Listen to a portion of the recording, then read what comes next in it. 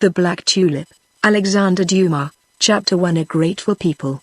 On the 20th of August, 1672, the city of The Hague, always so lively, so neat, and so trim that one might believe every day to be Sunday, with its shady park, with its tall trees, spreading over its Gothic houses, with its canals like large mirrors, in which its steeples and its almost eastern cupolas are reflected, the city of The Hague, the capital of the 7 United Provinces, was swelling in all its arteries with a black and red stream of hurried, panting, and restless citizens, who, with their knives in their girdles, muskets on their shoulders, or sticks in their hands, were pushing on to the Buitenhof, a terrible prison, the greater windows of which are still shown, where, on the charge of attempted murder preferred against him by the Sergeant Titler, Cornelius de Witt, the brother of the Grand Pensionary of Holland, was confined. If the history of that time, and especially that of the year in the middle of which our narrative commences, were not indissolubly connected with the two names just mentioned, the few explanatory pages which we are about to add might appear quite supererogatory, but we will, from the very first, apprise the reader, our old friend, to whom we are wont on the first page to promise amusement, and with whom we always try to keep our word as well as is in our power, that this explanation is as indispensable to the right understanding of our story as to that of the great event itself on which it is based. Cornelius de Witt, Raad der Pulten, that is to say, Warden of the Dikes, ex-burgomaster of Dort, his native town, and member of the Assembly of the States of Holland, was 49 years of age, when the Dutch people, tired of the Republic such as John de Witt, the Grand Pensionary of Holland, understood it, at once conceived a most violent affection for the stadtholderate, which had been abolished forever in Holland by the perpetual edict forced by John de Witt upon the United Provinces. As it rarely happens that public opinion, in its whimsical flights, does not identify a principle with a man, thus the people saw the personification of the Republic in the two stern figures of the brothers de Witt, those Romans of Holland, spurning to pander to the fancies of the mob, and wedding themselves with unbending fidelity to liberty without licentiousness, and prosperity without the waste of superfluity. On the other hand, the stadtholderate recalled to the popular mind the grave and thoughtful image of the young Prince William of Orange. The brothers de Witt humoured Louis XIV, whose moral influence was felt by the whole of Europe, and the pressure of whose material power Holland had been made to feel in that marvellous campaign on the Rhine, which, in the space of 3 months, had laid the power of the United Provinces prostrate. Louis XIV had long been the enemy of the Dutch, who insulted or ridiculed him to their heart's content, although it must be said that they generally used French refugees for the mouthpiece of their spite. Their national pride held him up as the Mithridates of the Republic. The brothers de Witt, therefore, had to strive against a double difficulty, against the force of national antipathy, and, besides, against the feeling of weariness which is natural to all vanquished people, when they hope that a new chief will be able to save them from ruin and shame. This new chief, quite ready to appear on the political stage, and to measure himself against Louis XIV, however gigantic the fortunes of the Grand Monarch loomed in the future, was William, Prince of Orange, son of William II, and grandson, by his mother Henrietta Stuart, of Charles I. of England. We have mentioned him before as the person by whom the people expected to see the office of stadtholder restored. This young man was, in 1672, 22 years of age. John de Witt, who was his tutor, had brought him up with the view of making him a good citizen. Loving his country better than he did his disciple, the master had, by the perpetual edict, extinguished the hope which the young prince might have entertained of one day becoming stadtholder. But God laughs at the presumption of man, who wants to raise and prostrate the powers on earth without consulting the king above, and the fickleness and caprice of the Dutch combined with the terror inspired by Louis XIV, in repealing the perpetual edict, and re-establishing the office of stadtholder in favour of William of Orange, for whom the hand of Providence had traced out ulterior destinies on the hidden map of the future. The Grand Pensionary bowed before the will of his fellow citizens. Cornelius de Witt, however, was more obstinate, and notwithstanding all the threats of death from the Orangist rabble, who besieged him in his house at Dort, he stoutly refused to sign the act by which the office of stadtholder was restored.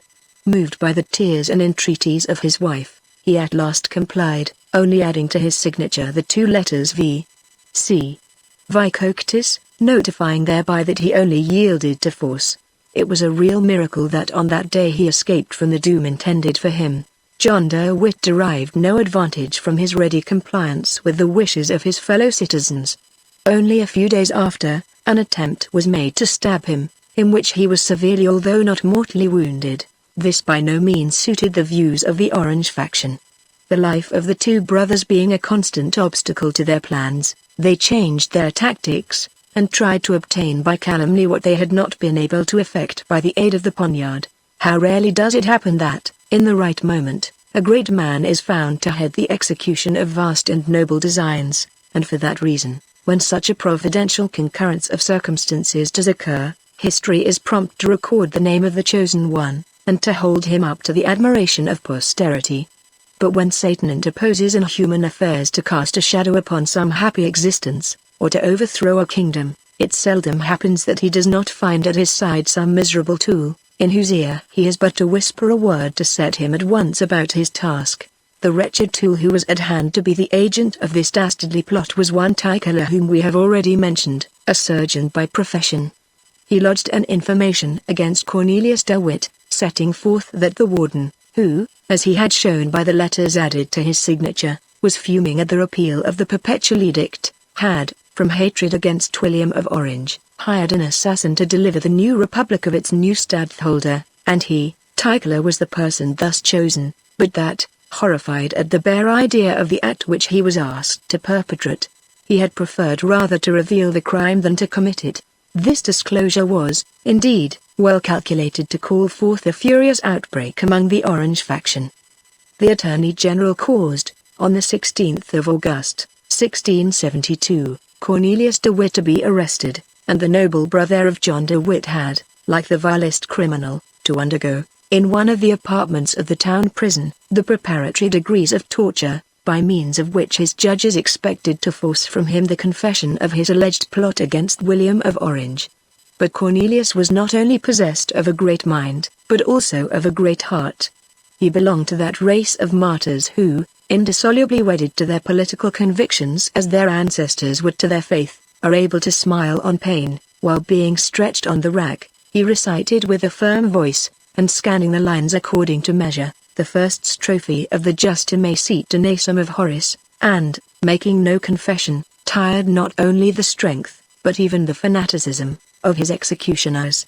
The judges, notwithstanding, acquitted Tycler from every charge, at the same time sentencing Cornelius to be deposed from all his offices and dignities, to pay all the costs of the trial, and to be banished from the soil of the Republic forever. This judgment against not only an innocent, but also a great man, was indeed some gratification to the passions of the people, to whose interests Cornelius de Witt had always devoted himself, but, as we shall soon see, it was not enough. The Athenians, who indeed have left behind them a pretty tolerable reputation for ingratitude, have in this respect to yield precedence to the Dutch. They, at least in the case of Aristides, contented themselves with banishing him. John de Witt, at the first intimation of the charge brought against his brother, had resigned his office of Grand Pensionary. He too received a noble recompense for his devotedness to the best interests of his country, taking with him into the retirement of private life the hatred of a host of enemies, and the fresh scars of wounds inflicted by assassins, only too often the sole guerdon obtained by honest people, who are guilty of having worked for their country, and of having forgotten their own private interests.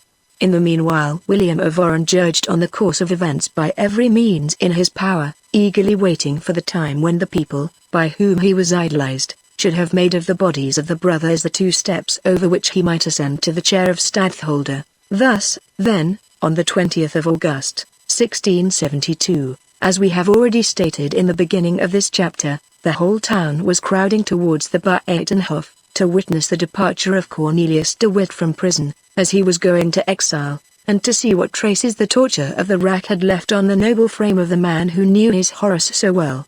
Yet all this multitude was not crowding to the Buitenhof with the innocent view of merely feasting their eyes with the spectacle. There were many who went there to play an active part in it, and to take upon themselves an office which they conceived had been badly filled. that of the executioner. There were, indeed, others with less hostile intentions.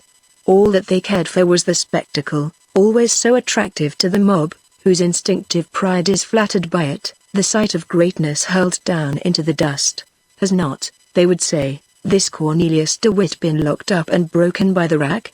Shall we not see him pale, streaming with blood, covered with shame? And was not this a sweet triumph for the burghers of The Hague, whose envy even beat that of the common rabble, a triumph in which every honest citizen and townsman might be expected to share? Moreover, hinted the Orange agitators interspersed through the crowd, whom they hoped to manage like a sharp-edged and at the same time crushing instrument. Moreover, will there not, from the Buitenhof to the gate of the town, a nice little opportunity present itself to throw some handfuls of dirt, or a few stones, at this Cornelius de Witt, who not only conferred the dignity of stadtholder on the Prince of Orange merely vicoctis, but who also intended to have him assassinated?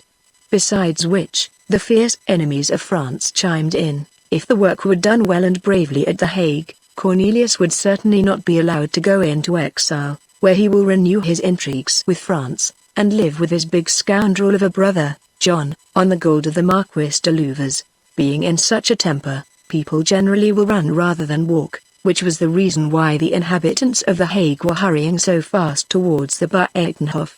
Honest Tyckler, with a heart full of spite and malice, and with no particular plan settled in his mind, was one of the foremost, being paraded about by the Orange party like a hero of probity, national honor, and Christian charity. This daring miscreant detailed, with all the embellishments and flourishes suggested by his base mind and his ruffianly imagination, the attempts which he pretended Cornelius de Witt had made to corrupt him, the sums of money which were promised, and all the diabolical stratagems planned beforehand to smooth for him, Tyckler, all the difficulties in the path of murder, and every phase of his speech, eagerly listened to by the populace, called forth enthusiastic cheers for the Prince of Orange, and groans and imprecations of blind fury against the brothers de Witt.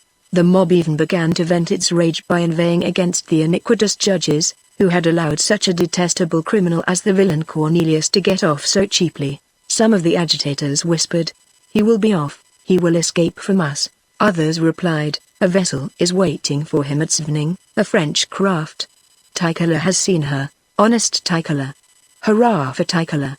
The mob cried in chorus, and let us not forget, a voice exclaimed from the crowd, that at the same time with Cornelius his brother John, who is as rascally a traitor as himself, will likewise make his escape. And the two rogues will in France make merry with our money, with the money for our vessels, our arsenals, and our dockyards, which they have sold to Louis XIV. Well, then, don't let us allow them to depart," advised one of the patriots who had gained the start of the others. "Forward to the prison, to the prison," echoed the crowd. Amid these cries, the citizens ran along faster and faster, cocking their muskets, brandishing their hatchets, and looking death and defiance in all directions. No violence, however, had as yet been committed, and the file of horsemen who were guarding the approaches of the Buitenhof remained cool, unmoved, silent, much more threatening in their impassibility than all this crowd of burghers, with their cries, their agitation, and their threats. The men on their horses, indeed, stood like so many statues, under the eye of their chief, Count Tilly, the captain of the mounted troops of The Hague, who had his sword drawn, but held it with its point downwards, in a line with the straps of his stirrup. This troop, the only defense of the prison, overawed by its firm attitude not only the disorderly riotous mass of the populace, but also the detachment of the burgher guard, which, being placed opposite the Buitenhof to support the soldiers in keeping order, gave to the rioters the example of seditious cries, shouting, "Hurrah for Orange! Down with the traitors!"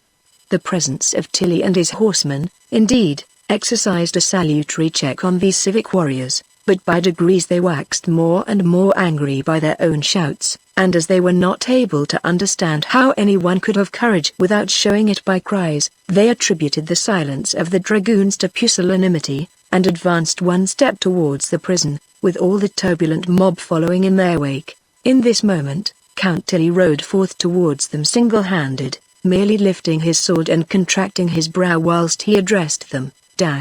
"Well, gentlemen of the burgher guard, What are you advancing for, and what do you wish? The burghers shook their muskets, repeating their cry, hurrah for Orange! Death to the traitors, hurrah for Orange! All well and good, replied Tilly, although I certainly am more partial to happy faces than to gloomy ones. Death to the traitors. As much of it as you like, as long as you show your wishes only by cries. But, as to putting them to death in good earnest, I am here to prevent that, and I shall prevent it. Then, turning round to his men, he gave the word of command, soldiers, ready. The troopers obeyed orders with a precision which immediately caused the burgher guard and the people to fall back, in a degree of confusion which excited the smile of the cavalry officer. Holloa! He exclaimed, with that bantering tone which is peculiar to men of his profession, be easy, gentlemen, my soldiers will not fire a shot, but, on the other hand, you will not advance by one step towards the prison. And do you know, sir, that we have muskets? Roared the commandant of the burghers. I must know it, by Jove, you have made them glitter enough before my eyes, but I beg you to observe also that we on our side have pistols, that the pistol carries admirably to a distance of 50 yards, and that you are only 25 from us. Death to the traitors! Cried the exasperated burghers. Go along with you, growled the officer, you always cry the same thing over again. It is very tiresome. With this, he took his post at the head of his troops, whilst the tumult grew fiercer and fiercer about the Buitenhof.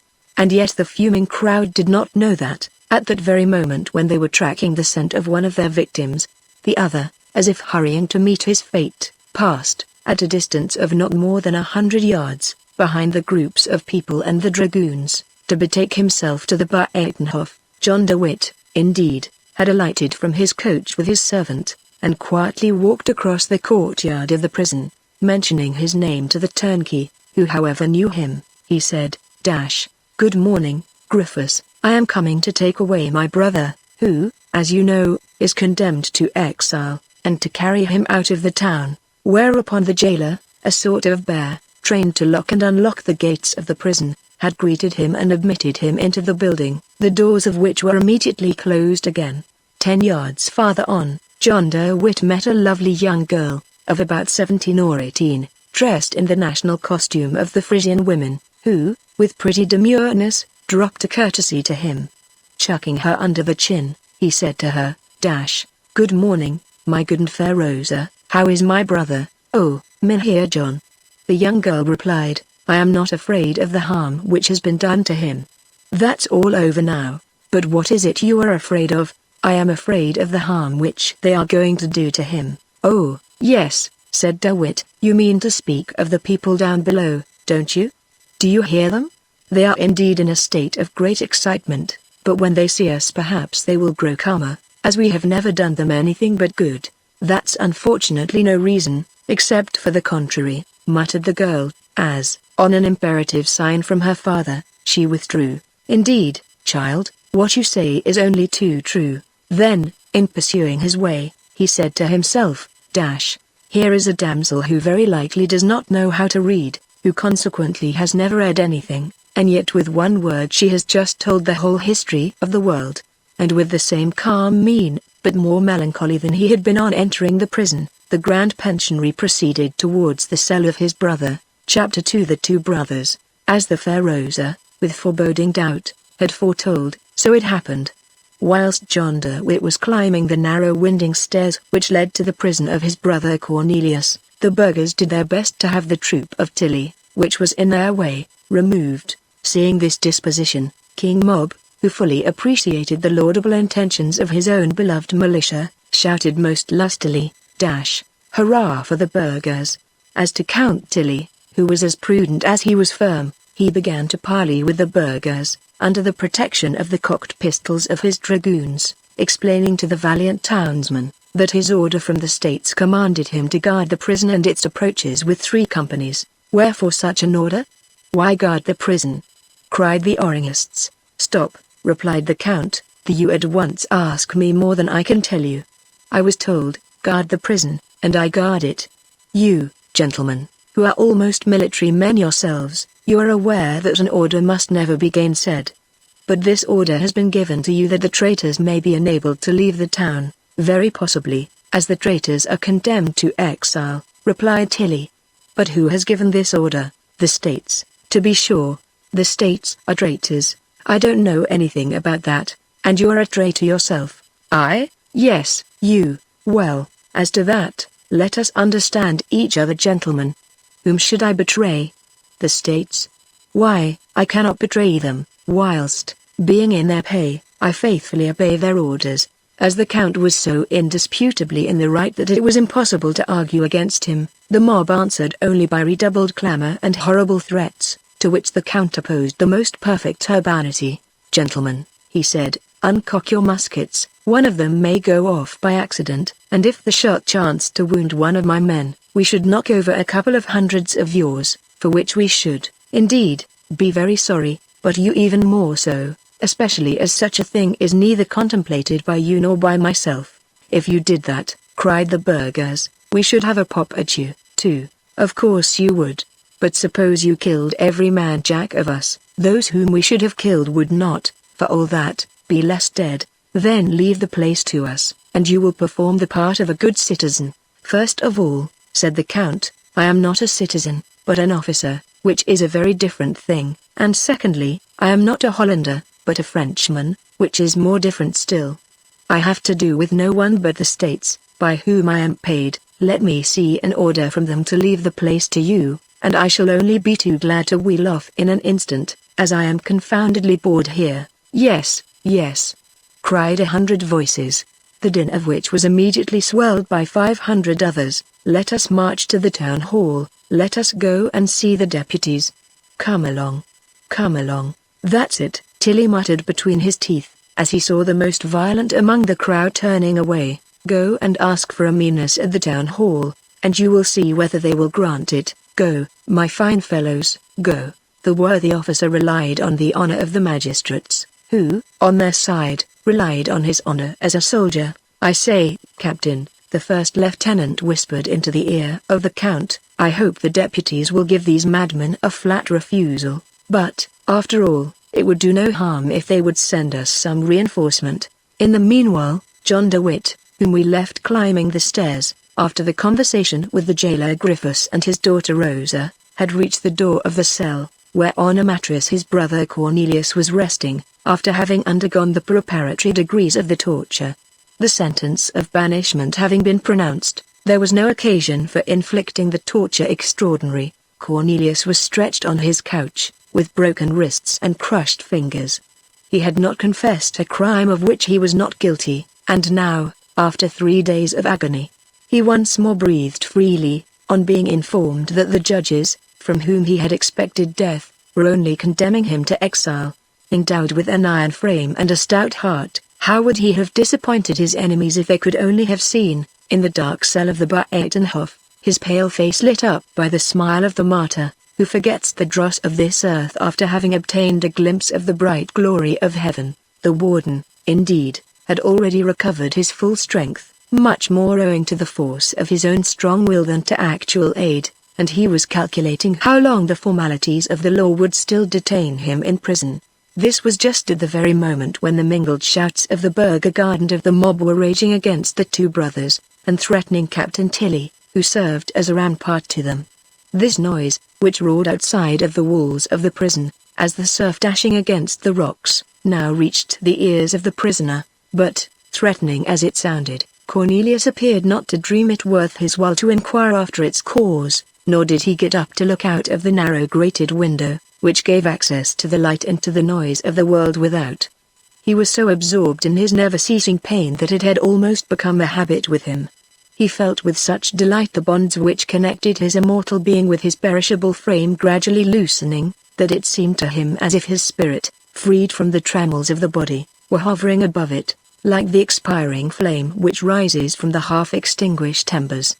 He also thought of his brother, and whilst the latter was thus vividly present to his mind, the door opened, and John entered, hurrying to the bedside of the prisoner, who stretched out his broken limbs and his hands tied up in bandages towards that glorious brother, whom he now excelled, not in services rendered to the country, but in the hatred which the Dutch bore him.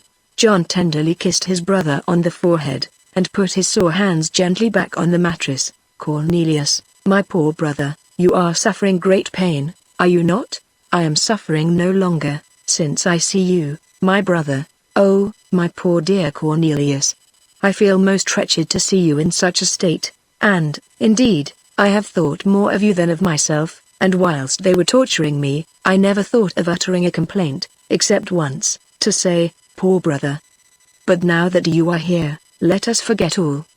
You are coming to take me away, are you not? I am quite healed. Help me to get up, and you shall see how I can walk. You will not have to walk far, as I have my coach near the pond, behind Tilly's dragoons. Tilly's dragoons. What are they near the pond for? Well, said the Grand Pensionary with a melancholy smile which was habitual to him, the gentlemen at the town hall expect that the people at The Hague would like to see you depart, and there is some apprehension of a tumult. Of a tumult? Replied Cornelius, fixing his eyes on his perplexed brother. A tumult, yes, Cornelius. Oh, that's what I heard just now, said the prisoner, as if speaking to himself. Then, turning to his brother, he continued, Are there many persons down before the prison? Yes, my brother, there are. But then, to come here to me. Well, how is it that they have allowed you to pass? You know well that we are not very popular, Cornelius, said the Grand Pensionary, with gloomy bitterness. I have made my way through all sorts of by-streets and alleys. You hid yourself, John. I wished to reach you without loss of time, and I did what people will do in politics, or on the sea when the wind is against them, I tacked. At this moment the noise in the square below was heard to roar with increasing fury. Tilly was parleying with the burghers. Well, said Cornelius, you are a very skillful pilot, John, but I doubt whether you will as safely guide your brother out of the Buitenhof in the midst of the scale, and through the raging surf of popular hatred, as you did the fleet of Van Tromp past the shoals of the Scheldt to Antwerp. With the help of God, Cornelius, we'll at least try, answered John. But, first of all, a word with you. Speak. The shouts began anew. Hark, hark, continued Cornelius, how angry those people are.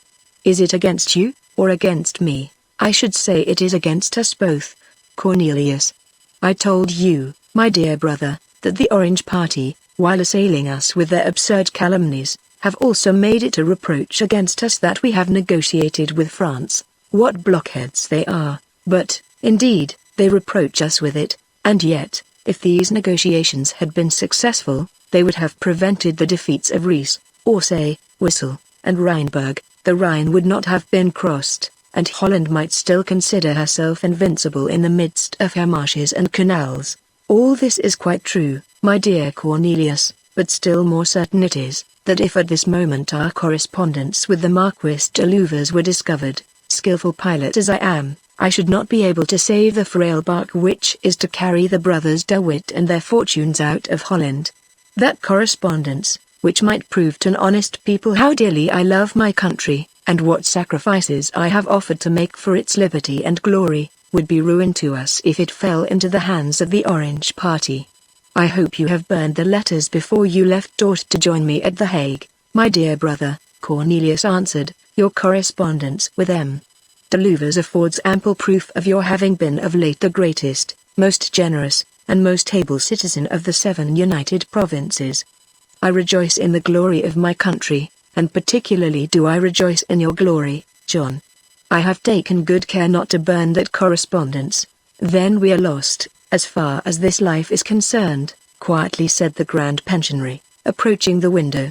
No, on the contrary, John, we shall at the same time save our lives and regain our popularity. But what have you done with these letters? I have entrusted them to the care of Cornelius van Baerle, my godson, whom you know, and who lives at Dort. Poor honest Van Baerle, who knows so much, and yet thinks of nothing but of flowers and of God who made them. You have entrusted him with this fatal secret. It will be his ruin, poor soul. His ruin? Yes, for he will either be strong or he will be weak. If he is strong, he will, when he hears of what has happened to us, boast of our acquaintance. If he is weak, he will be afraid on account of his connection with us. If he is strong, he will betray the secret by his boldness. If he is weak, he will allow it to be forced from him. In either case he is lost, and so are we. Let us, Therefore, fly, fly, as long as there is still time. Cornelius de Witt, raising himself on his couch, and grasping the hand of his brother, who shuddered at the touch of his linen bandages, replied, "Do not I know my godson? Have not I been enabled to read every thought in Van Bael's mind, and every sentiment in his heart? You ask whether he is strong or weak. He is neither the one nor the other, but that is not now the question. The principal point is, that he is sure not to divulge the secret, for the very good reason that he does not know it himself." John turned round in surprise. "You must know, my dear brother, that I have been trained in the school of that distinguished politician John de Witt, and I repeat to you, that Van Bael is not aware of the nature and importance of the deposit which I have entrusted to him." "Quick then," cried John, "as there is still time, let us convey to him directions to burn the parcel." "Through whom?" "Through my servant Craig, who is to have accompanied us on horseback, and who has entered the prison with me, to assist you downstairs. Consider well before having those precious documents burnt, John. I consider, above all things, that the brothers de Witt must necessarily save their lives, to be able to save their character. If we are dead, who will defend us? Who will have fully understood our intentions? You expect, then, that they would kill us if those papers were found?" John, without answering, pointed with his hand to the square, whence, at that very moment, fierce shouts and savage yells made themselves heard. "Yes, yes," said Cornelius, "I hear these shouts very plainly, but what is their meaning?" John opened the window. "Death to the traitors!" howled the populace. "Do you hear now, Cornelius? To the traitors. That means us," said the prisoner, raising his eyes to heaven and shrugging his shoulders. "Yes, it means us," repeated John. "Where is Craig?" "At the door of your cell, I suppose." "Let him enter then." John opened the door. The faithful servant was waiting on the threshold. "Come in, Craig, and mind well what my brother will tell you." "No, John, it will not suffice to send a verbal message. Unfortunately, I shall be obliged to write." "And why that?" "Because Van Bael will neither give up the parcel nor burn it without a special command to do so." "But will you be able to write, poor old fellow?" John asked, with a look on the scorched and bruised hands of the unfortunate sufferer. "If I had pen and ink you would soon see," said Cornelius. "Here is a pencil, at any rate. Have you any paper? For they have left me nothing. Here, take this Bible, and tear out the flyleaf." "Very well, that will do. But your writing will be illegible." "Just leave me alone for that," said Cornelius. "The executioners have indeed pinched me badly enough, but my hand will not tremble once in tracing the few lines which are requisite." And really Cornelius took the pencil and began to write, when through the white linen bandages drops of blood oozed out which the pressure of the fingers against the pencil squeezed from the raw flesh. A cold sweat stood on the brow of the Grand Pensionary. Cornelius wrote, "My dear godson, burn the parcel which I have entrusted to you. Burn it without looking at it, and without opening it, so that its contents may forever remain unknown to yourself. Secrets of this description are death to those with whom they are deposited. Burn it, and you will have saved John and Cornelius de Witt. Farewell, and love me, Cornelius de Witt. August 20th, 1672. John, with tears in his eyes, wiped off a drop of the noble blood which had soiled the leaf, and, after having handed the dispatch to Craig with the last direction, returned to Cornelius, who seemed overcome by intense pain, and near fainting. "Now," said he, "when honest Craig sounds his coxswain's whistle, it will be a signal of his being clear of the crowd, and of his having reached the other side of the pond. And then it will be our turn to depart." 5 minutes had not elapsed, before a long and shrill whistle was heard through the din and noise of the square of the Buitenhof. John gratefully raised his eyes to heaven. "And now," said he, "let us off." Cornelius, Chapter 3. The pupil of John de Witt. Whilst the clamour of the crowd in the square of Buitenhof, which grew more and more menacing against the two brothers, determined John de Witt to hasten the departure of his brother Cornelius, a deputation of burghers had gone to the town hall to demand the withdrawal of Tilly's horse. It was not far from the Buitenhof to Hoogstraat, High Street, and a stranger, who since the beginning of this scene had watched all its incidents with intense interest, was seen to wend his way with, or rather in the wake of, the others towards the town hall. to hear as soon as possible the current news of the hour. This stranger was a very young man, of scarcely 22 or 3, with nothing about him that bespoke any great energy. He evidently had his good reasons for not making himself known, as he hid his face in a handkerchief of fine Frisian linen, with which he incessantly wiped his brow or his burning lips. With an eye keen as that of a bird of prey, with a long aquiline nose, a finely cut mouth, which he generally kept open, or rather which was gaping like the edges of a wound, this man would have presented to Lavater, if Lavater had lived at that time, a subject for physiognomical observations which at the first blush would not have been very favorable to the person in question. "What difference is there between the figure of the conqueror and that of the pirate?" said the ancients. "The difference only between the eagle and the vulture, serenity or restlessness. And indeed the sallow physiognomy, the thin and sickly body, and the prowling ways of the stranger, were the very type of a suspecting master, or an unquiet thief, and a police officer would certainly have decided in favor of the latter supposition, on account of the great care which the mysterious person evidently took to hide himself. He was plainly dressed, and apparently unarmed. His arm was lean but wiry, and his hands dry, but of an aristocratic whiteness and delicacy, and he leaned on the shoulder of an officer, who, with his hand on his sword, had watched the scenes in the Buitenhof with eager curiosity, very natural in a military man, until his companion drew him away with him. On arriving at the square of the Hoogstraat, the man with the sallow face pushed the other behind an open shutter, from which corner he himself began to survey the balcony of the town hall.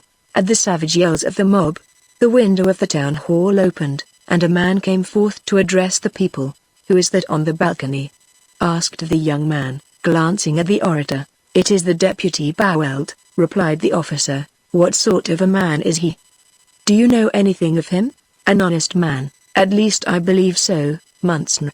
Hearing this character given of Bouweld, the young man showed signs of such a strange disappointment and evident dissatisfaction that the officer could not but remark it, and therefore added, "At least people say so, Monseigneur. I cannot say anything about it myself, as I have no personal acquaintance with Mynheer Bouweld." "An honest man," repeated he who was addressed as Monseigneur. "Do you mean to say that he is an honest man, brave hom, or brave one, hom brave? Ah, Monseigneur must excuse me, I would not presume to draw such a fine distinction in the case of a man whom, I assure your Highness once more, I know only by sight. If this Bouweld is an honest man," His Highness continued, "he will give to the demand of these furibund petitioners a very queer reception." The nervous quiver of his hand, which moved on the shoulder of his companion as the fingers of a player on the keys of a harpsichord, betrayed his burning impatience, so ill-concealed at certain times, and particularly at that moment, under the icy and somber expression of his face.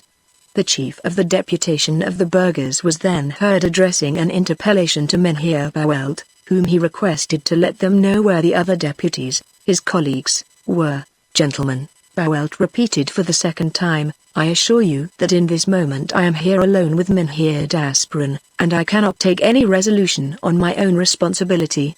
The order." "We want the order," cried several thousand voices. Mynheer Bouweld wished to speak, but his words were not heard, and he was only seen moving his arms in all sorts of gestures, which plainly showed that he felt his position to be desperate.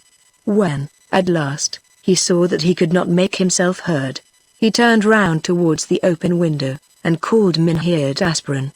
The latter gentleman now made his appearance on the balcony, where he was saluted with shouts even more energetic than those with which, 10 minutes before, his colleague had been received.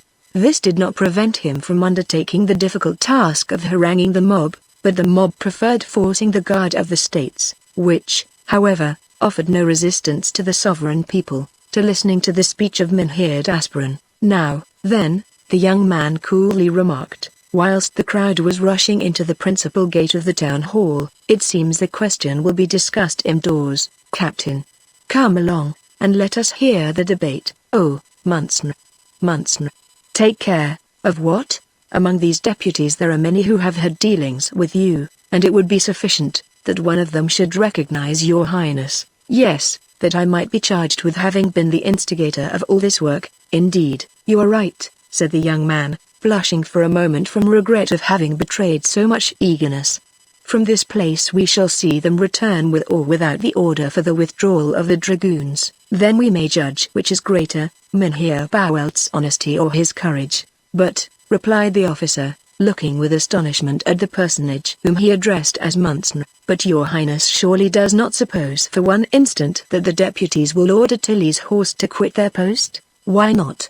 The young man quietly retorted. Because doing so would simply be signing the death warrant of Cornelius and John de Witt. We shall see, his highness replied, with the most perfect coolness. God alone knows what is going on within the hearts of men. The officer looked askance at the impassible figure of his companion, and grew pale. He was an honest man as well as a brave one. From the spot where they stood, his highness and his attendant heard the tumult and the heavy tramp of the crowd on the staircase of the town hall. The noise thereupon sounded through the windows of the hall, on the balcony of which Mynheers Bouwelt and Dasperon had presented themselves. These two gentlemen had retired into the building, very likely from fear of being forced over the balustrade by the pressure of the crowd. After this, fluctuating shadows in tumultuous confusion were seen flitting to and fro across the windows. The council hall was filling. Suddenly the noise subsided, and as suddenly again it rose with redoubled intensity, and at last reached such a pitch that the old building shook to the very roof. At length, the living stream poured back through the galleries and stairs to the arched gateway, from which it was seen issuing like waters from a spout. At the head of the first group, man was flying rather than running, his face hideously distorted with satanic glee. This man was the Sergeant Ticola. "We have it! We have it!" he cried, brandishing a paper in the air. "They have got the order," muttered the officer in amazement. "Well, then," his highness quietly remarked, "now I know what to believe with regard to Mynheer Bouwelt's honesty and courage. He has neither the one nor the other." Then, looking with a steady glance after the crowd which was rushing along before him, he continued, "Let us now go to the Buitenhof, Captain. I expect we shall see a very strange sight there." The officer bowed, and, without making any reply, followed in the steps of his master. There was an immense crowd in the square and about the neighborhood of the prison. But the dragoons of Tilly still kept it in check with the same success and with the same firmness. It was not long before the Count heard the increasing din of the approaching multitude, the first ranks of which rushed on with the rapidity of a cataract. At the same time he observed the paper, which was waving above the surface of clenched fists and glittering arms. "Halloa!"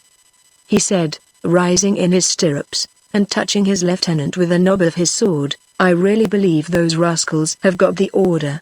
Dastardly ruffians they are," cried the lieutenant. It was indeed the order, which the burgher guard received with a roar of triumph. They immediately sallied forth, with lowered arms and fierce shouts, to meet Count Tilly's dragoons. But the Count was not the man to allow them to approach within an inconvenient distance. "Stop!" he cried, "stop, and keep off from my horse, or I shall give the word of command to advance. Here is the order." 100 insolent voices answered at once. He took it in amazement, cast a rapid glance on it, and said quite aloud, "Those who have signed this order are the real murderers of Cornelius de Witt. I would rather have my 2 hands cut off than have written one single letter of this infamous order." And, pushing back with the hilt of his sword the man who wanted to take it from him, he added, "Wait a minute, papers like this are of importance, and are to be kept." Saying this, he folded up the document, and carefully put it in the pocket of his coat. Then, turning round towards his troop, he gave the word of command, "Tilly's dragoons, wheel to the right." After this, he added, in an undertone, yet loud enough for his words to be not altogether lost to those about him, "And now, ye butchers, to your work." A savage yell, in which all the keen hatred and ferocious triumph rife in the precincts of the prison simultaneously burst forth, and accompanied the departure of the dragoons, as they were quietly filing off.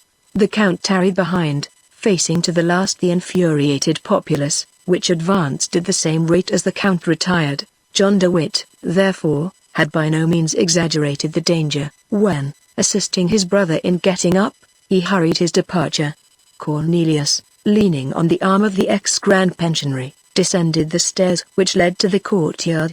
At the bottom of the staircase he found little Rosa, trembling all over. "Oh, Mynheer John," she said. "What a misfortune. What is it, my child?" asked De Witt. "They say that they are gone to the town hall to fetch the order for Tilly's horse to withdraw." "You do not say so," replied John. "Indeed, my dear child, if the dragoons are off, we shall be in a very sad plight. I have some advice to give you," Rosa said, trembling even more violently than before. "Well, let us hear what you have to say, my child.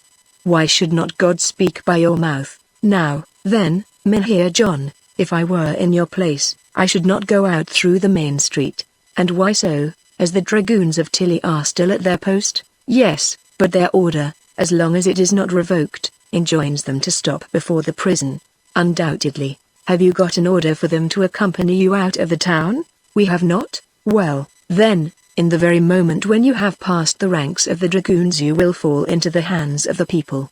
"But the burgher guard, alas! The burgher guard are the most enraged of all. What are we to do, then? If I were in your place, Mynheer John," the young girl timidly continued, "I should leave by the postern, which leads into a deserted by-lane, whilst all the people are waiting in the high street to see you come out by the principal entrance. From there I should try to reach the gate by which you intend to leave the town." "But my brother is not able to walk," said John. "I shall try," Cornelius said, with an expression of most sublime fortitude. "But have you not got your carriage?" asked the girl. "The carriage is down near the great entrance." "Not so," she replied. "I considered your coachman to be a faithful man, and I told him to wait for you at the postern."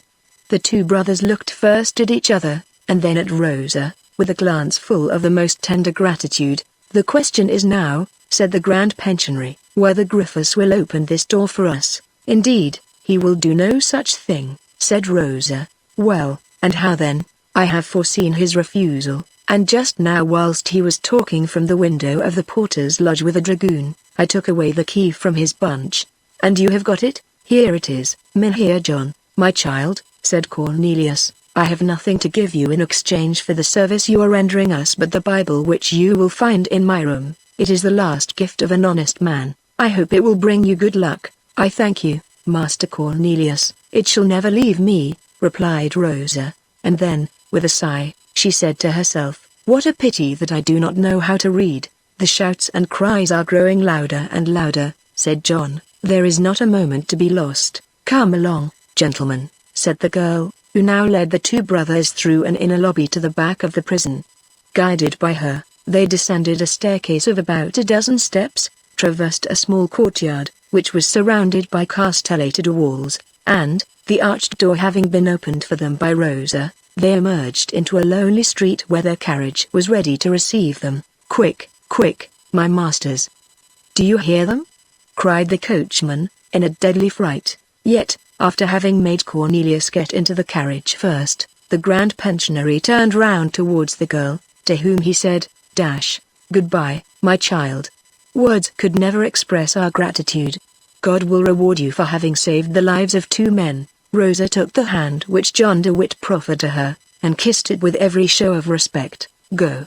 For heaven's sake, go," she said. "It seems they are going to force the gate." John de Witt hastily got in, sat himself down by the side of his brother, and, fastening the apron of the carriage, called out to the coachman, "To the Tolhek." The Tolhek was the iron gate leading to the harbour of Scheveningen, in which a small vessel was waiting for the two brothers. The carriage drove off with the fugitives at the full speed of a pair of spirited Flemish horses. Rosa followed them with her eyes until they turned the corner of the street, upon which, closing the door after her, she went back and threw the key into a cell.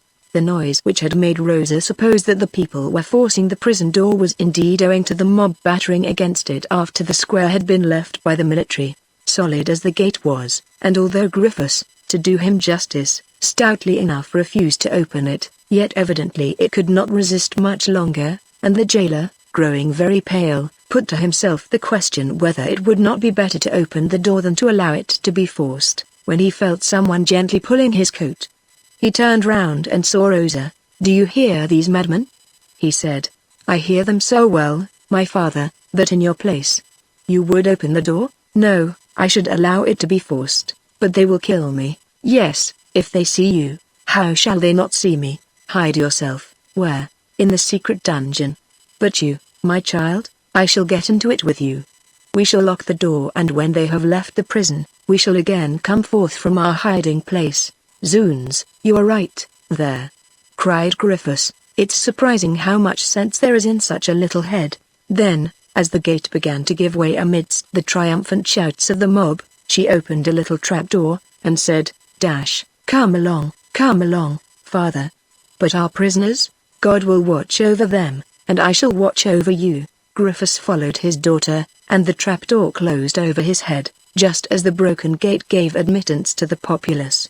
The dungeon where Rosa had induced her father to hide himself, and where for the present we must leave the two, offered to them a perfectly safe retreat, being known only to those in power, who used to place their important prisoners of state, to guard against a rescue or a revolt.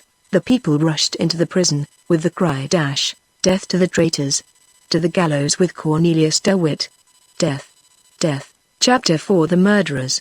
The young man with his hat slouched over his eyes, still leaning on the arm of the officer, and still wiping from time to time his brow with his handkerchief, was watching in a corner of the Buitenhof, in the shade of the overhanging weatherboard of a closed shop, the doings of the infuriated mob, a spectacle which seemed to draw near its catastrophe. "Indeed," said he to the officer, "indeed, I think you were right, Vanderken. The order which the deputies have signed is truly the death warrant of Master Cornelius. Do you hear these people? They certainly bear a sad grudge to the two DeWitts." "In truth," replied the officer, "I never heard such shouts. They seem to have found out the cell of the man. Look, look. Is not that the window of the cell where Cornelius was locked up?" A man had seized with both hands and was shaking the iron bars of the window in the room which Cornelius had left only 10 minutes before. "Halloa, halloa!" The man called out, "He is gone." "How is that?" "Gone?" asked those of the mob who had not been able to get into the prison, crowded as it was with the mass of intruders. "Gone, gone," repeated the man in a rage. "The bird has flown." "What does this man say?" asked His Highness, growing quite pale. "Oh, Munson, he says a thing which would be very fortunate if it should turn out true." "Certainly it would be fortunate if it were true," said the young man. "Unfortunately it cannot be true. However, look," said the officer, and indeed, some more faces, furious and contorted with rage, showed themselves at the windows, crying, "Escaped, gone." "They have helped them off." And the people in the street repeated, with fearful imprecations, "Escaped, gone. After them, and catch them, Munson." "It seems that Mynheer Cornelius has really escaped," said the officer. "Yes, from prison, perhaps, but not from the town. You will see, Vanderken, that the poor fellow will find the gate closed against him which he hoped to find open."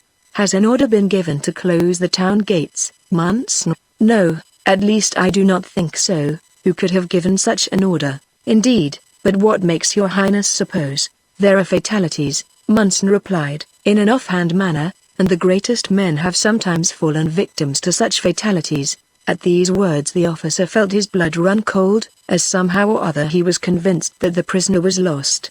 At this moment the roar of the multitude broke forth like thunder, for it was now quite certain that Cornelius DeWitt was no longer in the prison. Cornelius and John, after driving along the pond, have taken the main street, which leads to the Tolhek, giving directions to the coachman to slacken his pace, in order not to excite any suspicion. But when, on having proceeded halfway down that street, the man felt that he had left the prison and death behind, and before him there was life and liberty, he neglected every precaution, and set his horses off at a gallop. All at once he stopped.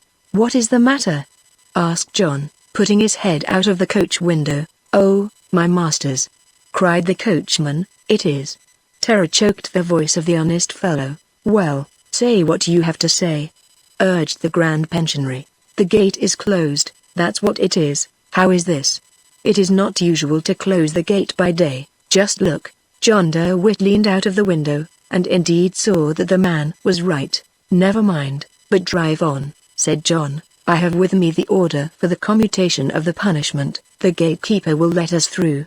The carriage moved along, but it was evident that the driver was no longer urging his horses with the same degree of confidence. Moreover, as John DeWitt put his head out of the carriage window, he was seen and recognized by a brewer, who, being behind his companions, was just shutting his door in all haste to join them at the Buitenhof.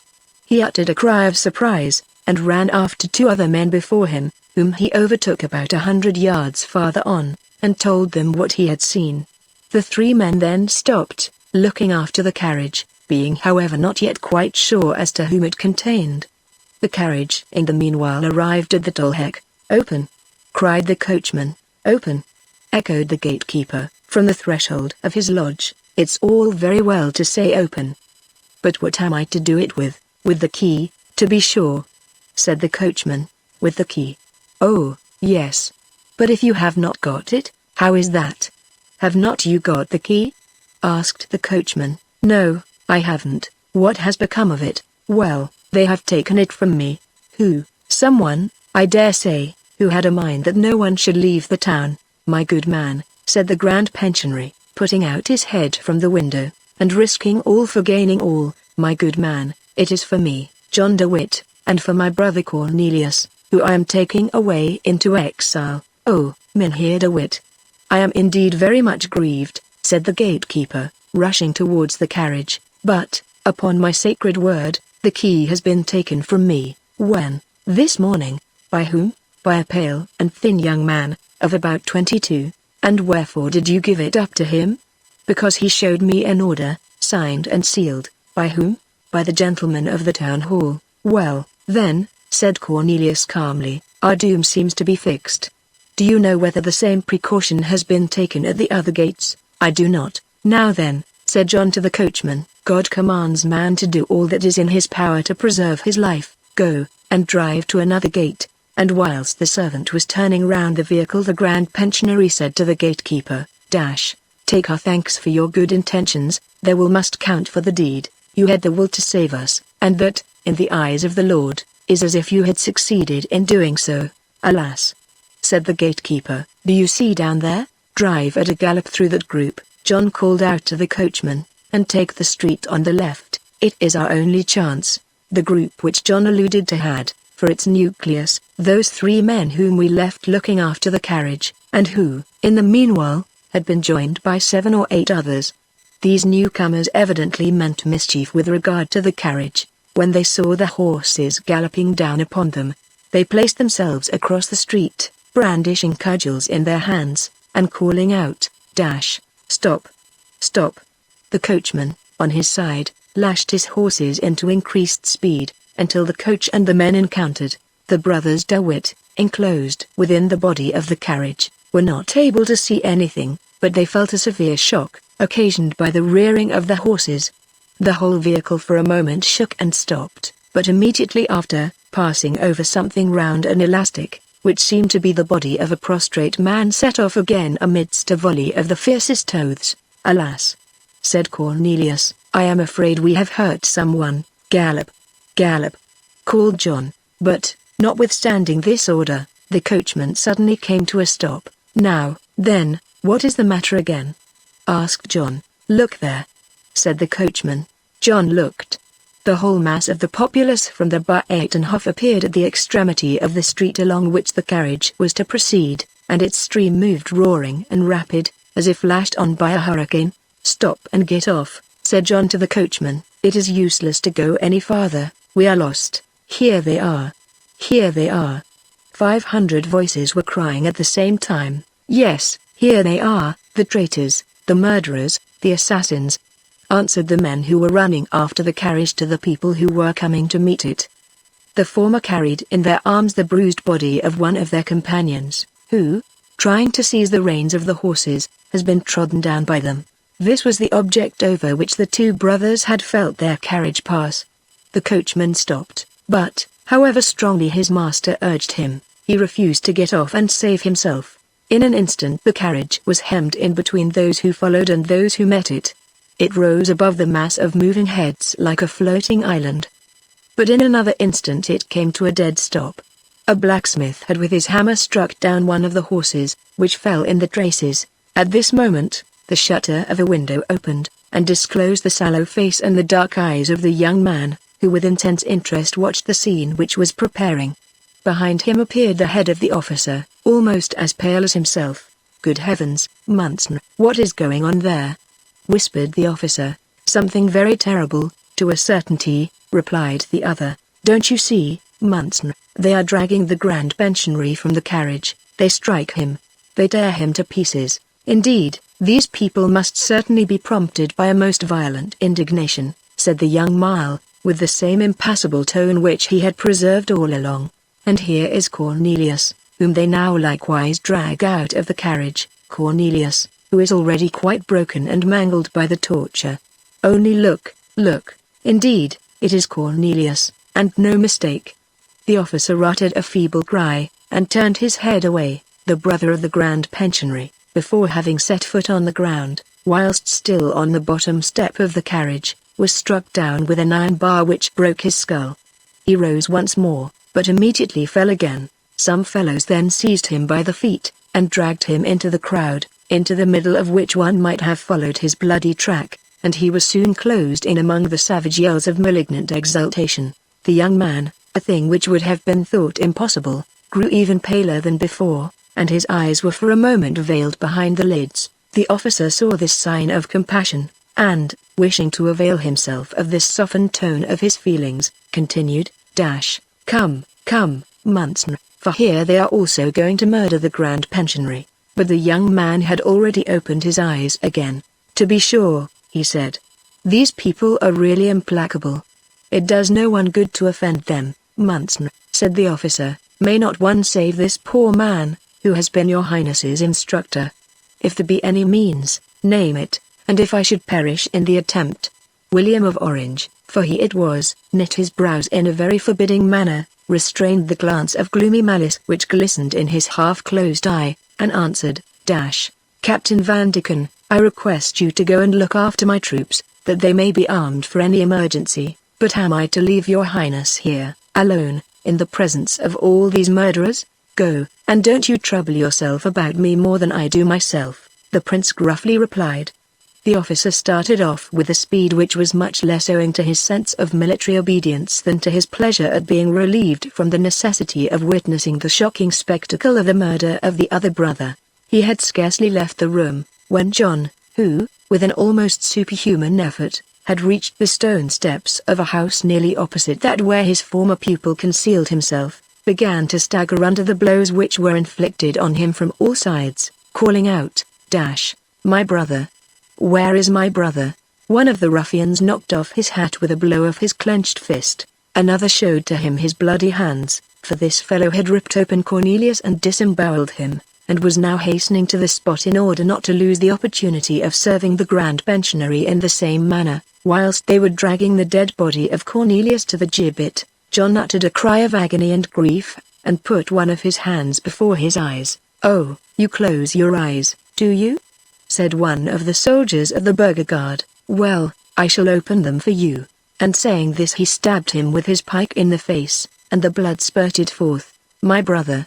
cried John de Witt, trying to see through the stream of blood which blinded him. "What had become of Cornelius? My brother, my brother! Go and run after him!" bellowed another murderer, putting his musket to his temples and pulling the trigger. But the gun did not go off. The fellow then turned his musket round, and, taking it by the barrel with both hands, struck John de Witt down with the butt end. John staggered and fell down at his feet, but, raising himself with a last effort, he once more called out, "My brother!" with a voice so full of anguish that the young man opposite closed the shutter. There remained little more to see. A third murderer fired a pistol with the muzzle to his face, and this time the shot took effect, blowing out his brains. John de Witt fell to rise no more. On this, every one of the miscreants, emboldened by his fall, wanted to fire his gun at him, or strike him with blows of the sledgehammer, or stab him with a knife or swords. Everyone wanted to draw a drop of blood from the fallen hero, and tear off a shred from his garments. And after having mangled, and torn, and completely stripped the two brothers, the mob dragged their naked and bloody bodies to an extemporized gibbet, where amateur executioners hung them up by the feet. Then came the most dastardly scoundrels of all, who not having dared to strike the living flesh, cut the dead in pieces, and then went about the town selling small slices of the bodies of John and Cornelius at 10 sous apiece. We cannot take upon ourselves to say whether, through the almost imperceptible chink of the shutter, the young man witnessed the conclusion of this shocking scene, but at the very moment when they were hanging the two martyrs on the gibbet he passed through the terrible mob, which was too much absorbed in the task, so grateful to its taste, to take any notice of him, and thus he reached unobserved the toll-heck, which was still closed. "Ah, sir," said the gatekeeper, "do you bring me the key?" "Yes, my man, here it is. It is most unfortunate that you did not bring me that key only 1/4 of an hour sooner," said the gatekeeper, with a sigh. "And why that?" asked the other. "Because I might have opened the gate to Mynheers de Witt, whereas, finding the gate locked, they were obliged to retrace their steps." "Gate! Gate!" cried a voice which seemed to be that of a man in a hurry. The prince, turning round, observed Captain Van Deken. "Is that you, Captain?" he said. "You are not yet out of the Hague?" "This is executing my orders very slowly, Monseigneur," replied the captain. "This is the third gate at which I have presented myself. The other two were closed. Well, this good man will open this one for you. Do it, my friend." The last words were addressed to the gatekeeper, who stood quite thunderstruck on hearing Captain Van Deken addressing by the title of Monseigneur this pale young man, to whom he himself had spoken in such a familiar way, as it were to make up for his fault. He hastened to open the gate, which swung creaking on its hinges. "Will Monseigneur avail himself of my horse?" asked the captain. "I thank you, Captain, I shall use my own steed, which is waiting for me close at hand." And taking from his pocket a golden whistle, such as was generally used at that time for summoning the servants, he sounded it with a shrill and prolonged call, on which an equerry on horseback speedily made his appearance, leading another horse by the bridle. William, without touching the stirrup, vaulted into the saddle of the led horse, and, setting his spurs into its flanks, started off for the Leiden road. Having reached it, he turned round and beckoned to the captain, who was far behind, to ride by his side. "Do you know," he then said, without stopping, "that those rascals have killed John de Witt as well as his brother?" "Alas, Monseigneur," the captain answered sadly, "I should like it much better if these two difficulties were still in your Highness's way of becoming de facto stadtholder of Holland." "Certainly, it would have been better," said William, "if what did happen had not happened. But it cannot be helped now, and we have had nothing to do with it. Let us push on, Captain, that we may arrive at Alphen before the message which the States General are sure to send to me to the camp." The captain bowed, allowed the prince to ride ahead and, for the remainder of the journey, kept at the same respectful distance as he had done before his Highness called him to his side. "How I should wish," William of Orange malignantly muttered to himself, with a dark frown in setting the spurs to his horse, "to see the figure which Louis will cut when he is apprised of the manner in which his dear friends de Witt have been served. O thou son! Thou son! As truly as I am called William the Silent, thou son, thou hadst best look to thy rays."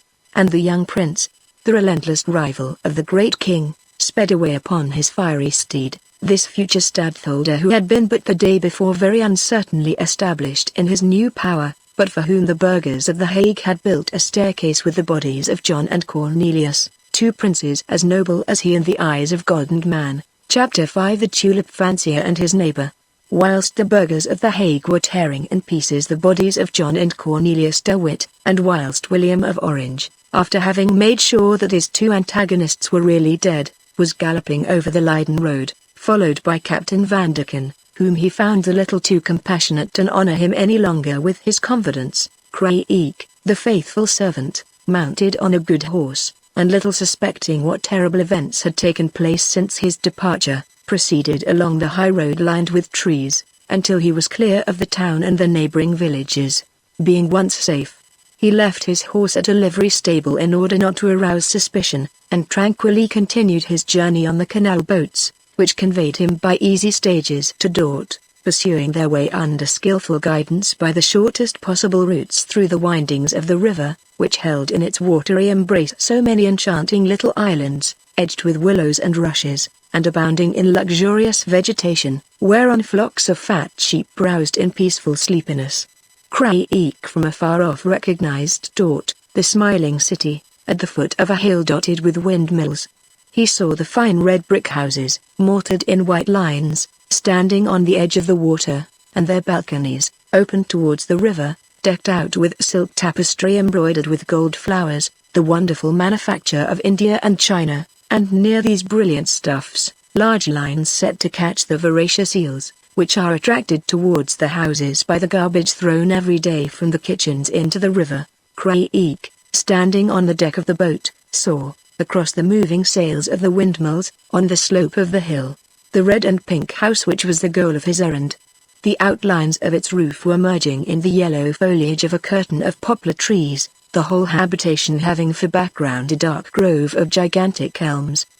The mansion was situated in such a way that the sun, falling on it as into a funnel, dried up, warmed, and fertilized the mist which the verdant screen could not prevent the river wind from carrying there every morning and evening. Having disembarked unobserved amid the usual bustle of the city, Craik at once directed his steps towards the house which we have just described, and which, white, trim, and tidy, even more cleanly scoured and more carefully waxed in the hidden corners than in the places which were exposed to view, enclosed a truly happy mortal. This happy mortal, raro avis, was Dr. Van Baerle, the godson of Cornelius de Witt. He had inhabited the same house ever since his childhood, for it was the house in which his father and grandfather, old established princely merchants of the princely city of Dort, were born. Mynheer Van Baerle the father had amassed in the Indian trade 300,000 or 400,000 guilders, which Mynheer Van Baerle the son, at the death of his dear and worthy parents, found still quite new, although one set of them bore the date of coinage of 1640, and the other that of 1610, a fact which proved that they were guilders of Van Baerle the father and of Van Baerle the grandfather. But we will inform the reader at once that these 300,000 or 400,000 guilders were only the pocket money, or sort of purse, for Cornelius Van Baerle, the hero of this story, as his landed property in the province yielded him an income of about 10,000 guilders a year. When the worthy citizen, the father of Cornelius, passed from time into eternity, 3 months after having buried his wife, who seemed to have departed first to smooth for him the path of death, as she had smoothed for him the path of life, he said to his son, as he embraced him for the last time, "Eat, drink, and spend your money, if you wish to know what life really is, for as to toiling from morn to evening on a wooden stool, or a leathern chair, in a counting-house or a laboratory, that certainly is not living. Your time to die will also come, and if you are not then so fortunate as to have a son, you will let my name grow extinct, and my guilders, which no one has ever fingered but my father, myself, and the coiner, will have the surprise of passing to an unknown master. And least of all, imitate the example of your godfather, Cornelius de Witt, who has plunged into politics, the most ungrateful of all careers, and who will certainly come to an untimely end." Having given utterance to this paternal advice, the worthy Mynheer Van Baerle died, to the intense grief of his son Cornelius, who cared very little for the guilders, and very much for his father. Cornelius then remained alone in his large house. In vain his godfather offered to him a place in the public service, in vain did he try to give him a taste for glory, although Cornelius, to gratify his godfather, did embark with de Ruyter upon the 7 provinces, the flagship of a fleet of 139 sail, with which the famous admiral set out to contend single-handed against the combined forces of France and England. When, guided by the pilot Ledger, he had come within musket-shot of the prince, with the Duke of York, the English king's brother, aboard, upon which de Ruyter, his mentor, made so sharp and well-directed an attack that the Duke, perceiving that his vessel would soon have to strike, made the best of his way aboard the St. Michael. When he had seen the St. Michael, riddled and shattered by the Dutch broadside, drift out of the line, when he had witnessed the sinking of the Earl of Sandwich, and the death by fire or drowning of 400 sailors, when he realized that the result of all this destruction, after 20 ships had been blown to pieces, 3,000 men killed and 5,000 injured, was that nothing was decided, that both sides claimed the victory, that the fighting would soon begin again, and that just one more name, that of Southwold Bay, had been added to the list of battles, when he had estimated how much time is lost simply in shutting his eyes and ears by a man who likes to use his reflective powers even while his fellow creatures are cannonading one another, Cornelius bade farewell to De Ruyter, to the Raad der Pulten, and to glory, kissed the knees of the Grand Pensionary, for whom he entertained the deepest veneration, and retired to his house at Dort, rich in his well-earned repose, his 28 years, an iron constitution and keen perceptions, and his capital of more than 400,000 of florins and income of 10,000, convinced that a man is always endowed by heaven with too much for his own happiness, and just enough to make him miserable. Consequently, and to indulge his own idea of happiness, Cornelius began to be interested in the study of plants and insects, collected and classified the flora of all the Dutch islands, arranged the whole entomology of the province, on which he wrote a treatise, with plates drawn by his own hands, and at last, being at a loss what to do with his time, and especially with his money, which went on accumulating at a most alarming rate, he took it into his head to select for himself, from all the follies of his country and of his age, one of the most elegant and expensive. He became a tulip fancier. It was the time when the Dutch and the Portuguese, rivaling each other in this branch of horticulture, had begun to worship that flower, and to make more of a cult of it than ever naturalists dared to make of the human race for fear of arousing the jealousy of God. Soon people from Dort to Mons began to talk of Mynheer van Baerle's tulips, and his beds, pits, drying rooms, and drawers of bulbs were visited, as the galleries and libraries of Alexandria were by illustrious Roman travelers. Van Baerle began by expending his yearly revenue in laying the groundwork of his collection, after which he broke in upon his new guilders to bring it to perfection. His exertions, indeed, were crowned with a most magnificent result. He produced 3 new tulips, which he called the Jane, after his mother, the Van Baerle, after his father, and the Cornelius, after his godfather. The other names have escaped us, but the fanciers will be sure to find them in the catalogues of the times. In the beginning of the year 1672, Cornelius de Witt came to Dort for 3 months, to live at his old family mansion, for not only was he born in that city, but his family had been resident there for centuries. Cornelius, at that period, as William of Orange said, began to enjoy the most perfect unpopularity. To his fellow citizens, the good burghers of Dort, however, he did not appear in the light of a criminal who deserved to be hung. It is true, they did not particularly like his somewhat austere republicanism, but they were proud of his valor, and when he made his entrance into their town, the cup of honor was offered to him, readily enough, in the name of the city. After having thanked his fellow citizens, Cornelius proceeded to his old paternal house, and gave directions for some repairs, which he wished to have executed before the arrival of his wife and children, and thence he wended his way to the house of his godson, who perhaps was the only person in Dort as yet unacquainted with the presence of Cornelius in the town. In the same degree as Cornelius de Witt had excited the hatred of the people by sowing those evil seeds which are called political passions, Van Baerle had gained the affections of his fellow citizens by completely shunning the pursuit of politics. Absorbed as he was in the peaceful pursuit of cultivating tulips, Van Baerle was truly beloved by his servants and laborers, nor had he any conception that there was in this world a man who wished ill to another. And yet it must be said, to the disgrace of mankind, that Cornelius van Baerle, without being aware of the fact, had a much more ferocious, fierce, and implacable enemy than the Grand Pensionary and his brother had among the Orange party, who were most hostile to the devoted brothers, who had never been sundered by the least misunderstanding during their lives, and by their mutual devotion in the face of death made sure the existence of their brotherly affection beyond the grave. At the time when Cornelius van Baerle began to devote himself to tulip growing, expending on this hobby his yearly revenue and the guilders of his father, there was at Dort, living next door to him, a citizen of the name of Isaac Boxtel who from the age when he was able to think for himself had indulged the same fancy, and who was in ecstasies at the mere mention of the word tulpen, which, as we are assured by the florist Frances, the most highly considered authority in matters relating to this flower, is the first word in the Cingalese tongue which was ever used to designate that masterpiece of floriculture which is now called the tulip. Boxtel had not the good fortune of being rich, like Van Baerle. He had therefore, with great care and patience, and by dint of strenuous exertions, laid out near his house a daughter garden fit for the culture of his cherished flower. He had mixed the soil according to the most approved prescriptions, and given to his hotbeds just as much heat and fresh air as the strictest rules of horticulture exact. Isaac knew the temperature of his frames to the 20th part of a degree. He knew the strength of the current of air, and tempered it so as to adapt it to the wave of the stems of his flowers. His productions also began to meet with the favor of the public. They were beautiful, nay, distinguished. Several fanciers had come to see Boxtel's tulips.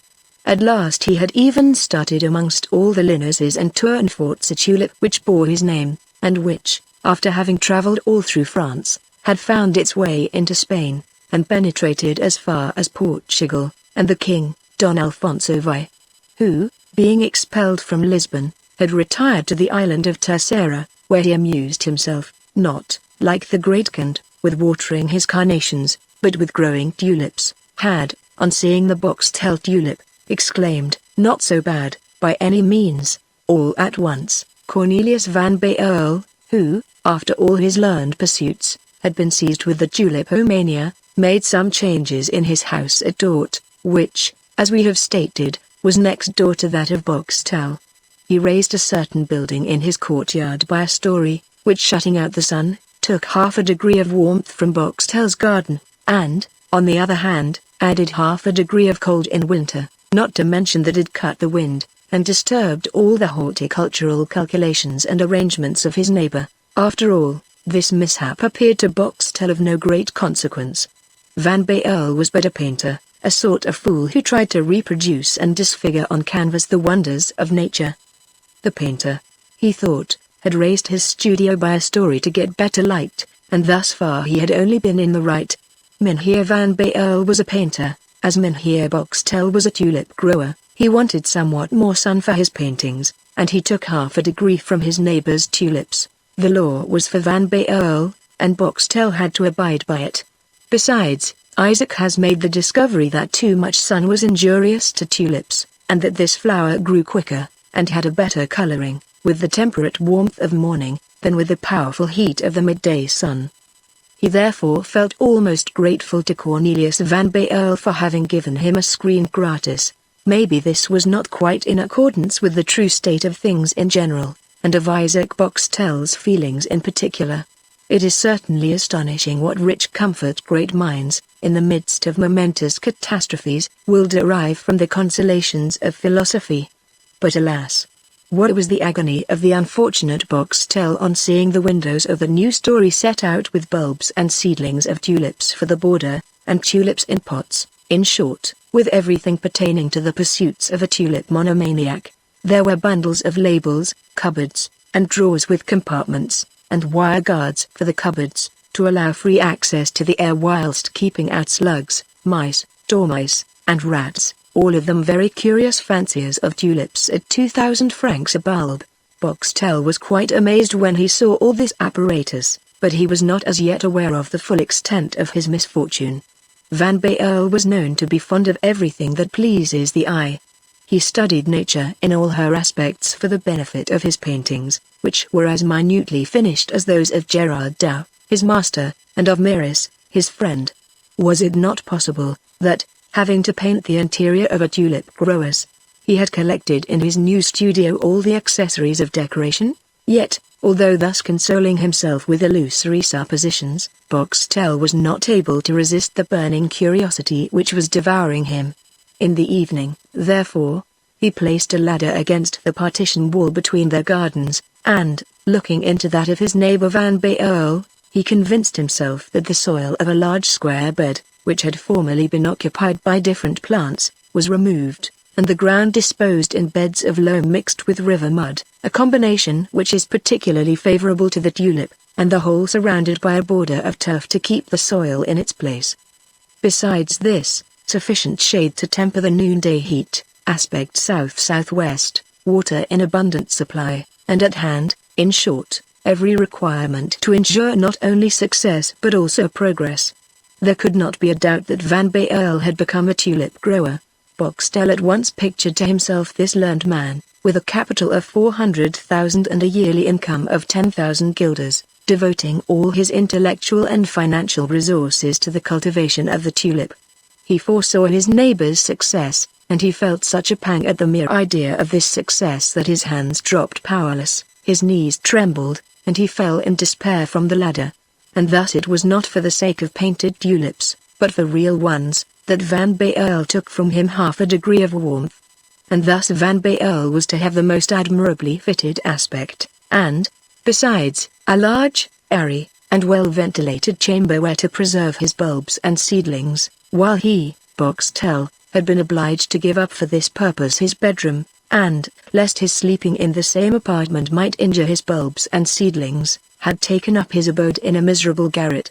Boxtel, then, was to have next door to him a rival and successful competitor, and his rival, instead of being some unknown, obscure gardener, was the godson of Mynheer Cornelius de Witt, that is to say, a celebrity. Boxtel, as the reader may see, was not possessed of the spirit of Porus, who, on being conquered by Alexander, consoled himself with the celebrity of his conqueror. And now if Van Baerle produced a new tulip, and named it the John de Witt, after having named one the Cornelius, it was indeed enough to choke one with rage. Thus Boxtel, with jealous foreboding, became the prophet of his own misfortune. And, after having made this melancholy discovery, he passed the most wretched night imaginable. Chapter 6 The Hatred of a Tulip Fancier. From that moment Boxtel's interest in tulips was no longer a stimulus to his exertions, but a deadening anxiety. Henceforth all his thoughts ran only upon the injury which his neighbor would cause him, and thus his favorite occupation was changed into a constant source of misery to him. Van Baerle, as may easily be imagined, had no sooner begun to apply his natural ingenuity to his new fancy, than he succeeded in growing the finest tulips. Indeed, he knew better than anyone else at Haarlem or Leiden, the two towns which boast the best soil and the most congenial climate, how to vary the colors, to modify the shape, and to produce new species. He belonged to that natural, humorous school who took for their motto in the 17th century the aphorism uttered by one of their number in 1653, "To despise flowers is to offend God." From that premise the school of tulip fanciers, the most exclusive of all schools, worked out the following syllogism in the same year, "To despise flowers is to offend God. The more beautiful the flower is, the more does one offend God in despising it. The tulip is the most beautiful of all flowers, therefore, he who despises the tulip offends God beyond measure." By reasoning of this kind, it can be seen that the 4,000 or 5,000 tulip growers of Holland, France, and Portugal, leaving out those of Ceylon and China and the Indies, might, if so disposed, put the whole world under the ban, and condemn as schismatics and heretics and deserving of death the several hundred millions of mankind whose hopes of salvation were not centered upon the tulip. We cannot doubt that in such a cause Boxtel, though he was Van Baerle's deadly foe, would have marched under the same banner with him. Mynheer Van Baerle and his tulips, therefore, were in the mouth of everybody, so much so, that Boxtel's name disappeared forever from the list of the notable tulip growers in Holland, and those of Dort were now represented by Cornelius Van Baerle, the modest and inoffensive savant, engaging, heart and soul, in his pursuits of sowing, planting, and gathering. Van Baerle, caressed by the whole fraternity of tulip growers in Europe, entertained nor the least suspicion that there was at his very door a pretender whose throne he had usurped. He went on in his career, and consequently in his triumphs, and in the course of 2 years he covered his borders with such marvelous productions as no mortal man, following in the tracks of the Creator, except perhaps Shakespeare and Rubens, have equaled in point of numbers.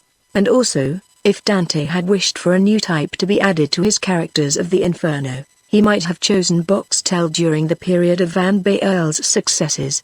Whilst Cornelius was weeding, manuring, watering his beds, whilst, kneeling on the turf border, he analyzed every vein of the flowering tulips, and meditated on the modifications which might be effected by crosses of color or otherwise. Boxtel, concealed behind a small sycamore which he had trained at the top of the partition wall in the shape of a fan, watched, with his eyes starting from their sockets and with foaming mouth, every step and every gesture of his neighbor, and whenever he thought he saw him look happy, or descried a smile on his lips, or a flash of contentment glistening in his eyes, he poured out towards him such a volley of maledictions and furious threats as to make it indeed a matter of wonder that this venomous breath of envy and hatred did not carry a blight on the innocent flowers which had excited it.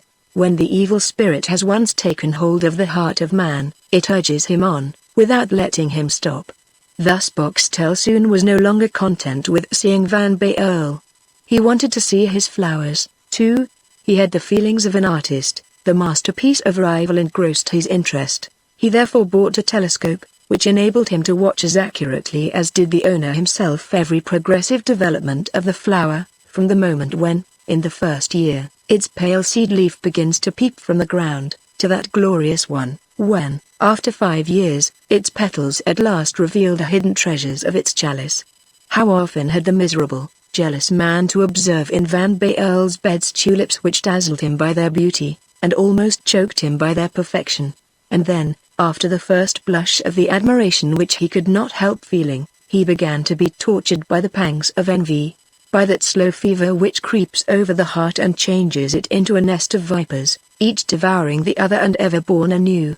How often did Boxtel, in the midst of tortures which no pen is able fully to describe, how often did he feel an inclination to jump down into the garden during the night, to destroy the plants, to tear the bulbs with his teeth, and to sacrifice to his wrath the owner himself, if he should venture to stand up for the defense of his tulips.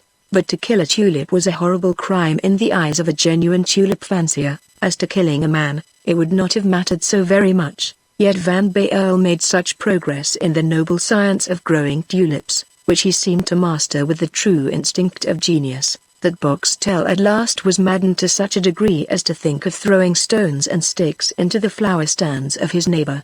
But, remembering that he would be sure to be found out, and that he would not only be punished by law, but also dishonored forever in the face of all the tulip growers of Europe, he had recourse to stratagem, and, to gratify his hatred, tried to devise a plan by means of which he might gain his ends without being compromised himself. He considered a long time, and at last his meditations were crowned with success.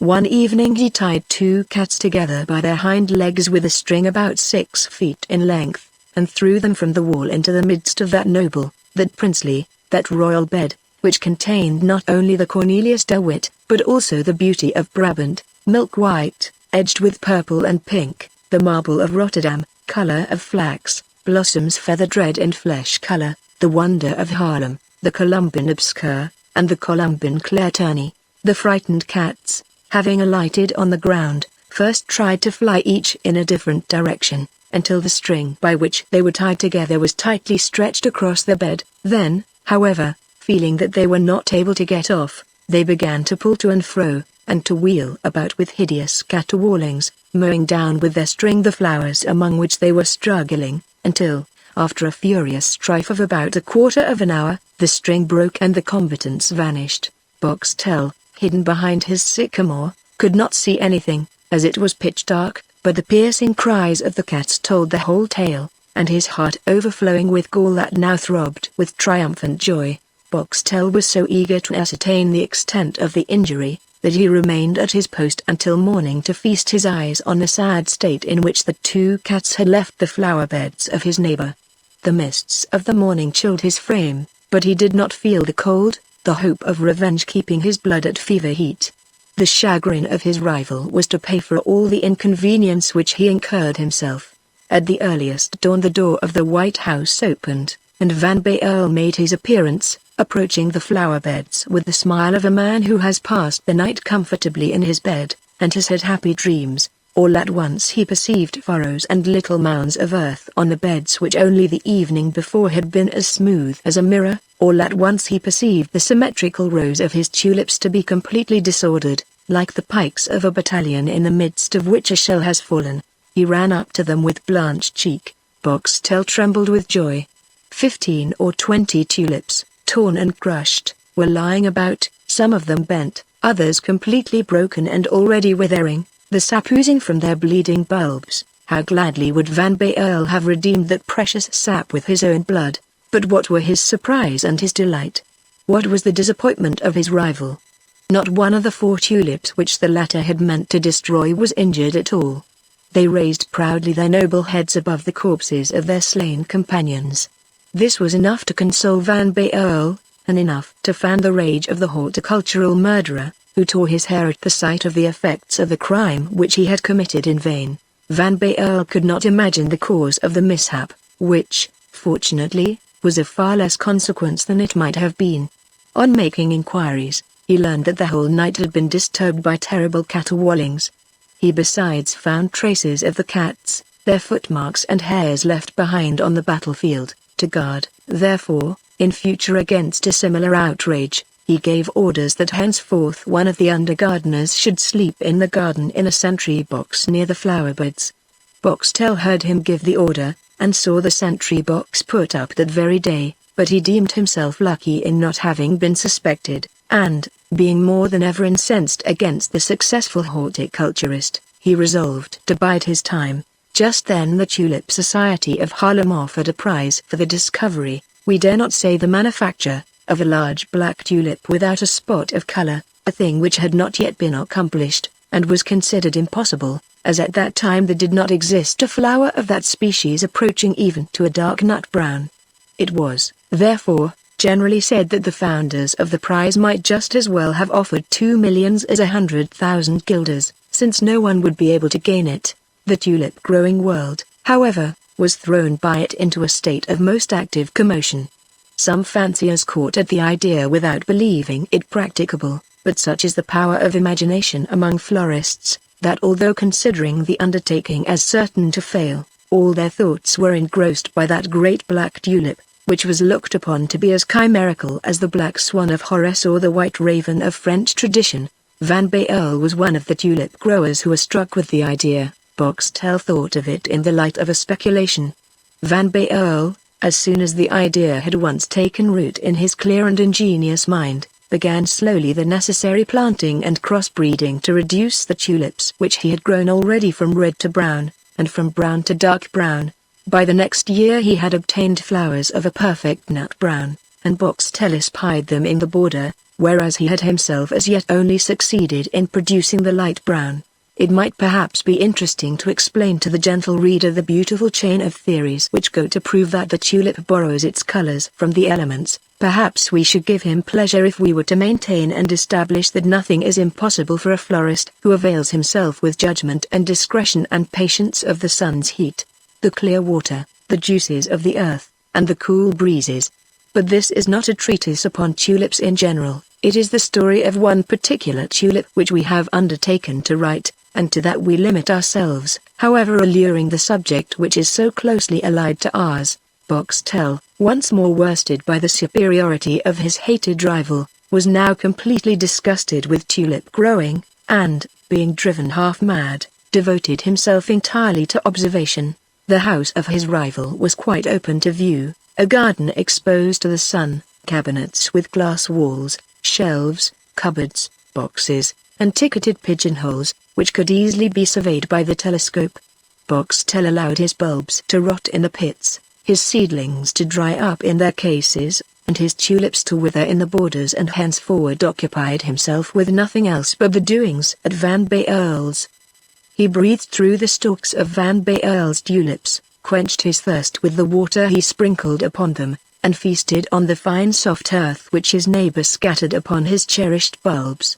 But the most curious part of the operations was not performed in the garden. It might be 1 o'clock in the morning when Van Baerle went up to his laboratory, into the glazed cabinet with the Boxtel's telescope had such an easy access, and here, as soon as the lamp illuminated the walls and windows, Boxtel saw the inventive genius of his rival at work. He beheld him sifting his seeds, and soaking them in liquids which were destined to modify or to deepen their colors. He knew what Cornelius meant when heating certain grains, then moistening them, then combining them with others by a sort of grafting, a minute and marvelously delicate manipulation, and when he shut up in darkness those which were expected to furnish the black color, exposed to the sun or to the lamp those which were to produce red, and placed between the endless reflections of 2 water mirrors those intended for white, the pure representation of the limpid element.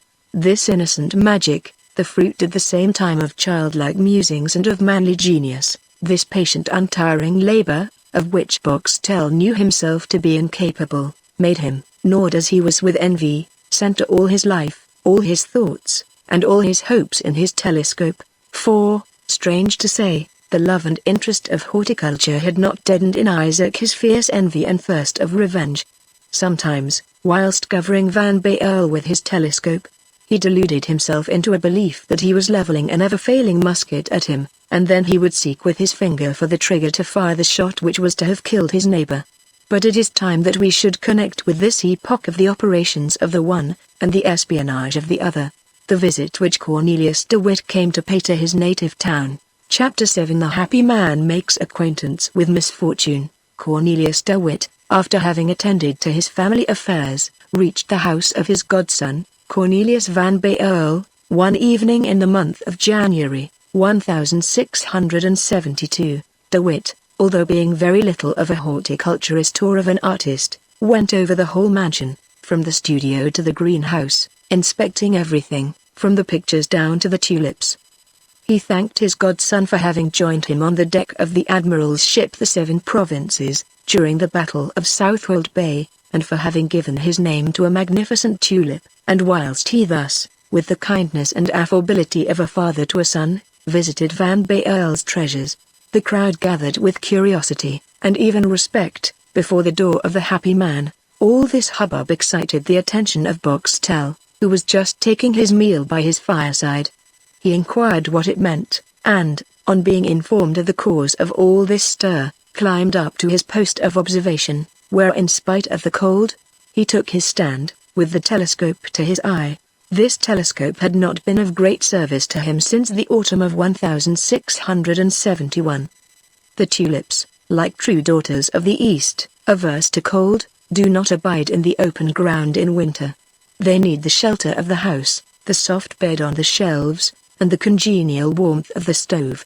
Van Baerle, therefore, passed the whole winter in his laboratory, in the midst of his books and pictures. He went only rarely to the room where he kept his bulbs, unless it were to allow some occasional rise of the sun to enter, by opening one of the movable sashes of the glass front. On the evening of which we are speaking, after the two Corneliuses had visited together all the apartments of the house, whilst a train of domestics followed their steps, De Witt said in a low voice to Van Baerle, "My dear son, send these people away, and let us be alone for some minutes." The younger Cornelius, bowing assent, said aloud, "Would you now, sir, please to see my dry room?" The dry room, this pantheon, this sanctum sanctorum of the tulip fancier, was, as Delphi of old, interdicted to the profane uninitiated. Never had any of his servants been bold enough to set his foot there.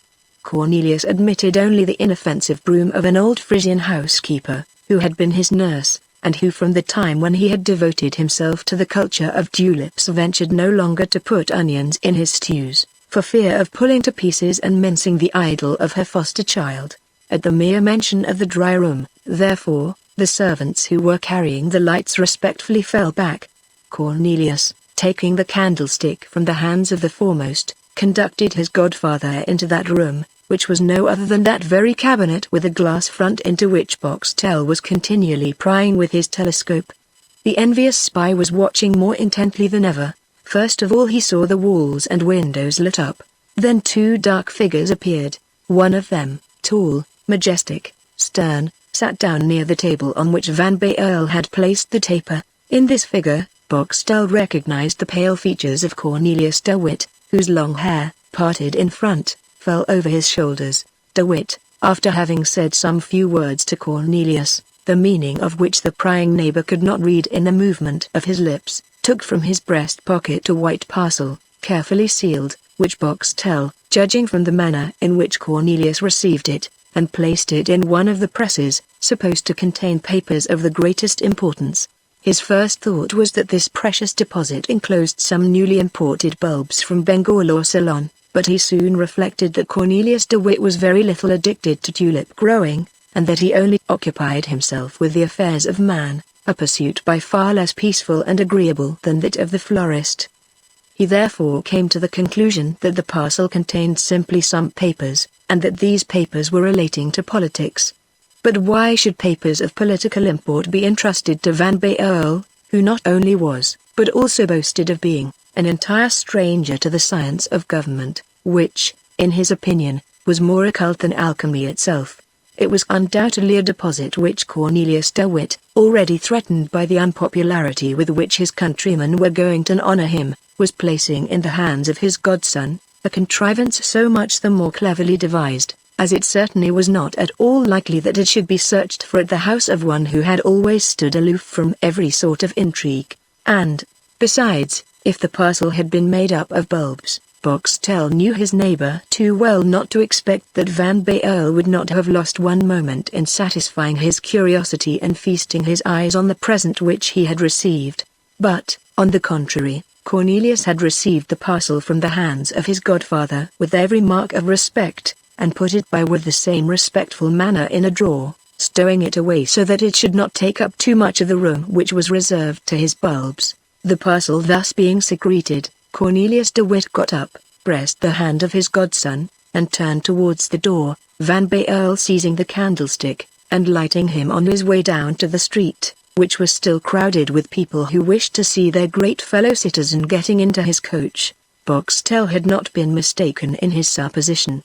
The deposit entrusted to Van Baerle, and carefully locked up by him, was nothing more nor less than John de Witt's correspondence with the Marquis de Louvres, the war minister of the King of France. Only the godfather forbore giving to his godson the least intimation concerning the political importance of the secret, merely desiring him not to deliver the parcel to anyone but to himself, or to whomsoever he should send to claim it in his name, and Van Baerle, as we have seen, locked it up with his most precious bulbs, to think no more of it, after his godfather had left him, very unlike Boxtel, who looked upon this parcel as a clever pilot does on the distant and scarcely perceptible cloud which is increasing on its way and which is fraught with a storm. Little dreaming of the jealous hatred of his neighbor, Van Baerle had proceeded step by step towards gaining the prize offered by the Horticultural Society of Haarlem. He had progressed from hazelnut shade to that of roasted coffee, and on the very day when the frightful events took place at The Hague which we have related in the preceding chapters, we find him, about 1 o'clock in the day, gathering from the border the young suckers raised from tulips of the color of roasted coffee, and which, being expected to flower for the first time in the spring of 1675, would undoubtedly produce the large black tulip required by the Haarlem Society. On the 20th of August, 1672, at 1 o'clock, Cornelius was therefore in his dry room, with his feet resting on the footbar of the table, and his elbows on the cover, looking with intense delight on 3 suckers which he had just detached from the mother bulb, pure, perfect, and entire, and from which was to grow that wonderful produce of horticulture which would render the name of Cornelius Van Baerle forever illustrious. "I shall find the black tulip," said Cornelius to himself, whilst detaching the suckers. "I shall obtain the 100,000 guilders offered by the society. I shall distribute them among the poor of Dort, and thus the hatred which every rich man has to encounter in times of civil wars will be soothed down, and I shall be able, without fearing any harm either from Republicans or Orangists, to keep as heretofore my borders in splendid condition. I need no more be afraid lest on the day of a riot the shopkeepers of the town and the sailors of the port should come and tear out my bulbs, to boil them as onions for their families, as they have sometimes quietly threatened when they happened to remember my having paid 200 or 300 guilders for one bulb. It is therefore settled I shall give the 100,000 guilders of the Haarlem prize to the poor. And yet," here Cornelius stopped and heaved a sigh. "And yet," he continued, "it would have been so very delightful to spend the 100,000 guilders on the enlargement of my tulip bed or even on a journey to the East, the country of beautiful flowers. But, alas! These are no thoughts for the present times, when muskets, standards, proclamations, and beating of drums are the order of the day." Van Baerle raised his eyes to heaven and sighed again. Then turning his glance towards his bulbs, objects of much greater importance to him than all those muskets, standards, drums, and proclamations, which he conceived only to be fit to disturb the minds of honest people, he said, "These are, indeed, beautiful bulbs. How smooth they are, how well formed. There is that air of melancholy about them which promises to produce a flower of the color of ebony. On their skin you cannot even distinguish the circulating veins with the naked eye. Certainly, not a light spot will disfigure the tulip which I have called into existence. And by what name shall we call this offspring of my sleepless nights, of my labor and my thought? Tulipa nigra barlensis? Yes, barlensis, a fine name. All the tulip fanciers, that is to say, all the intelligent people of Europe, will feel a thrill of excitement when the rumor spreads to the four quarters of the globe. The grand black tulip is found. How is it called? The fanciers will ask. Tulipa nigra barlensis. Why barlensis? After its grower, Van Baerle, will be the answer. And who is this Van Baerle? It is the same who has already produced 5 new tulips, the Jane, the John de Witt, the Cornelius de Witt, etc. Well, that is what I call my ambition. It will cause tears to no one. And people will talk of my Tulipa nigra barlensis when perhaps my godfather, this sublime politician, is only known from the tulip to which I have given his name. Oh, these darling bulbs. When my tulip has flowered, Baerle continued in his soliloquy, and when tranquility is restored in Holland, I shall give to the poor only 50,000 guilders, which, after all, is a goodly sum for a man who is under no obligation whatever. Then, with the remaining 50,000 guilders, I shall make experiments. With them I shall succeed in imparting scent to the tulip. Ah! If I succeed in giving it the odor of the rose or the carnation, or, what would be still better, a completely new scent, if I restored to this queen of flowers its natural distinctive perfume, which she has lost in passing from her Eastern to her European throne, and which she must have in the Indian peninsula at Goa, Bombay, and Madras, and especially in that island which in olden times, as is asserted, was the terrestrial paradise, and which is called Ceylon. Oh, what glory! I must say, I would then rather be Cornelius Van Baerle than Alexander, Caesar, or Maximilian. Oh, the admirable bulbs! Thus Cornelius indulged in the delights of contemplation, and was carried away by the sweetest dreams. Suddenly the bell of his cabinet was rung much more violently than usual. Cornelius, startled, laid his hands on his bulbs, and turned round. "Who is here?" he asked. "Sir," answered the servant, "it is a messenger from The Hague, a messenger from The Hague." "What does he want, sir?" "It is Craik, the confidential servant of Mynheer John de Witt." "Good, let him wait." "I cannot wait," said a voice in the lobby, and at the same time forcing his way in, Craik rushed into the dry room. This abrupt entrance was such an infringement on the established rules of the household of Cornelius Van Baerle, that the latter, at the sight of Craik, almost convulsively moved his hand which covered the bulbs, so that 2 of them fell on the floor, one of them rolling under a small table, and the other into the fireplace. "Zoons!" said Cornelius, eagerly picking up his precious bulbs. "What's the matter?" "The matter, sir," said Craik, laying a paper on the large table, on which the 3rd bulb was lying. "The matter is, that you are requested to read this paper without losing one moment." And Craik, who thought he had remarked in the streets of Dort symptoms of a tumult similar to that which he had witnessed before his departure from The Hague, ran off without even looking behind him. "All right. All right. My dear Craik," said Cornelius, stretching his arm under the table for the bulb, "your paper shall be read." "Indeed it shall." Then, examining the bulb which he held in the hollow of his hand, he said, "Well, here is one of them uninjured." That confounded Craik. Thus to rush into my dry room. "Let us now look after the other." And without laying down the bulb which he already held, Baerle went to the fireplace, knelt down and stirred with the tip of his finger the ashes, which fortunately were quite cold. He at once felt the other bulb. "Well, here it is," he said, and, looking at it with almost fatherly affection, he exclaimed, "Uninjured as the first." At this very instant, and whilst Cornelius, still on his knees, was examining his pets, the door of the dry room was so violently shaken, and opened in such a brusque manner, that Cornelius felt rising in his cheeks and his ears the glow of that evil counsellor which is called wrath. "Now, what is it again?" he demanded. "Are people going mad here?" "Oh, sir, cried the servant, rushing into the dry room with a much paler face and with a much more frightened mien than Craig had shown. "Well?" asked Cornelius, foreboding some mischief from the double breach of the strict rule of his house. "Oh, sir, fly. Fly quick!"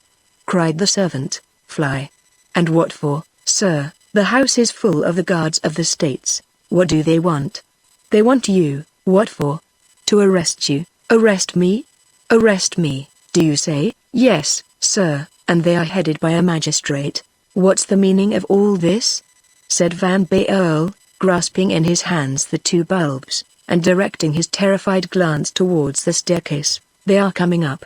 They are coming up," cried the servant. "Oh, my dear child, my worthy master," cried the old housekeeper, who now likewise made her appearance in the dry room, "take your gold, your jewelry, and fly, fly." "But how shall I make my escape, nurse?" said Van Baerle. "Jump out of the window. 25 feet from the ground, but you will fall on 6 feet of soft soil." "Yes, but I should fall on my tulips." "Never mind, jump out." Cornelius took the third bulb, approached the window and opened it. But seeing what havoc he would necessarily cause in his borders, and, more than this, what a height he would have to jump, he called out, "Never!" and fell back a step.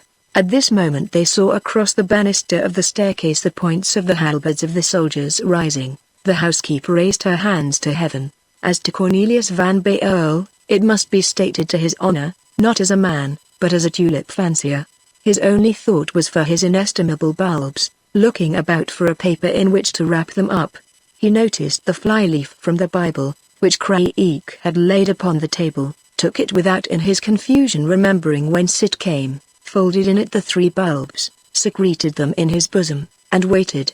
At this very moment the soldiers, preceded by a magistrate, entered the room. "Are you Dr. Cornelius Van Baerle?"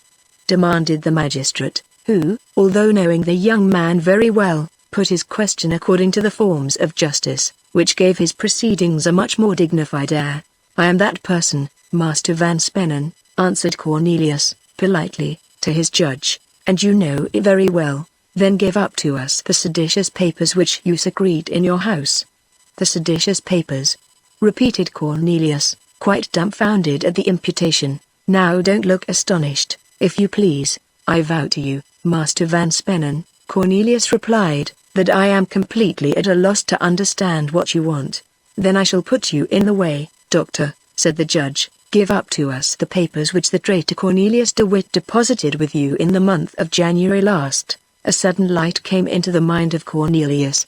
"Halloa," said Van Spennen, "you begin now to remember, don't you?" "Indeed I do, but you spoke of seditious papers, and I have none of that sort." "You deny it then?" "Certainly I do." The magistrate turned round and took a rapid survey of the whole cabinet. "Where is the apartment you call your dry room?" he asked. "The very same where you now are, Master Van Spennen." The magistrate cast a glance at a small note at the top of his papers. "All right," he said, like a man who is sure of his ground. Then, turning round towards Cornelius, he continued, "Will you give up those papers to me?" "But I cannot, Master Van Spennen. Those papers do not belong to me. They have been deposited with me as a trust, and a trust is sacred." "Dr. Cornelius," said the judge, "in the name of the states, I order you to open this drawer, and to give up to me the papers which it contains." Saying this, the judge pointed with his finger to the third drawer of the press, near the fireplace. In this very drawer, indeed, the papers deposited by the warden of the dikes with his godson were lying, a proof that the police had received very exact information. "Ah, you will not," said Van Spennen, when he saw Cornelius standing immovable and bewildered. "Then I shall open the drawer myself." And, pulling out the drawer to its full length, the magistrate at first alighted on about 20 bulbs, carefully arranged and ticketed, and then on the paper parcel, which had remained in exactly the same state as it was when delivered by the unfortunate Cornelius de Witt to his godson. The magistrate broke the seals, tore off the envelope, cast an eager glance on the first leaves which met his eye, and then exclaimed, in a terrible voice, "Well, justice has been rightly informed after all." "How?" said Cornelius. "How is this?" "Don't pretend to be ignorant, Mynheer Van Baerle," answered the magistrate. "Follow me." "How's that?" Follow you? Cried the doctor. Yes, sir, for in the name of the states I arrest you. Arrests were not as yet made in the name of William of Orange. He had not been stadtholder long enough for that. Arrest me, cried Cornelius. But what have I done? That's no affair of mine, doctor. You will explain all that before your judges. Where? At The Hague. Cornelius, in mute stupefaction, embraced his old nurse, who was in a swoon, shook hands with his servants, who were bathed in tears, and followed the magistrate, who put him in a coach as a prisoner of state and had him driven at full gallop to The Hague. Chapter 8: An Invasion. The incident just related was, as the reader has guessed before this, the diabolical work of Mynheer Isaac Boxtel. It will be remembered that, with the help of his telescope, not even the least detail of the private meeting between Cornelius de Witt and Van Baerle had escaped him. He had, indeed, heard nothing, but he had seen everything, and had rightly concluded that the papers entrusted by the warden to the doctor must have been of great importance, as he saw Van Baerle so carefully secreting the parcel in the drawer where he used to keep his most precious bulbs.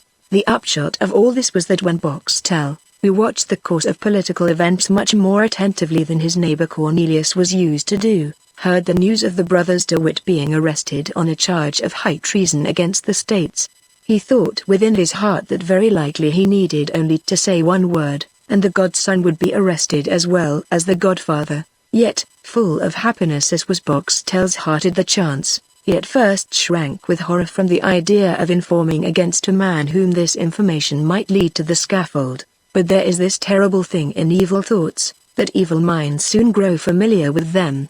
Besides this, Mynheer Isaac Boxtel encouraged himself with the following sophism: Cornelius de Witt is a bad citizen, as he is charged with high treason, and arrested. I, on the contrary, am a good citizen, as I am not charged with anything in the world, as I am as free as the air of heaven. If, therefore, Cornelius de Witt is a bad citizen, of which there can be no doubt, as he is charged with high treason, and arrested, his accomplice, Cornelius van Baerle, is no less a bad citizen than himself. And, as I am a good citizen, and as it is the duty of every good citizen to inform against the bad ones, it is my duty to inform against Cornelius van Baerle. Specious as this mode of reasoning might sound, it would not perhaps have taken so complete a hold of Boxtel, nor would he perhaps have yielded to the mere desire of vengeance which was gnawing at his heart, had not the demon of envy been joined with that of cupidity. Boxtel was quite aware of the progress which Van Baerle had made towards producing the grand black tulip. Dr. Cornelius, notwithstanding all his modesty, had not been able to hide from his most intimate friends that he was all but certain to win, in the year of grace 1673, the prize of 100,000 guilders offered by the Horticultural Society of Haarlem. It was just this certainty of Cornelius van Baerle that caused the fever which raged in the heart of Isaac Boxtel. If Cornelius should be arrested, there would necessarily be a great upset in his house, and during the night after his arrest no one would think of keeping watch over the tulips in his garden. Now in that night Boxtel would climb over the wall and, as he knew the position of the bulb which was to produce the grand black tulip, he would filch it, and instead of flowering for Cornelius, it would flower for him, Isaac. He also, instead of Van Baerle, would have the prize of 100,000 guilders, not to speak of the sublime honor of calling the new flower Tulipa nigra boxtelensis, a result which would satisfy not only his vengeance, but also his cupidity and his ambition. Awake, he thought of nothing but the grand black tulip. Asleep, he dreamed of it. At last, on the 19th of August, about 2 o'clock in the afternoon, the temptation grew so strong, that Mynheer Isaac was no longer able to resist it. Accordingly, he wrote an anonymous information, the minute exactness of which made up for its want of authenticity, and posted his letter. Never did a venomous paper, slipped into the jaws of the bronze lions at Venice, produce a more prompt and terrible effect. On the same evening the letter reached the principal magistrate, who without a moment's delay convoked his colleagues early for the next morning. On the following morning, therefore, they assembled, and decided on Van Baerle's arrest, placing the order for its execution in the hands of Master Van Spennen, who, as we have seen, performed his duty like a true Hollander, and who arrested the doctor at the very hour when the Orange Party at The Hague were roasting the bleeding shreds of flesh torn from the corpses of Cornelius and John de Witt. But, whether from a feeling of shame or from craven weakness, Isaac Boxtel did not venture that day to point his telescope either at the garden, or at the laboratory, or at the dry room. He knew too well what was about to happen in the house of the poor doctor to feel any desire to look into it. He did not even get up when his only servant, who envied the lot of the servants of Cornelius just as bitterly as Boxtel did that of their master, entered his bedroom. He said to the man, "I shall not get up today, I am ill." About 9 o'clock he heard a great noise in the street which made him tremble. At this moment he was paler than a real invalid, and shook more violently than a man in the height of fever. His servant entered the room. Boxtel hid himself under the counterpane. "Oh, sir!" cried the servant, not without some inkling that, whilst deploring the mishap which had befallen Van Baerle, he was announcing agreeable news to his master. "Oh, sir! You do not know, then, what is happening at this moment?" "How can I know it?" answered Boxtel, with an almost unintelligible voice. "Well, Mynheer Boxtel, at this moment your neighbor Cornelius Van Baerle is arrested for high treason." "Nonsense!" Boxtel muttered, with a faltering voice. "The thing is impossible." "Faith, sir, at any rate that's what people say, and, besides, I have seen Judge Van Spennen with the archers entering the house." "Well, if you have seen it with your own eyes, that's a different case altogether. At all events," said the servant, "I shall go and inquire once more." "Be you quiet, sir, I shall let you know all about it." Boxtel contented himself with signifying his approval of the zeal of his servant by dumb show. The man went out, and returned in half an hour. "Oh, sir, all that I told you is indeed quite true." "How so?" "Mynheer Van Baerle is arrested, and has been put into a carriage, and they are driving him to The Hague." "To The Hague?" "Yes, to The Hague, and if what people say is true, it won't do him much good." "And what do they say?" Boxtel asked. "Faith, sir, they say, but it is not quite sure, that by this hour the burghers must be murdering Mynheer Cornelius and Mynheer John de Witt." "Oh," muttered, or rather growled Boxtel, closing his eyes from the dreadful picture which presented itself to his imagination. "Why, to be sure," said the servant to himself, whilst leaving the room, "Mynheer Isaac Boxtel must be very sick not to have jumped from his bed on hearing such good news." And, in reality, Isaac Boxtel was very sick, like a man who has murdered another. But he had murdered his man with a double object. The first was attained, the second was still to be attained. Night closed in. It was the night which Boxtel had looked forward to. As soon as it was dark he got up. He then climbed into his sycamore. He had calculated correctly. No one thought of keeping watch over the garden. The house and the servants were all in the utmost confusion. He heard the clock strike 10, 11, 12, at midnight. With a beating heart, trembling hands, and a livid countenance, he descended from the tree, took a ladder, leaned it against the wall, mounted it to the last step but one, and listened. All was perfectly quiet. Not a sound broke the silence of the night. One solitary light, that of the housekeeper, was burning in the house. This silence and this darkness emboldened Boxtel. He got astride the wall, stopped for an instant, and, after having ascertained that there was nothing to fear, he put his ladder from his own garden into that of Cornelius, and descended. Then, knowing to an inch where the bulbs which were to produce the black tulip were planted, he ran towards the spot, following, however, the gravelled walks in order not to be betrayed by his footprints, and, on arriving at the precise spot, he proceeded, with the eagerness of a tiger, to plunge his hand into the soft ground. He found nothing, and thought he was mistaken. In the meanwhile, the cold sweat stood on his brow. He felt about close by it, nothing. He felt about on the right, and on the left, nothing. He felt about in front and at the back, nothing. He was nearly mad, when at last he satisfied himself that on that very morning the earth had been disturbed. In fact, whilst Boxtel was lying in bed, Cornelius had gone down to his garden, had taken up the mother bulb, and, as we have seen, divided it into three. Boxtel could not bring himself to leave the place. He dug up with his hands more than 10 square feet of ground. At last no doubt remained of his misfortune. Mad with rage, he returned to his ladder, mounted the wall, drew up the ladder, flung it into his own garden, and jumped after it. All at once, a last ray of hope presented itself to his mind. The seedling bulbs might be in the dry room. It was therefore only requisite to make his entry there as he had done into the garden. There he would find them, and, moreover, it was not at all difficult, as the sashes of the dry room might be raised like those of a greenhouse. Cornelius had opened them on that morning, and no one had thought of closing them again. Everything, therefore, depended upon whether he could procure a ladder of sufficient length, one of 25 feet instead of 10. Boxtel had noticed in the street where he lived a house which was being repaired, and against which a very tall ladder was placed. This ladder would do admirably, unless the workman had taken it away. He ran to the house. The ladder was there.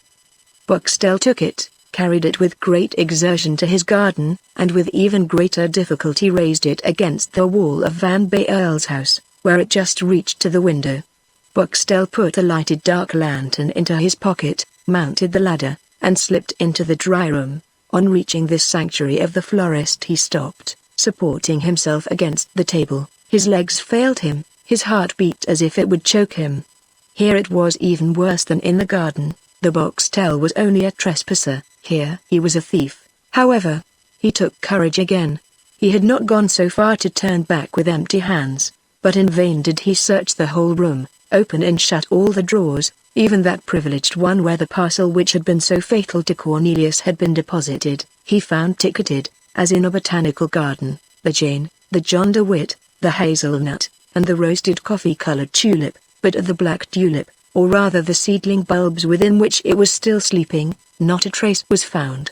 And yet, on looking over the register of seeds and bulbs, which Van Baerle kept in duplicate, if possible even with greater exactitude and care than the first commercial houses of Amsterdam, their ledgers, Boxtel read these lines, today, 20th of August, 1672, I have taken up the mother bulb of the grand black tulip, which I have divided into 3 perfect suckers. Oh, these bulbs, howled Boxtel, turning over everything in the dry room. Where could he have concealed them? Then, suddenly striking his forehead in his frenzy, he called out, "O wretch that I am! O thrice fool Boxtel! Would anyone be separated from his bulbs? Would anyone leave them at Dort, when one goes to The Hague? Could one live far from one's bulbs, when they enclose the grand black tulip? He had time to get hold of them. The scoundrel, he has them about him, he has taken them to The Hague." It was like a flash of lightning which showed to Boxtel the abyss of a uselessly committed crime. Boxtel sank quite paralyzed on that very table, and on that very spot where, some hours before, the unfortunate Van Baerle had so leisurely, and with such intense delight, contemplated his darling bulbs. "Well, then, after all," said the envious Boxtel, raising his livid face from his hands in which it had been buried, "if he has them, he can keep them only as long as he lives, and—" The rest of this detestable thought was expressed by a hideous smile. "The bulbs are at The Hague," he said, "therefore, I can no longer live at Dort. Away, then, for them, to The Hague. To The Hague," and Boxtel, without taking any notice of the treasures about him, so entirely were his thoughts absorbed by another inestimable treasure, let himself out by the window, glided down the ladder, carried it back to the place whence he had taken it, and, like a beast of prey, returned growling to his house. Chapter 9: The Family Cell. It was about midnight when poor Van Baerle was locked up in the prison of the Buitenhof. What Rosa foresaw had come to pass. On finding the cell of Cornelius de Witt empty, the wrath of the people ran very high, and had Griffiths fallen into the hands of those madmen he would certainly have had to pay with his life for the prisoner. But this fury had vented itself most fully on the 2 brothers when they were overtaken by the murderers, thanks to the precaution which William, the man of precautions, had taken in having the gates of the city closed. A momentary lull had therefore set in whilst the prison was empty, and Rosa availed herself of this favourable moment to come forth from her hiding place, which she also induced her father to leave. The prison was therefore completely deserted. Why should people remain in the jail whilst murder was going on at the Tolhek? Griffiths came forth trembling behind the courageous Rosa. They went to close the great gate. at least as well as it would close, considering that it was half demolished. It was easy to see that a hurricane of mighty fury had vented itself upon it. About 4 o'clock a return of the noise was heard, but of no threatening character to Griffiths and his daughter.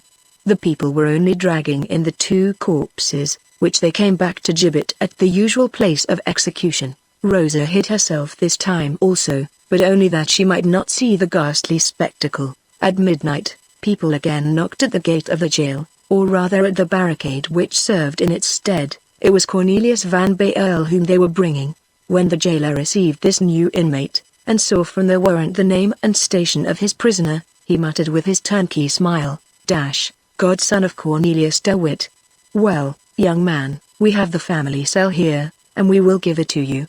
And quite enchanted with his joke, the ferocious orangeman took his cresset and his keys to conduct Cornelius to the cell, which on that very morning Cornelius de Witt had left to go into exile, or what in revolutionary times is meant instead by those sublime philosophers who lay it down as an axiom of high policy, "It is the dead only who do not return." On the way which the despairing florist had to traverse to reach that cell he heard nothing but the barking of a dog, and saw nothing but the face of a young girl. The dog rushed forth from a niche in the wall, shaking his heavy chain, and sniffing all round Cornelius in order so much the better to recognize him in case he should be ordered to pounce upon him.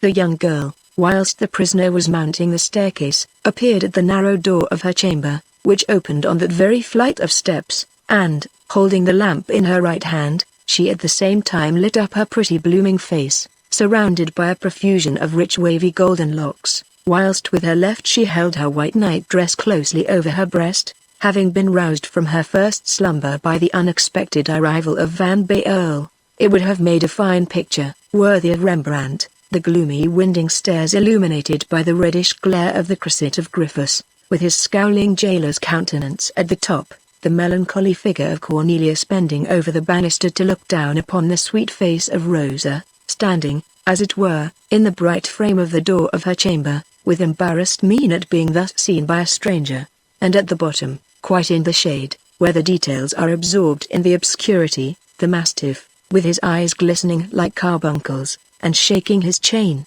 on which the double light from the lamp of Rosa and the lantern of Griffiths threw a brilliant glitter. The sublime master would, however, have been altogether unable to render the sorrow expressed in the face of Rosa, when she saw this pale, handsome young man slowly climbing the stairs, and thought of the full import of the words, which her father had just spoken, "You will have the family cell." This vision lasted but a moment, much less time than we have taken to describe it. Griffiths then proceeded on his way. Cornelius was forced to follow him, and 5 minutes afterwards he entered his prison, of which it is unnecessary to say more, as the reader is already acquainted with it. Griffiths pointed with his finger to the bed on which the martyr had suffered so much, who on that day had rendered his soul to God.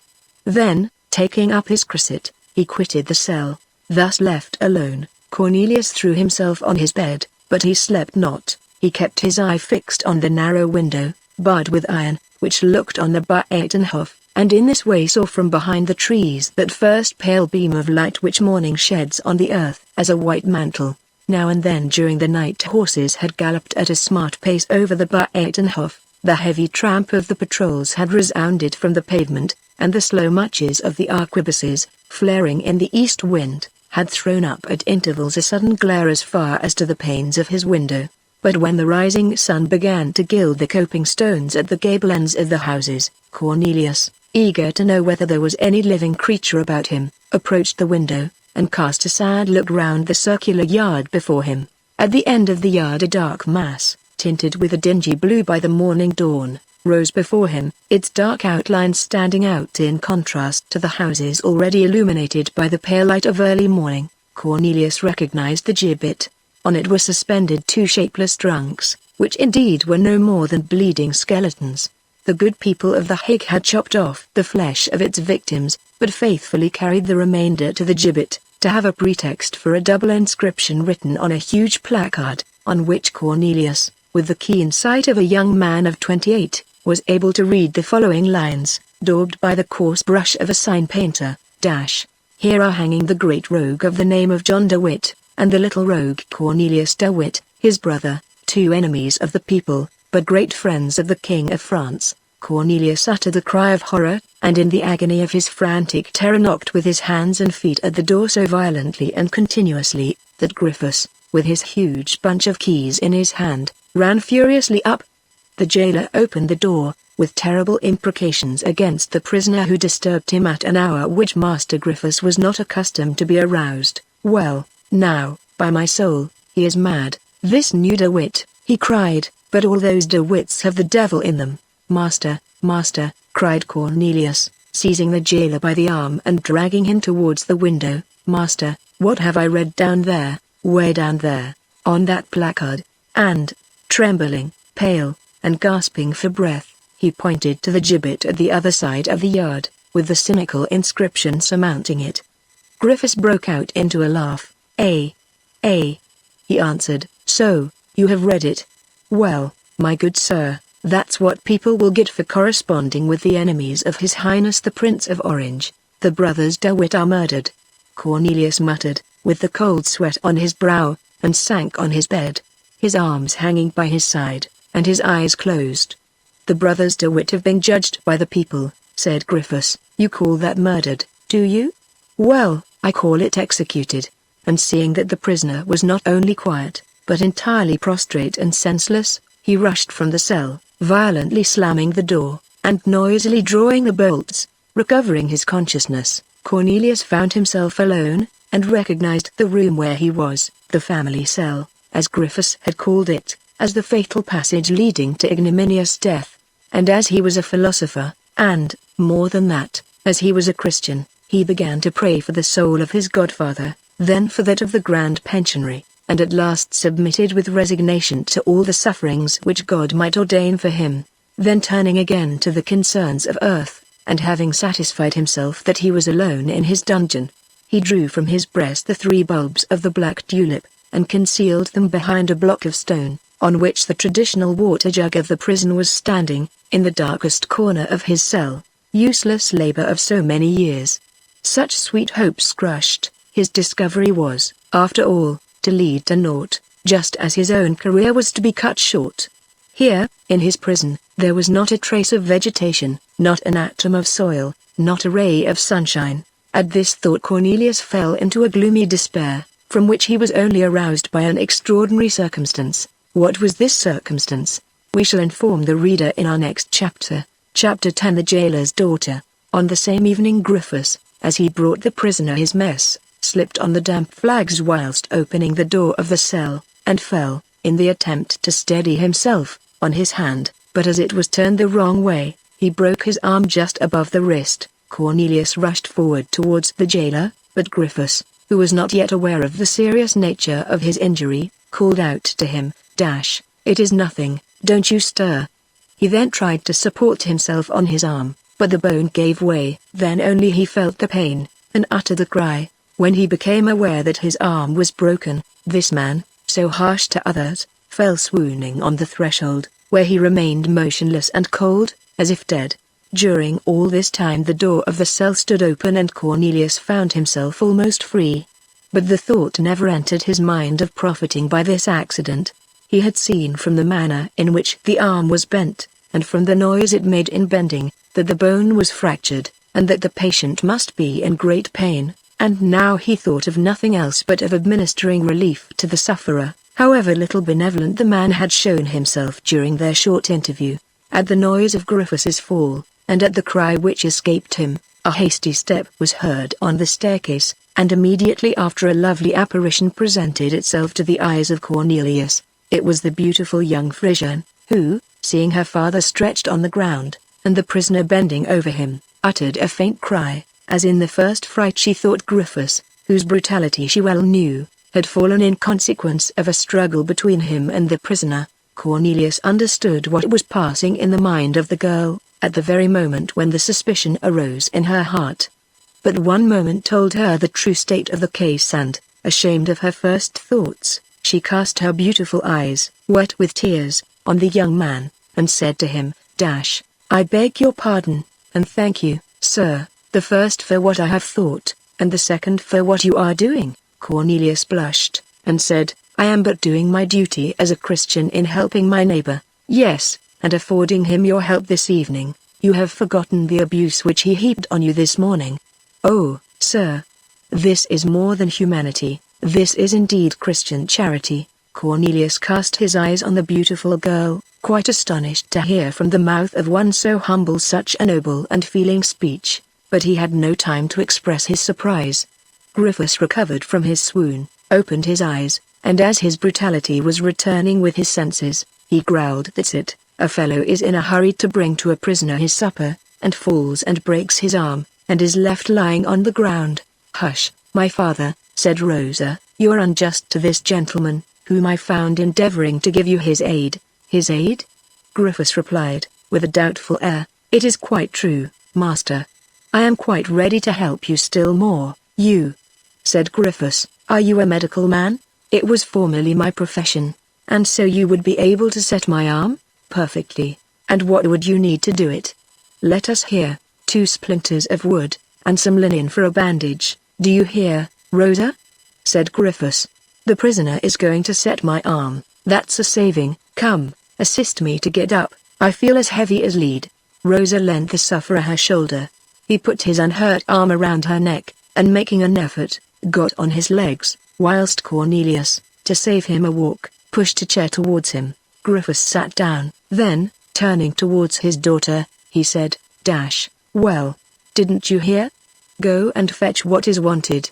Rosa went down, and immediately after returned with 2 staves of a small barrel and a large roll of linen bandage. Cornelius has made use of the intervening moments to take off the man's coat, and to tuck up his shirt sleeve. "Is this what you require, sir?" asked Rosa. "Yes, mademoiselle," answered Cornelius, looking at the things she had brought. "Yes, that's right. Now push this table, whilst I support the arm of your father." Rosa pushed the table. Cornelius placed the broken arm on it so as to make it flat, and with perfect skill set the bone, adjusted the splinters, and fastened the bandages. At the last touch, the jailer fainted a second time. "Go and fetch vinegar, mademoiselle," said Cornelius. "We will bathe his temples, and he will recover." But, instead of acting up to the doctor's prescription, Rosa, after having satisfied herself that her father was still unconscious, approached Cornelius and said, "Service for service, sir." "What do you mean, my pretty child?" said Cornelius. "I mean to say, sir, that the judge who is to examine you tomorrow has inquired today for the room in which you are confined, and, on being told that you are occupying the cell of Mynheer Cornelius de Witt, laughed in a very strange and very disagreeable manner, which makes me fear that no good awaits you." "But," asked Cornelius, "what harm can they do to me? Look at that gibbet." "But I am not guilty," said Cornelius. "Were the guilty whom you see down the gibbet, mangled, and torn to pieces?" "That's true," said Cornelius, gravely. "And besides," continued Rosa, "the people want to find you guilty. But whether innocent or guilty, your trial begins tomorrow, and the day after you will be condemned. Matters are settled very quickly in these times. Well, and what do you conclude from all this?" "I conclude that I am alone, that I am weak, that my father is lying in a swoon, that the dog is muzzled, and that consequently there is nothing to prevent your making your escape." "Fly, then, that's what I mean. What do you say?" "I say that I was not able to save Mynheer Cornelius or Mynheer John de Witt, and that I should like to save you. Only be quick." "There, my father is regaining his breath. 1 minute more, and he will open his eyes, and it will be too late. Do you hesitate?" In fact, Cornelius stood immovable, looking at Rosa, yet looking at her as if he did not hear her. "Don't you understand me?" said the young girl, with some impatience. "Yes, I do," said Cornelius. But, I will not. They would accuse you." "Never mind," said Rosa, blushing. "Never mind that. You are very good, my dear child," replied Cornelius. "But I stay, you stay." "Oh, sir. Oh, sir. Don't you understand that you will be condemned to death, executed on the scaffold, perhaps assassinated and torn to pieces, just like Mynheer John and Mynheer Cornelius? For heaven's sake, don't think of me, but fly from this place. Take care, it bears ill luck to the De Witts." "Halloa!" cried the jailer, recovering his senses. "Who is talking of those rogues?" Those wretches, those villains, the De Witts. Don't be angry, my good man, said Cornelius, with his good-tempered smile. The worst thing for a fracture is excitement, by which the blood is heated. Thereupon, he said in an undertone to Rosa my child, I am innocent, and I shall await my trial with tranquility and an easy mind. Hush, said Rosa. Why hush? My father must not suppose that we have been talking to each other. What harm would that do? What harm? He would never allow me to come here any more, said Rosa. Cornelius received this innocent confidence with a smile. He felt as if a ray of good fortune were shining on his path. Now, then, what are you chattering there together about? Said Griffiths, rising and supporting his right arm with his left. Nothing, said Rosa. The doctor is explaining to me what diet you are to keep. Diet for me?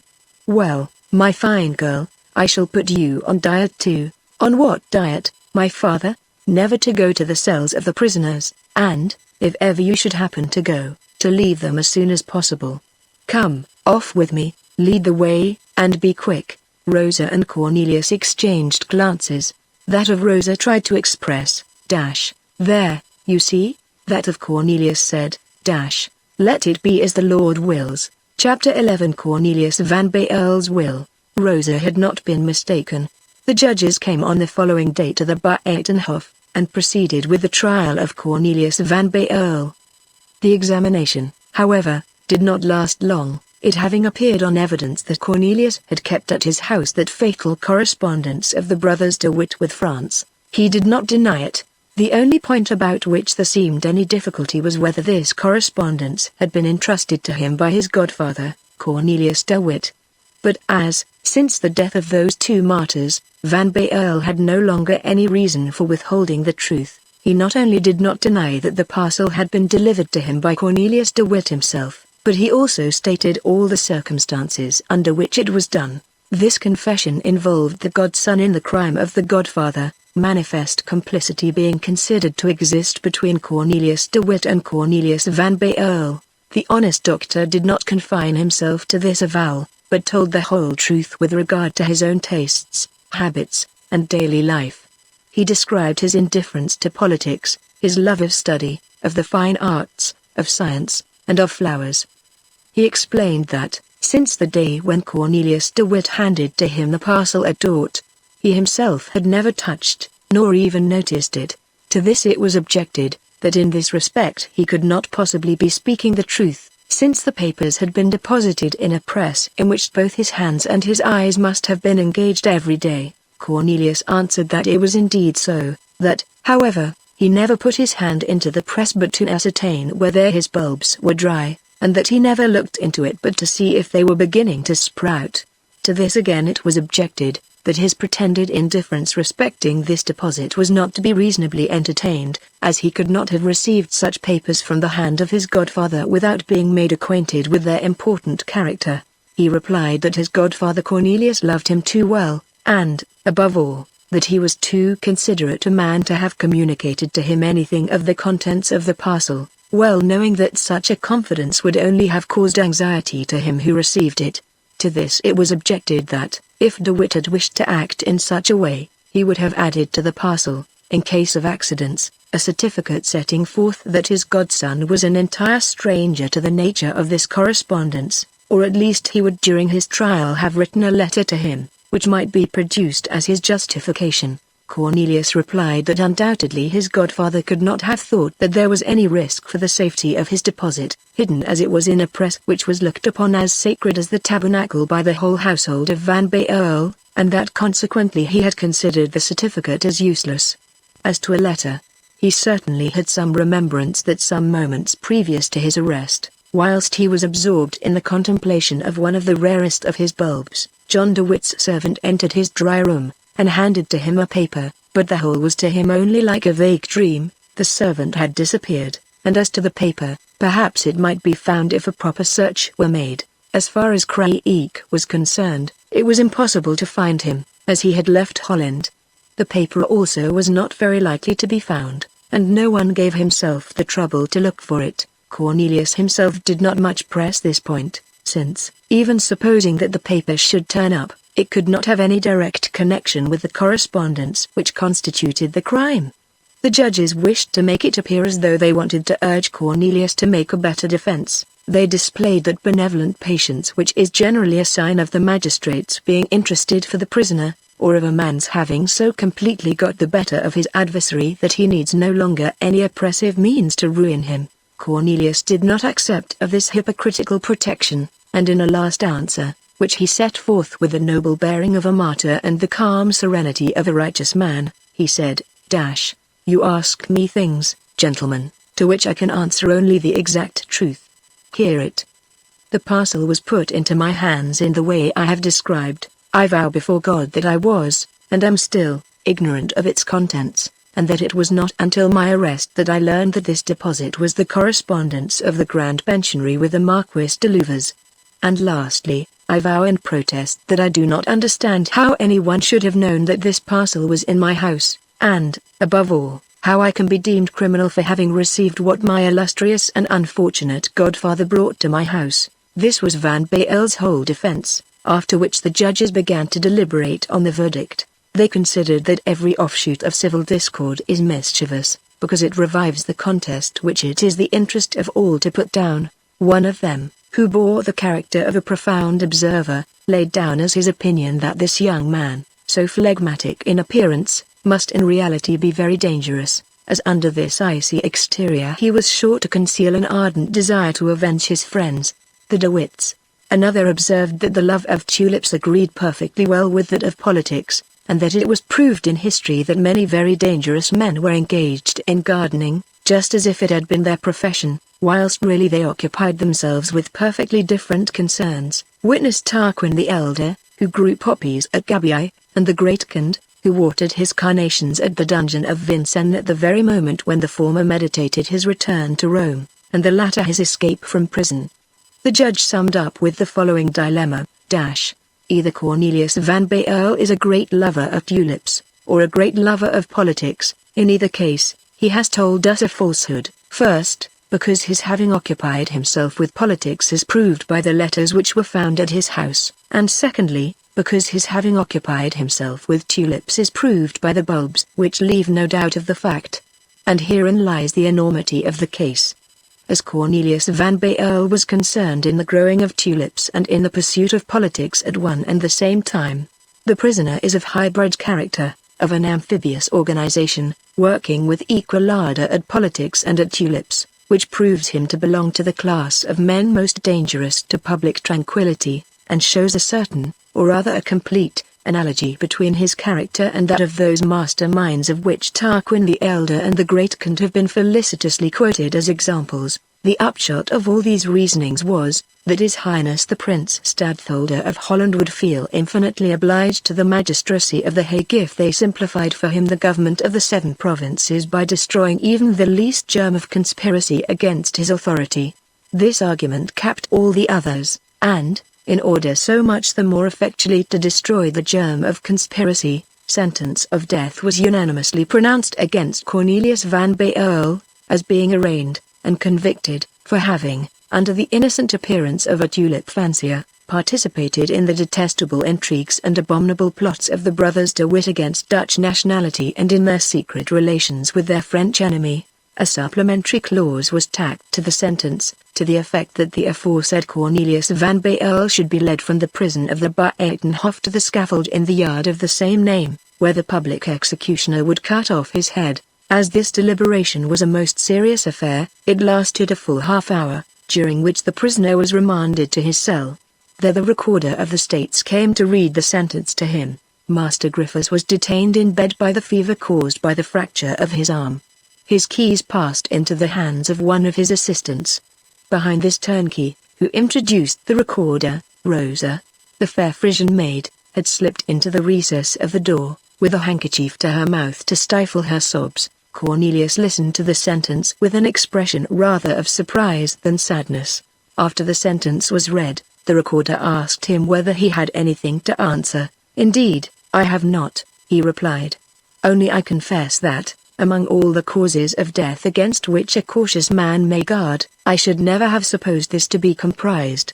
On this answer, The recorder saluted Van Baerle with all that consideration which such functionaries generally bestow upon great criminals of every sort. But whilst he was about to withdraw, Cornelius asked, "By the by, Mr. Recorder, what day is the thing, you know what I mean, to take place?" "Why, today," answered the recorder, a little surprised by the self-possession of the condemned man. A sob was heard behind the door, and Cornelius turned round to look from whom it came, but Rosa, who had foreseen this movement, had fallen back.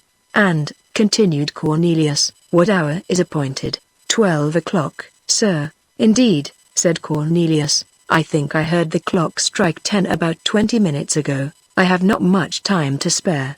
"Indeed you have not, if you wish to make your peace with God," said the recorder, bowing to the ground.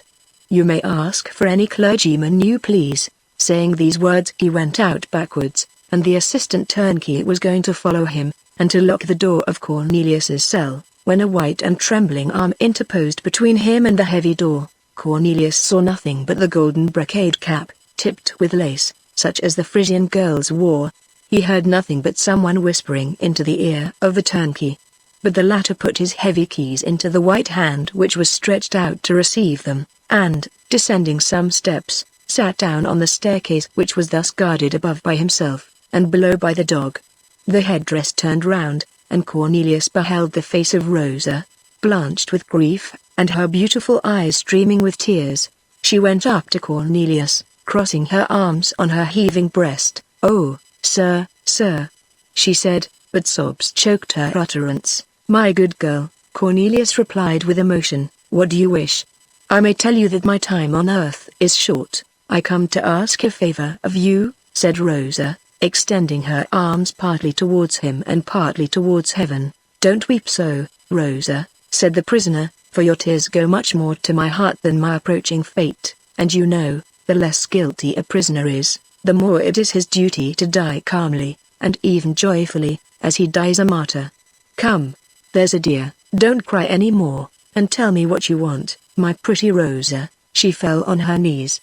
"Forgive my father," she said. Your father," said Cornelius, astonished. "Yes. He has been so harsh to you, but it is his nature, he is so to everyone. And you are not the only one whom he has bullied. He is punished, my dear Rosa, more than punished, by the accident that has befallen him, and I forgive him." "I thank you, sir," said Rosa. "And now tell me, oh, tell me, can I do anything for you?" "You can dry your beautiful eyes, my dear child," answered Cornelius, with a good-tempered smile. "But what can I do for you? For you I mean, a man who has only 1 hour longer to live must be a great Sybarite still to want anything, my dear Rosa. The clergyman whom they have proposed to you? I have worshipped God all my life, I have worshipped him in his works, and praised him in his decrees. I am at peace with him and do not wish for a clergyman. The last thought which occupies my mind, however, has reference to the glory of the Almighty, and, indeed, my dear, I should ask you to help me in carrying out this last thought." "Oh, Mynheer Cornelius, speak, speak!" exclaimed Rosa, still bathed in tears. "Give me your hand, and promise me not to laugh, my dear child." "Laugh!" exclaimed Rosa, frantic with grief. "Laugh at this moment. Do you not see my tears? Rosa, you are no stranger to me. I have not seen much of you, but that little is enough to make me appreciate your character. I have never seen a woman more fair or more pure than you are, and if from this moment I take no more notice of you, forgive me, it is only because, on leaving this world, I do not wish to have any further regret." Rosa felt a shudder creeping over her frame, for, whilst the prisoner pronounced these words, the belfry clock of the Buitenhof struck 11. Cornelius understood her. Yes, let us make haste," he said. "You are right, Rosa." Then, taking the paper with the 3 suckers from his breast, where he had again put it, since he had no longer any fear of being searched, he said, "My dear girl, I have been very fond of flowers. That was at a time when I did not know that there was anything else to be loved. Don't blush, Rosa, nor turn away, and even if I were making you a declaration of love, alas, poor dear, it would be of no more consequence. Down there in the yard, there is an instrument of steel, which in 60 minutes will put an end to my boldness. Well, Rosa, I loved flowers dearly, and I have found, or at least I believe so, the secret of the great black tulip, which it has been considered impossible to grow, and for which, as you know, or may not know, a prize of 100,000 guilders has been offered by the Horticultural Society of Harlem. These 100,000 guilders, and heaven knows I do not regret them, these 100,000 guilders I have here in this paper, for they are won by the 3 bulbs wrapped up in it, which you may take, Rosa, as I make you a present of them, Mynheer Cornelius. Yes, yes, Rosa, you may take them, you are not wronging anyone, my child. I am alone in this world, my parents are dead, I never had a sister or a brother. I have never had a thought of loving anyone with what is called love, and if anyone has loved me, I have not known it. However, you see well, Rosa, that I am abandoned by everybody, as in this sad hour you alone are with me in my prison, consoling and assisting me. But, sir, 100,000 guilders, well, let us talk seriously, my dear child, those 100,000 guilders will be a nice marriage portion, with your pretty face, you shall have them, Rosa, dear Rosa, and I ask nothing in return but your promise that you will marry a fine young man, whom you love, and who will love you, as dearly as I loved my flowers. Don't interrupt me, Rosa dear, I have only a few minutes more. The poor girl was nearly choking with her sobs. Cornelius took her by the hand. Listen to me, he continued, I'll tell you how to manage it. Go to Dort and ask Butraisham, my gardener, for soil from my border number 6, fill a deep box with it, and plant in it these 3 bulbs. They will flower next May, that is to say, in 7 months, and, when you see the flower forming on the stem, be careful at night to protect them from the wind, and by day to screen them from the sun. They will flower black, I am quite sure of it. You are then to apprise the president of the Harlem Society. He will cause the color of the flower to be proved before a committee and these 100,000 guilders will be paid to you. Rosa heaved a deep sigh. And now, continued Cornelius, wiping away a tear which was glistening in his eye, and which was shed much more for that marvelous black tulip which he was not to see than for the life which he was about to lose, I have no wish left, except that the tulip should be called Rosa Barlensis, that is to say, that its name should combine yours and mine, and as, of course, you do not understand Latin, and might therefore forget this name, try to get for me pencil and paper, that I may write it down for you. Rosa sobbed afresh, and handed to him a book, bound in shagreen, which bore the initials C.W. What is this? Asked the prisoner. Alas! Replied Rosa, it is the Bible of your poor godfather, Cornelius de Witt. From it he derived strength to endure the torture, and to bear his sentence without flinching. I found it in this cell, after the death of the martyr, and have preserved it as a relic. Today I brought it to you, for it seemed to me that this book must possess in itself a divine power. Write in it what you have to write, Mynheer Cornelius, and though, unfortunately, I am not able to read, I will take care that what you write shall be accomplished. Cornelius took the Bible, and kissed it reverently. With what shall I write? Asked Cornelius. There is a pencil in the Bible, said Rosa. This was the pencil which John de Witt had lent to his brother, and which he had forgotten to take away with him. Cornelius took it, and on the second fly-leaf, for it will be remembered that the first was torn out, drawing near his end like his godfather, he wrote with a no less firm hand, on this day, the 23d of August, 1672, being on the point of rendering, although innocent, my soul to God on the scaffold, I bequeath to Rosa Griffiths the only worldly goods which remain to me of all that I have possessed in this world, the rest having been confiscated. I bequeath, I say, to Rosa Griffiths 3 bulbs, which I am convinced must produce, in the next May, the grand black tulip for which a prize of 100,000 guilders has been offered by the Harlem Society, requesting that she may be paid the same sum in my stead, as my sole heiress, under the only condition of her marrying a respectable young man of about my age, who loves her, and whom she loves, and of her giving the black tulip, which will constitute a new species, the name of Rosa Barlensis, that is to say, hers and mine combined, so may God grant me mercy, and to her health and long life, Cornelius van Baerle. The prisoner then, giving the Bible to Rosa, said, read. Alas! She answered, I have already told you I cannot read." Cornelius then read to Rosa the testament that he had just made. The agony of the poor girl almost overpowered her. "Do you accept my conditions?"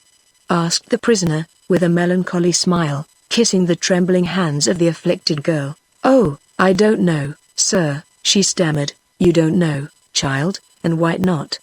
"Because there is one condition which I am afraid I cannot keep." "Which?" "I should have thought that all was settled between us. You give me the 100,000 guilders as a marriage portion, don't you? And under the condition of my marrying a man whom I love?" "Certainly." "Well, then, sir, this money cannot belong to me. I shall never love anyone, neither shall I marry."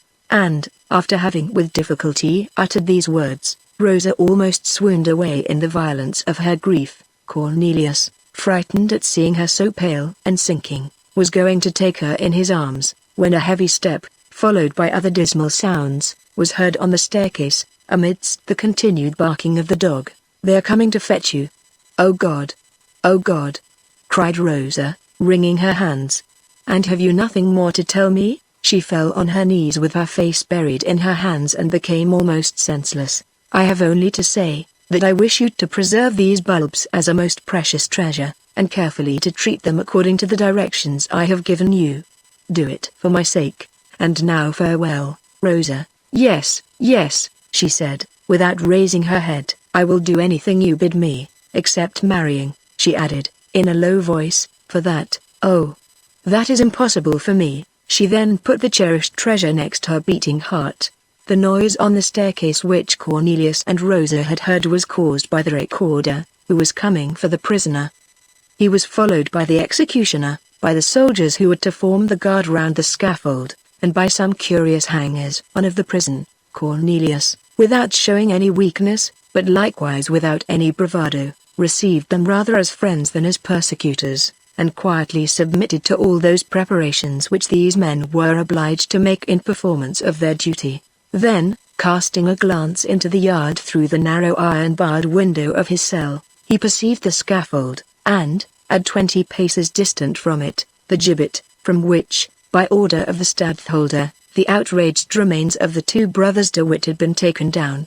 When the moment came to descend in order to follow the guards, Cornelius sought with his eyes the angelic look of Rosa, but he saw, behind the swords and halberds, only a form lying outstretched near a wooden bench, and a death-like face half covered with long golden locks. But Rosa, whilst falling down senseless, still obeying her friend, had pressed her hand on her velvet bodice and, forgetting everything in the world besides, instinctively grasped the precious deposit which Cornelius had entrusted to her care. Leaving the cell, the young man could still see in the convulsively clenched fingers of Rosa the yellowish leaf from the Bible on which Cornelius De Witt had with such difficulty and pain written these few lines, which, if Van Baerle had read them, would undoubtedly have been the saving of a man and a tulip. Chapter 12 The Execution. Cornelius had not 300 paces to walk outside the prison to reach the foot of the scaffold. At the bottom of the staircase, the dog quietly looked at him whilst he was passing. Cornelius even fancied he saw in the eyes of the monster a certain expression as it were of compassion. The dog perhaps knew the condemned prisoners, and only bit those who left as free men.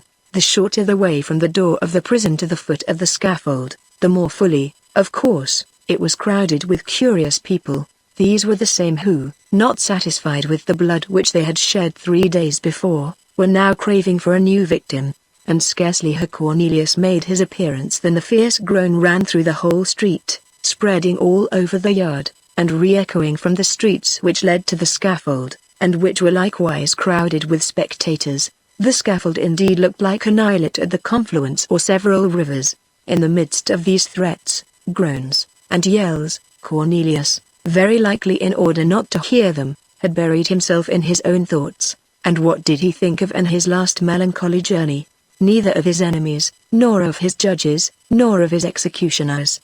He thought of the beautiful tulips which he would see from heaven above, at Ceylon, or Bengal, or elsewhere, when he would be able to look with pity on this earth, where John and Cornelius De Witt had been murdered for having thought too much of politics, and where Cornelius Van Baerle was about to be murdered for having thought too much of tulips. "It is only one stroke of the axe," said the philosopher to himself, and my beautiful dream will begin to be realized. Only there was still a chance, just as it had happened before to M. To Chalice, to M. To thou, and other slovenly executed people, that the headsman might inflict more than one stroke, that is to say, more than one martyrdom, on the poor tulip fancier. Yet, notwithstanding all this, Van Baerle mounted the scaffold not the less resolutely, proud of having been the friend of that illustrious John, and godson of that noble Cornelius de Witt, whom the ruffians, who were now crowding to witness his own doom, had torn to pieces and burnt 3 days before. He knelt down, said his prayers, and observed, not without a feeling of sincere joy, that, laying his head on the block, and keeping his eyes open, he would be able to his last moment to see the grated window of the Buitenhof. At length the fatal moment arrived, and Cornelius placed his chin on the cold damp block. But at this moment his eyes closed involuntarily, to receive more resolutely the terrible avalanche which was about to fall on his head, and to engulf his life. A gleam like that of lightning passed across the scaffold. It was the executioner raising his sword. Van Baerle bade farewell to the great black tulip, certain of awaking in another world full of light and glorious tints. 3 times he felt, with a shudder, the cold current of air from the knife near his neck, but what a surprise! He felt neither pain nor shock. He saw no change in the color of the sky, or of the world around him. Then suddenly Van Baerle felt gentle hands raising him, and soon stood on his feet again, although trembling a little. He looked around him.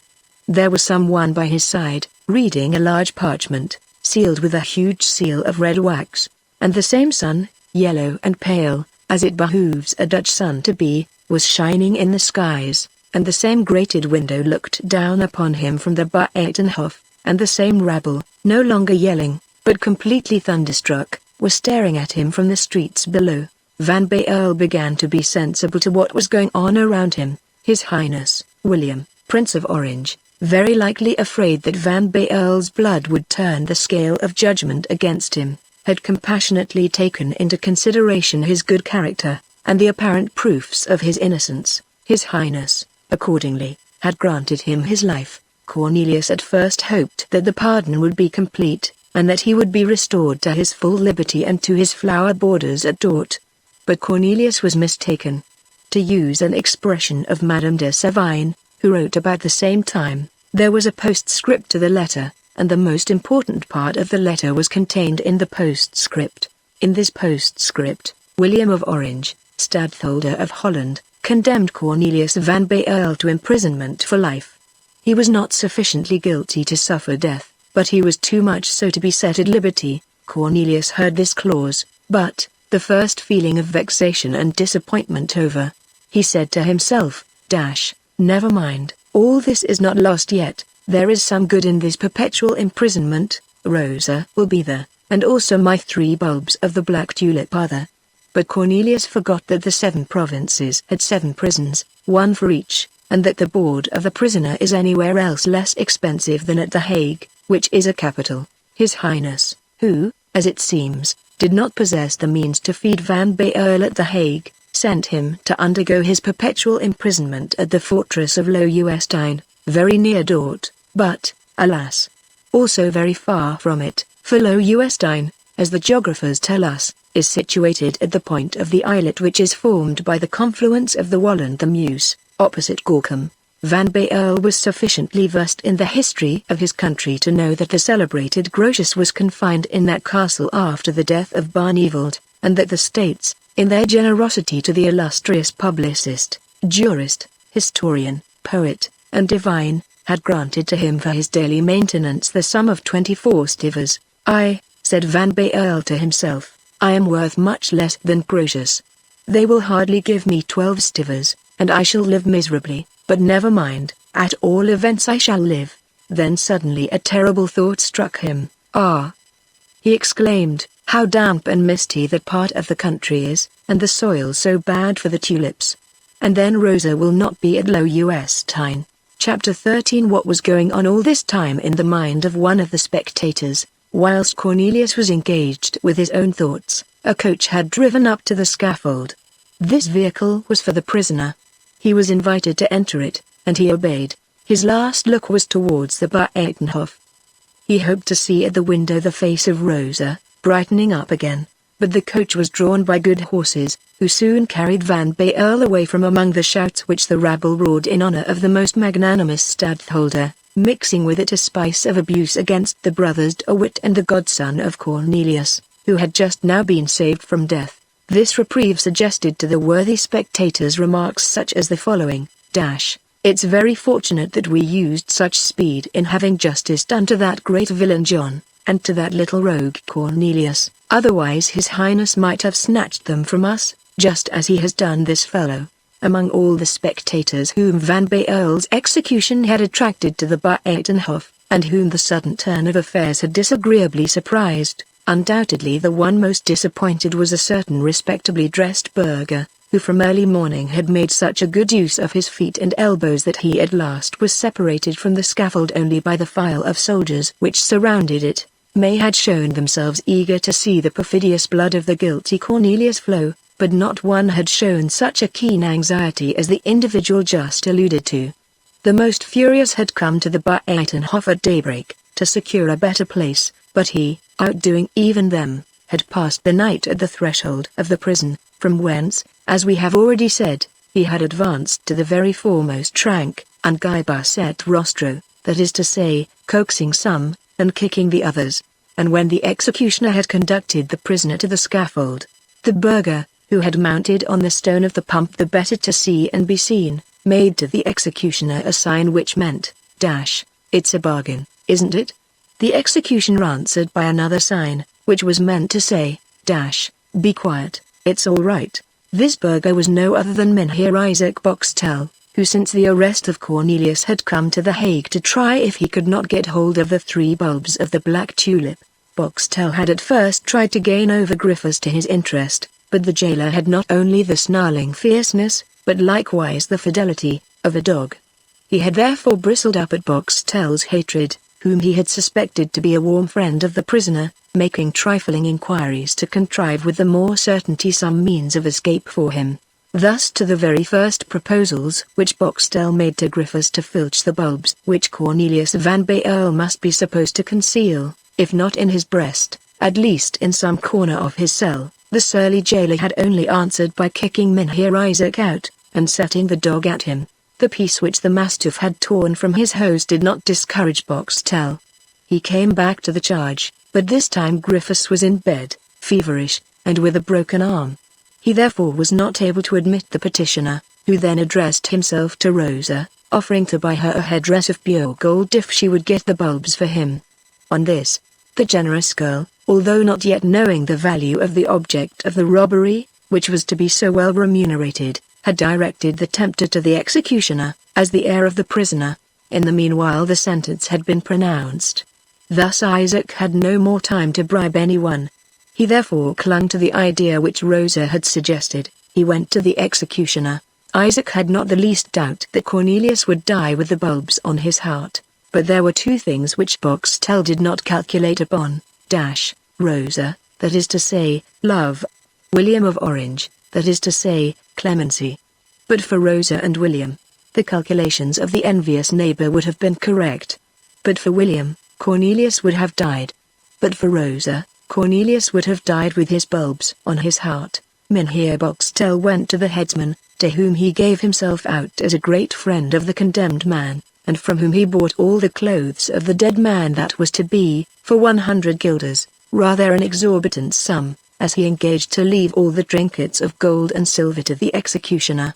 But what was the sum of 100 guilders to a man who was all but sure to buy with it the prize of the Haarlem Society? It was money lent at 1,000%, which, as nobody will deny, was a very handsome investment. The headsman, on the other hand, had scarcely anything to do to earn his 100 guilders.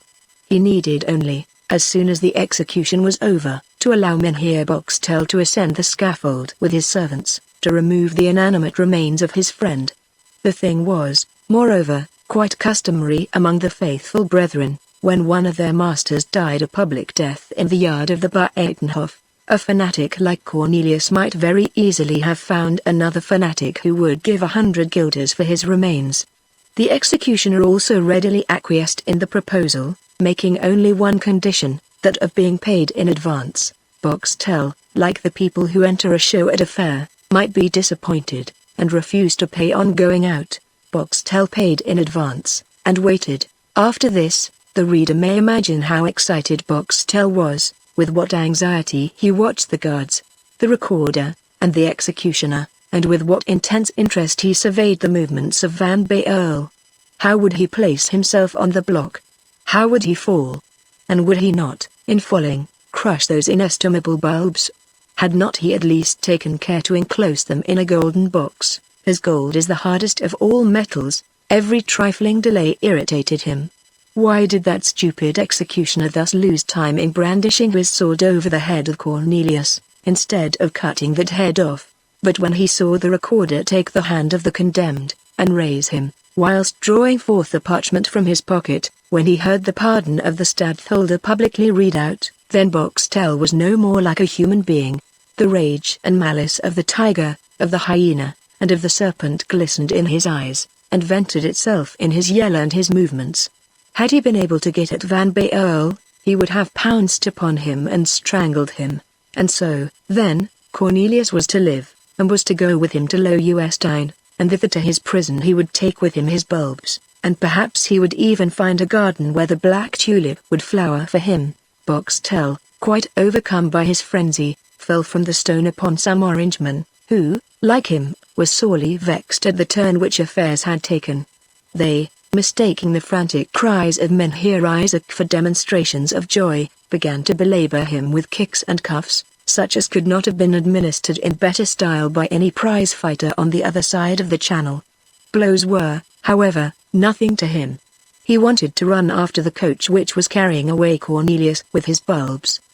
But in his hurry he overlooked a paving stone in his way, stumbled, lost his center of gravity, rolled over to a distance of some yards, and only rose again, bruised and begrimed, after the whole rabble of the Hague, with their muddy feet, had passed over him. One would think that this was enough for one day, but Menhir Boxtel did not seem to think so, as, in addition to having his clothes torn, his back bruised, and his hands scratched, he inflicted upon himself the further punishment of tearing at his hair by handfuls, as an offering to that goddess of envy who, as mythology teaches us, wears a headdress of serpents. Chapter 14 The Pigeons of Dort. It was indeed in itself a great honor for Cornelius Van Baerle to be confined in the same prison which had once received the learned Master Grotius, but on arriving at the prison he met with an honor even greater. As chance would have it, the cell formerly inhabited by the illustrious Barneveld happened to be vacant, when the clemency of the Prince of Orange sent the tulip fancier Van Baerle there. The cell had a very bad character at the castle since the time when Grotius, by means of the device of his wife, made escape from it in that famous book chest which the jailers forgot to examine. On the other hand, it seemed to Van Baerle an auspicious omen that this very cell was assigned to him, for according to his ideas, a jailer ought never to have given to a second pigeon the cage from which the first had so easily flown. The cell had an historical character.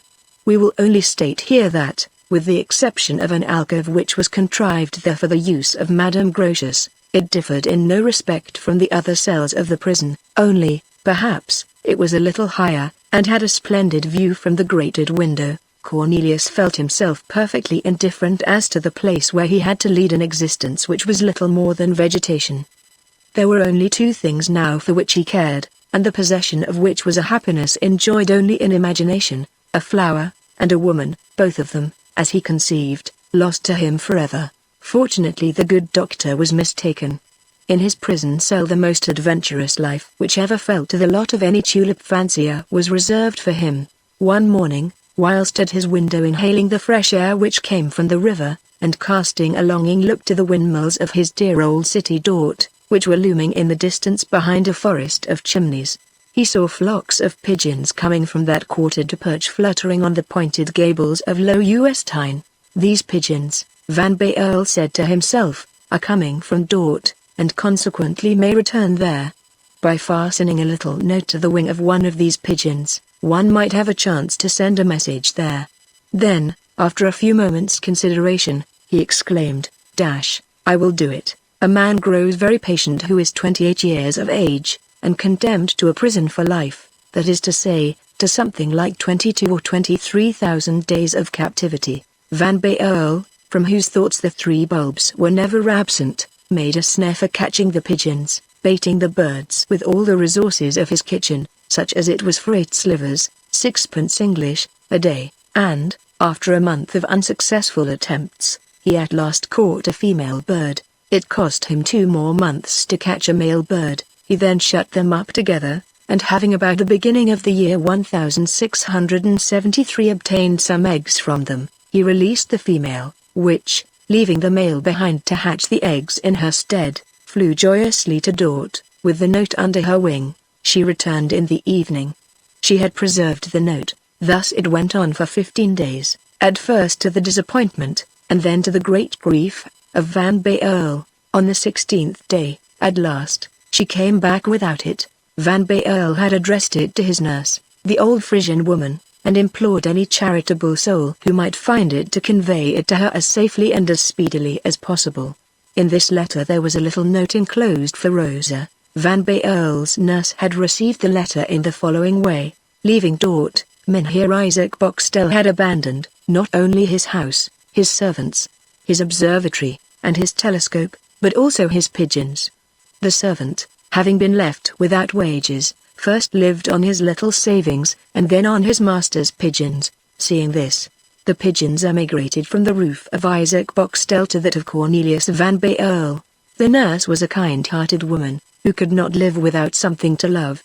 She conceived an affection for the pigeons which had thrown themselves on her hospitality, and when Boxtel's servant reclaimed them with culinary intentions, having eaten the first 15 already, and now wishing to eat the other 15, she offered to buy them from him for a consideration of 6 stivers per head, this being just double their value. The man was very glad to close the bargain, and the nurse found herself in undisputed possession of the pigeons of her master's envious neighbor.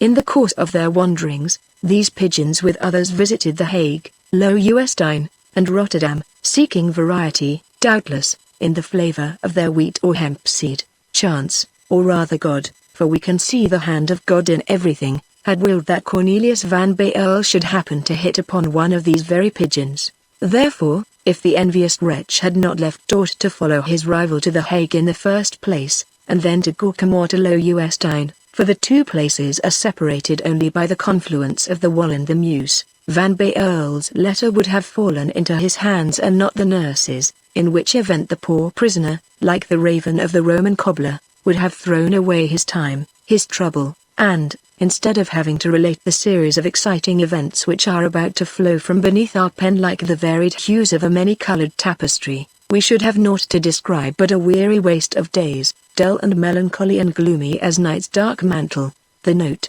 as we have said, had reached Van Baerle's nurse, and also it came to pass, that one evening in the beginning of February, just when the stars were beginning to twinkle, Cornelius heard on the staircase of the little turret a voice which thrilled through him. He put his hand on his heart, and listened. It was the sweet harmonious voice of Rosa. Let us confess it, Cornelius was not so stupefied with surprise, or so beyond himself with joy, as he would have been but for the pigeon, which, in answer to his letter, had brought back hope to him under her empty wing, and, knowing Rosa, he expected, if the note had ever reached her, to hear of her whom he loved, and also of his 3 darling bulbs. He rose, listened once more, and bent forward towards the door. Yes, they were indeed the accents which had fallen so sweetly on his heart at The Hague.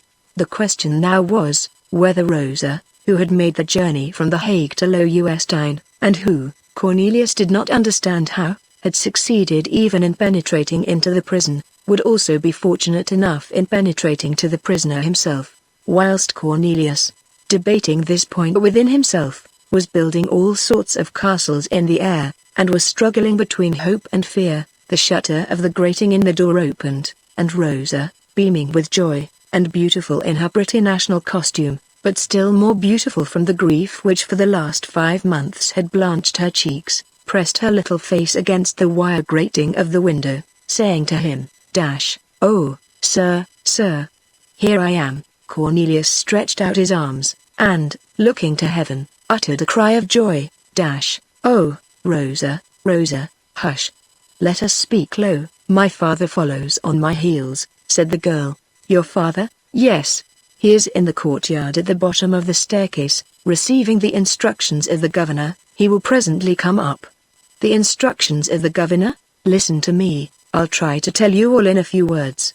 The stadtholder has a country house, 1 league distant from Leiden, properly speaking a kind of large dairy, and my aunt, who was his nurse, has the management of it. As soon as I received your letter, which, alas, I could not read myself, but which your housekeeper read to me, I hastened to my aunt. There I remained until the prince should come to the dairy, and when he came, I asked him as a favor to allow my father to exchange his post at the prison of the Hague with the jailer of the fortress of Loewestein. The prince could not have suspected my object. Had he known it, he would have refused my request, but as it is he granted it. And so you are here, as you see, and thus I shall see you every day, as often as I can manage it. Oh, Rosa, my beautiful Rosa, do you love me a little? A little? She said. You make no great pretensions, Mynheer Cornelius. Cornelius tenderly stretched out his hands towards her, but they were only able to touch each other with the tips of their fingers through the wire grating. Here is my father, said she. Rosa then abruptly drew back from the door, and ran to meet old Griffiths, who made his appearance at the top of the staircase. Chapter 15. The Little Grated Window. Griffiths was followed by the mastiff. The turnkey took the animal round the jail, so that, if needs be, he might recognize the prisoners. Father, said Rosa, here is the famous prison from which Mynheer Grotius escaped. You know Mynheer Grotius? Oh, yes, that rogue Grotius, a friend of that villain Barneveld, whom I saw executed when I was a child. Ah, so Grotius, and that's the chamber from which he escaped. Well, I'll answer for it that no one shall escape after him in my time.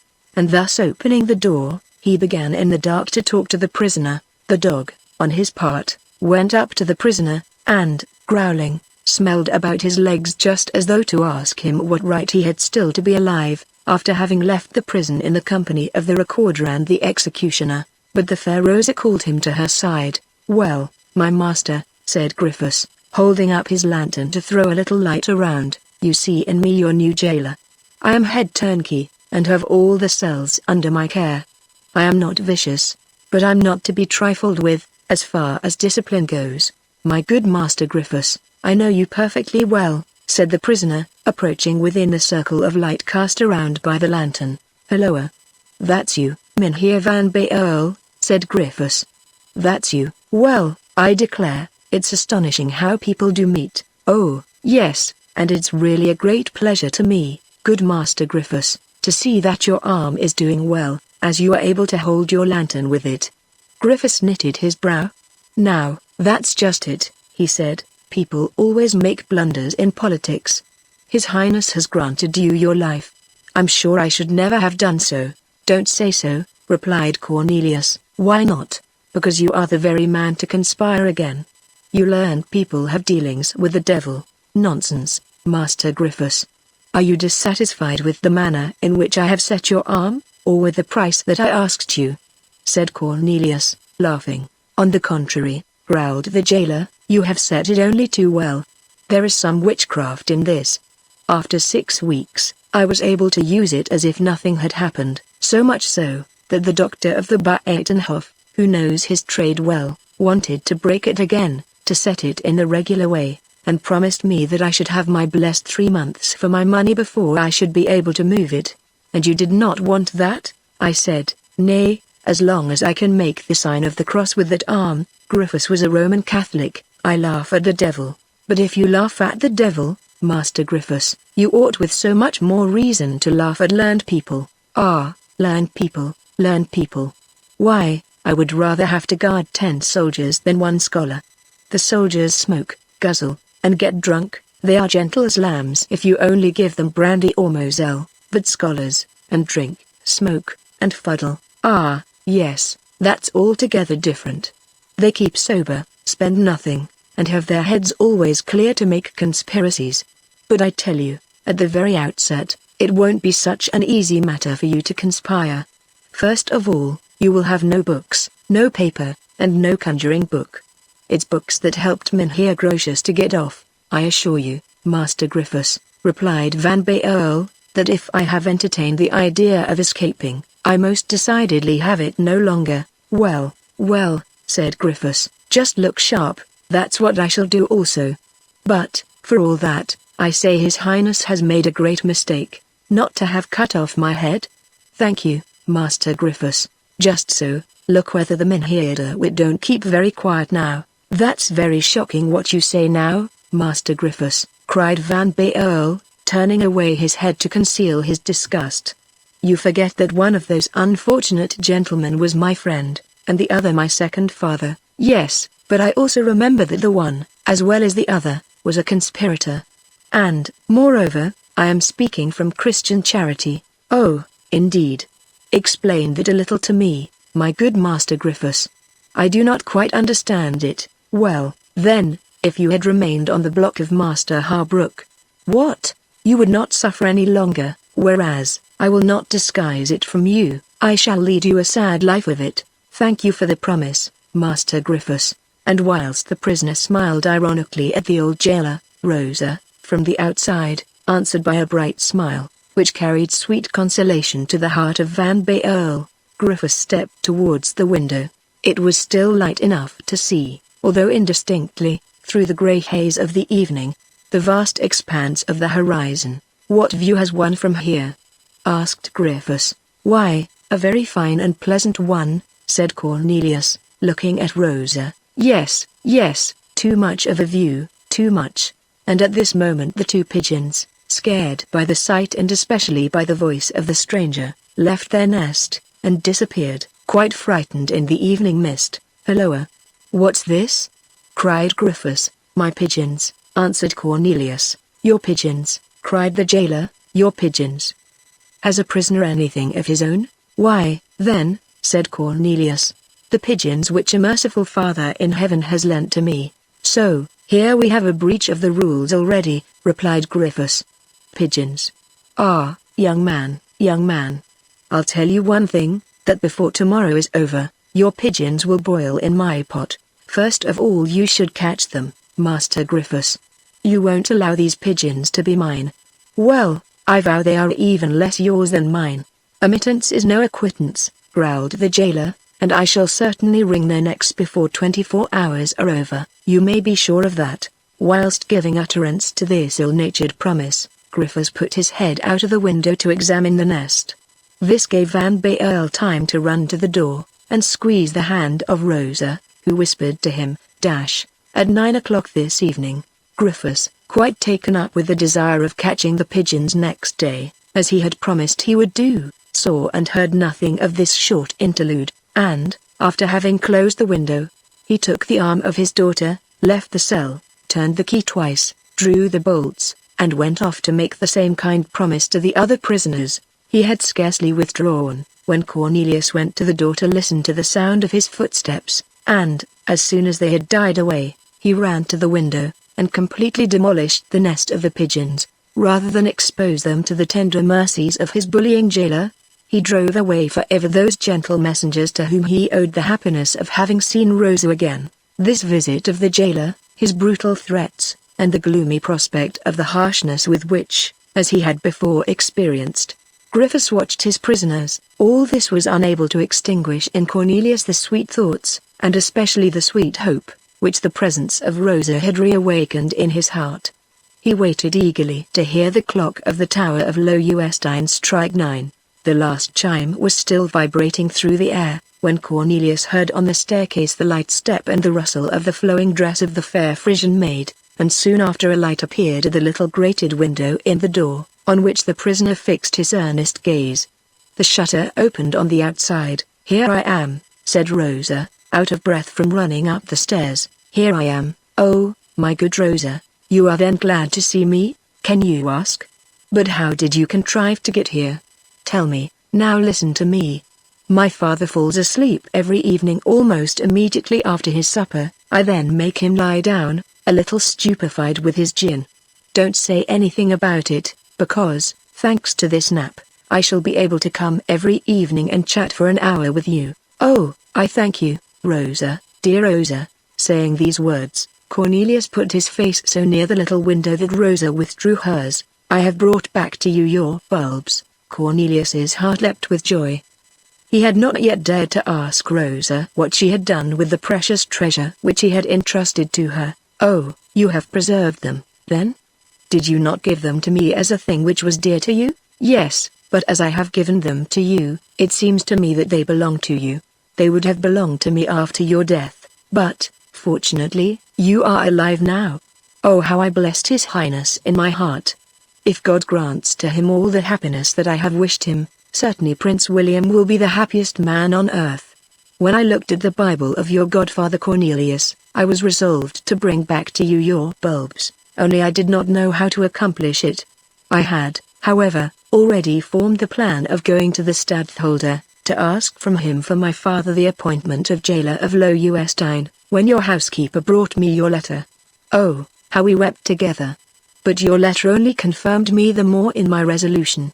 I then left for Leiden, and the rest you know. What, my dear Rosa, you thought, even before receiving my letter, of coming to meet me again?" "If I thought of it," said Rosa, allowing her love to get the better of her bashfulness, "I thought of nothing else."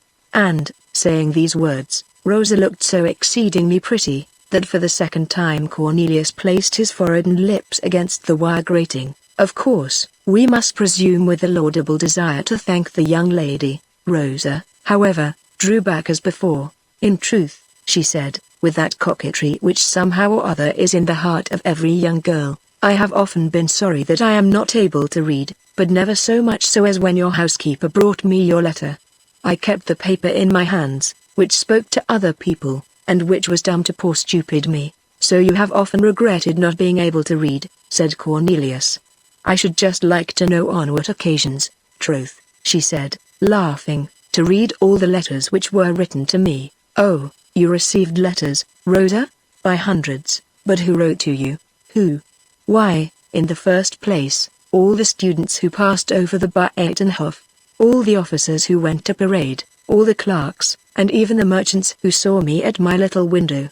"And what did you do with all these notes, my dear Rosa?" "Formerly," she answered, "I got some friend to read them to me, which was capital fun.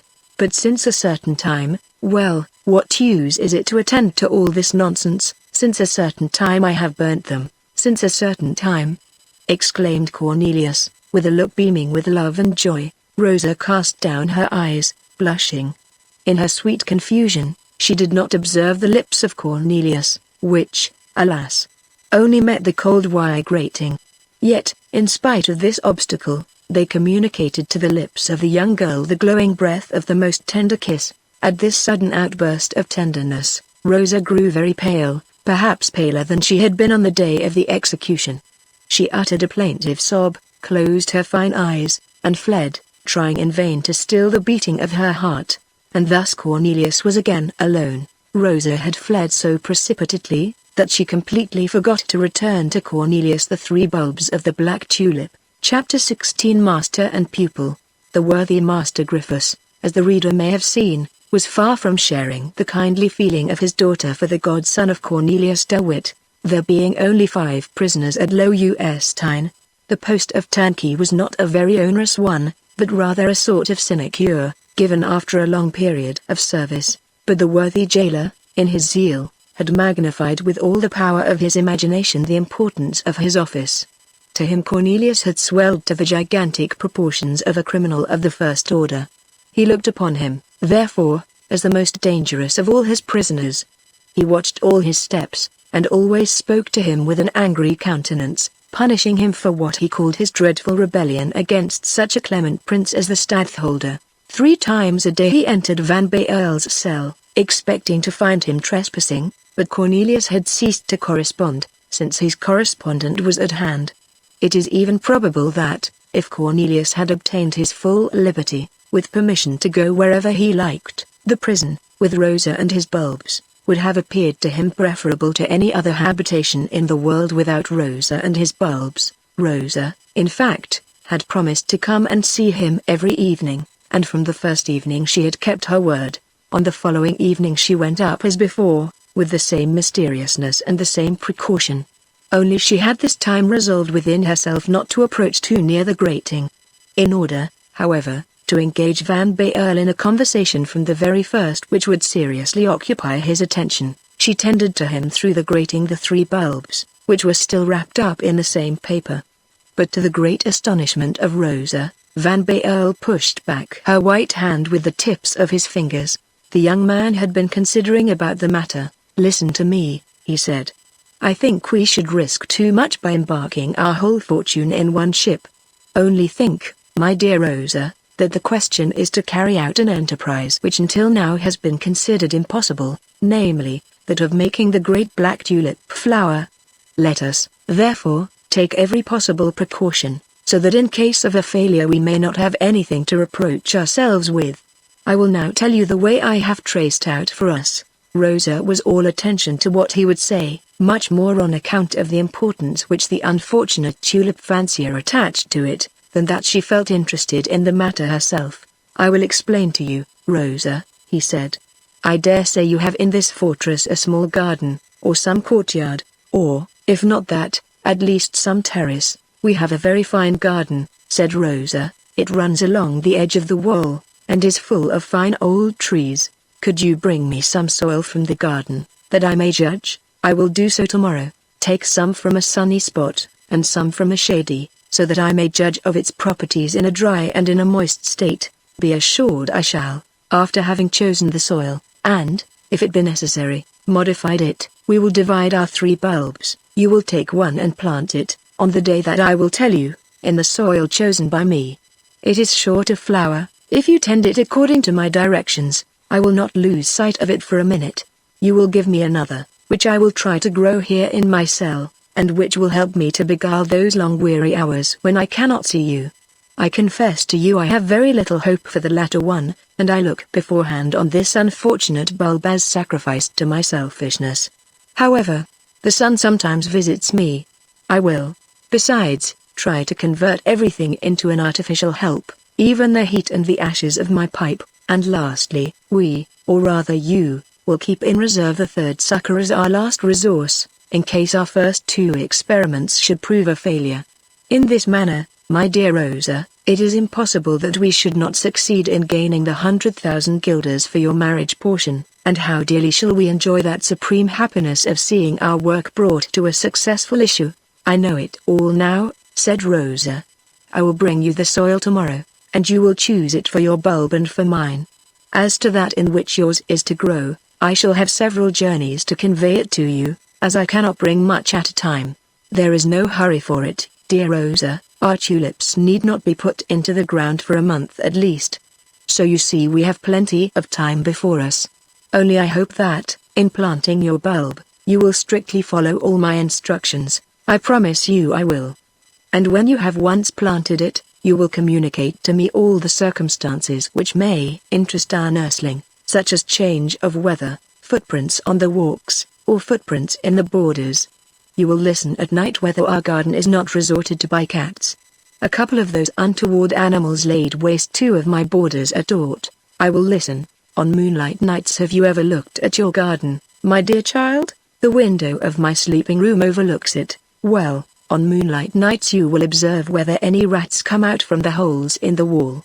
The rats are most mischievous by their gnawing everything, and I have heard unfortunate tulip growers complain most bitterly of Noah for having put a couple of rats in the Arkansas. I will observe, and if there are cats or rats, you will apprise me of it. That's right. And, moreover, Van Baerle, having become mistrustful in his captivity, continued, there is an animal much more to be feared than even the cat or the rat. What animal? Man. You comprehend, my dear Rosa, a man may steal a guilder, and risk the prison for such a trifle, and, consequently, it is much more likely that someone might steal 100,000 guilders.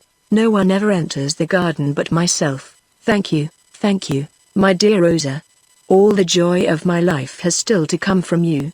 And as the lips of Van Baerle approached the grating with the same ardor as the day before, and as, moreover, the hour for retiring had struck, Rosa drew back her head, and stretched out her hand. In this pretty little hand, of which the coquettish damsel was particularly proud, was the bulb, Cornelius kissed most tenderly the tips of her fingers.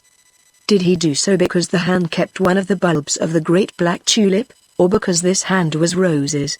We shall leave this point to the decision of wiser heads than ours. Rosa withdrew with the other two suckers, pressing them to her heart.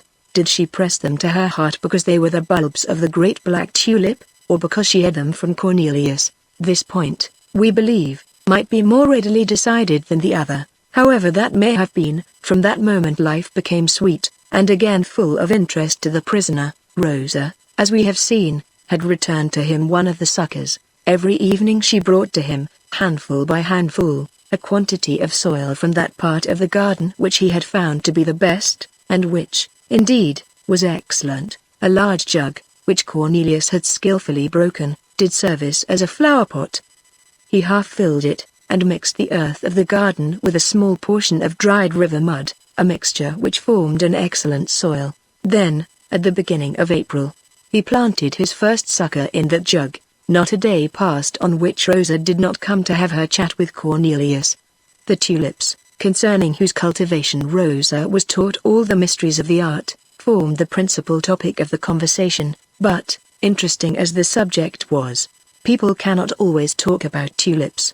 They therefore began to chat also about other things, and the tulip fancier found out to his great astonishment what a vast range of subjects a conversation may comprise.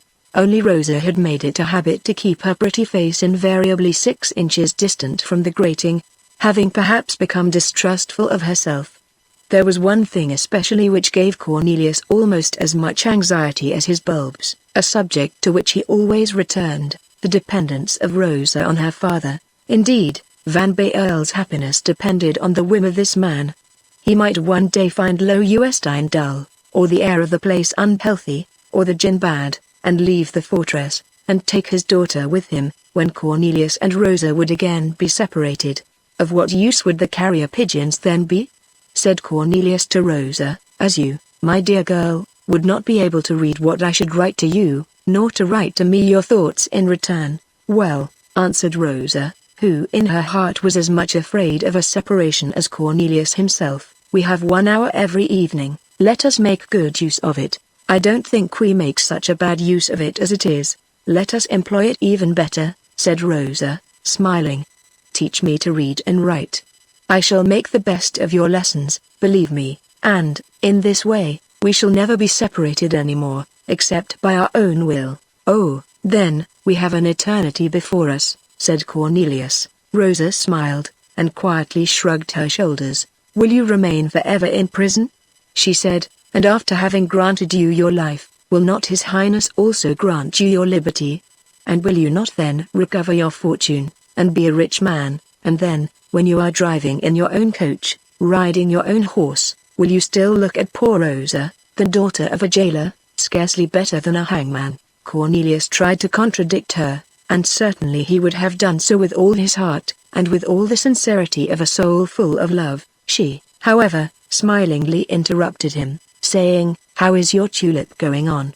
To speak to Cornelius of his tulip was an expedient resorted to by her to make him forget everything, even Rosa herself. "Very well, indeed," he said, "the coat is growing black, the sprouting has commenced, the veins of the bulb are swelling. In 8 days hence, and perhaps sooner, we may distinguish the first buds of the leaves protruding. And yours, Rosa? Oh, I have done things on a large scale, and according to your directions. Now, let me hear, Rosa, what you have done," said Cornelius, with as tender an anxiety as he had lately shown to herself. "Well," she said, smiling, for in her own heart she could not help studying this double love of the prisoner for herself and for the black tulip, "I have done things on a large scale. I have prepared a bed as you described it to me, on a clear spot, far from trees and walls, in a soil slightly mixed with sand, rather moist than dry, without a fragment of stone or pebble. Well done, Rosa, well done. I am now only waiting for your further orders to put in the bulb. You know that I must be behindhand with you, as I have in my favor all the chances of good air, of the sun, and abundance of moisture." All true," exclaimed Cornelius, clapping his hands with joy. "You are a good pupil, Rosa, and you are sure to gain your 100,000 guilders. Don't forget," said Rosa, smiling, that your pupil, as you call me, has still other things to learn besides the cultivation of tulips. Yes, yes, and I am as anxious as you are, Rosa, that you should learn to read. When shall we begin? At once. No, tomorrow. Why tomorrow? Because today our hour is expired, and I must leave you. Already? But what shall we read? Oh, said Rosa, I have a book which I hope will bring us luck. Tomorrow, then. Yes, tomorrow. On the following evening Rosa returned with the Bible of Cornelius de Witt, chapter 17, the first bulb. On the following evening, as we have said, Rosa returned with the Bible of Cornelius de Witt. Then began between the master and the pupil one of those charming scenes which are the delight of the novelist who has to describe them. The grated window, the only opening through which the two lovers were able to communicate, was too high for conveniently reading a book, although it had been quite convenient for them to read each other's faces. Rosa therefore had to press the open book against the grating edgewise, holding above it in her right hand the lamp, but Cornelius hit upon the lucky idea of fixing it to the bars, so as to afford her a little rest. Rosa was then enabled to follow with her finger the letters and syllables, which she was to spell for Cornelius, who with a straw pointed out the letters to his attentive pupil through the holes of the grating. The light of the lamp illuminated the rich complexion of Rosa, her blue liquid eyes, and her golden hair under her headdress of gold brocade, with her fingers held up, and showing in the blood, as it flowed downwards in the veins, that pale pink hue which shines before the light owing to the living transparency of the flesh tint. Rosa's intellect rapidly developed itself under the animating influence of Cornelius, and when the difficulties seemed too arduous, the sympathy of two loving hearts seemed to smooth them away, and Rosa, after having returned to the room, repeated in her solitude the reading lessons, and at the same time recalled all the delight which she had felt whilst receiving them. One evening she came half an hour later than usual. This was too extraordinary an instance not to call forth at once Cornelius's inquiries after its cause. "Oh, do not be angry with me," she said, "it is not my fault. My father has renewed an acquaintance with an old crony who used to visit him at The Hague, and to ask him to let him see the prison. He is a good sort of fellow, fond of his bottle, tells funny stories, and moreover is very free with his money, so as always to be ready to stand a treat." "You don't know anything further of him?" asked Cornelius, surprised. "No," she answered, "it's only for about a fortnight that my father has taken such a fancy to this friend who is so assiduous in visiting him." "Ah, so," said Cornelius, shaking his head uneasily as every new incident seemed to him to forebode some catastrophe. "Very likely some spy, one of those who are sent into jails to watch both prisoners and their keepers." "I don't believe that," said Rosa, smiling. "If that worthy person is spying after anyone, it is certainly not after my father." "After whom, then?" "Me, for instance." "You? Why not?" said Rosa, smiling. "Ah, that's true," Cornelius observed, with a sigh. "You will not always have suitors in vain. This man may become your husband. I don't say anything to the contrary. What cause have you to entertain such a happy prospect? Rather say, this fear, Mynheer Cornelius." "Thank you, Rosa, you are right. Well, I will say then, this fear? I have only this reason. Tell me." "I am anxious to hear." "This man came several times before to the Buitenhof, at The Hague. I remember now, it was just about the time when you were confined there. When I left, he left too. When I came here, he came after me. At The Hague his pretext was that he wanted to see you." "See me?" "Yes, it must have undoubtedly been only a pretext for now, when he could plead the same reason, as you are my father's prisoner again. He does not care any longer for you, quite the contrary. I heard him say to my father only yesterday that he did not know you." "Go on, Rosa, pray do, that I may guess who that man is, and what he wants." "Are you quite sure, Mynheer Cornelius, that none of your friends can interest himself for you?" "I have no friends, Rosa. I have only my old nurse, whom you know, and who knows you." "Alas, poor Sue. She would come herself, and use no roundabout ways. She would at once say to your father, or to you, 'My good sir, or my good miss, my child is here. See how grieved I am. Let me see him only for 1 hour, and I'll pray for you as long as I live.'" "No, no," continued Cornelius, With the exception of my poor old Sue, I have no friends in this world. Then I come back to what I thought before, and the more so as last evening at sunset, whilst I was arranging the border where I am to plant your bulb, I saw a shadow gliding between the alder trees and the aspens. I did not appear to see him, but it was this man. He concealed himself and saw me digging the ground, and certainly it was me whom he followed, and me whom he was spying after. I could not move my rake, or touch one atom of soil, without his noticing it. Oh, yes, yes. He is in love with you, said Cornelius. Is he young? Is he handsome? Saying this he looked anxiously at Rosa, eagerly waiting for her answer. Young? Handsome? Cried Rosa, bursting into a laugh. He is hideous to look at, crooked, nearly 50 years of age, and never dares to look me in the face, or to speak, except in an undertone. And his name? Jacob Gisels. I don't know him. Then you see that, at all events, he does not come after you. At any rate, if he loves you, Rosa, which is very likely, as to see you is to love you, at least you don't love him. To be sure I don't. Then you wish me to keep my mind easy. I should certainly ask you to do so. Well, then, now as you begin to know how to read, you will read all that I write to you of the pangs of jealousy and of absence, won't you, Rosa? I shall read it, if you write with good big letters. Then, as the turn which the conversation took began to make Rosa uneasy, she asked, By the by, how is your tulip going on? Oh, Rosa, only imagine my joy. This morning I looked at it in the sun, and after having moved the soil aside which covers the bulb, I saw the first sprouting of the leaves. This small germ has caused me a much greater emotion than the order of His Highness which turned aside the sword already raised at the Buitenhof. You hope, then? Said Rosa, smiling. Yes, yes, I hope. And I, in my turn, when shall I plant my bulb?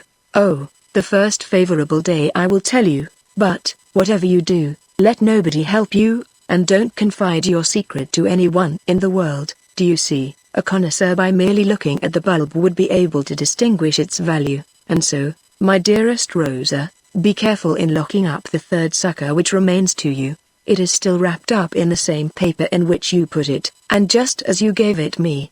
I have laid it at the bottom of my chest under my point lace, which keeps it dry, without pressing upon it.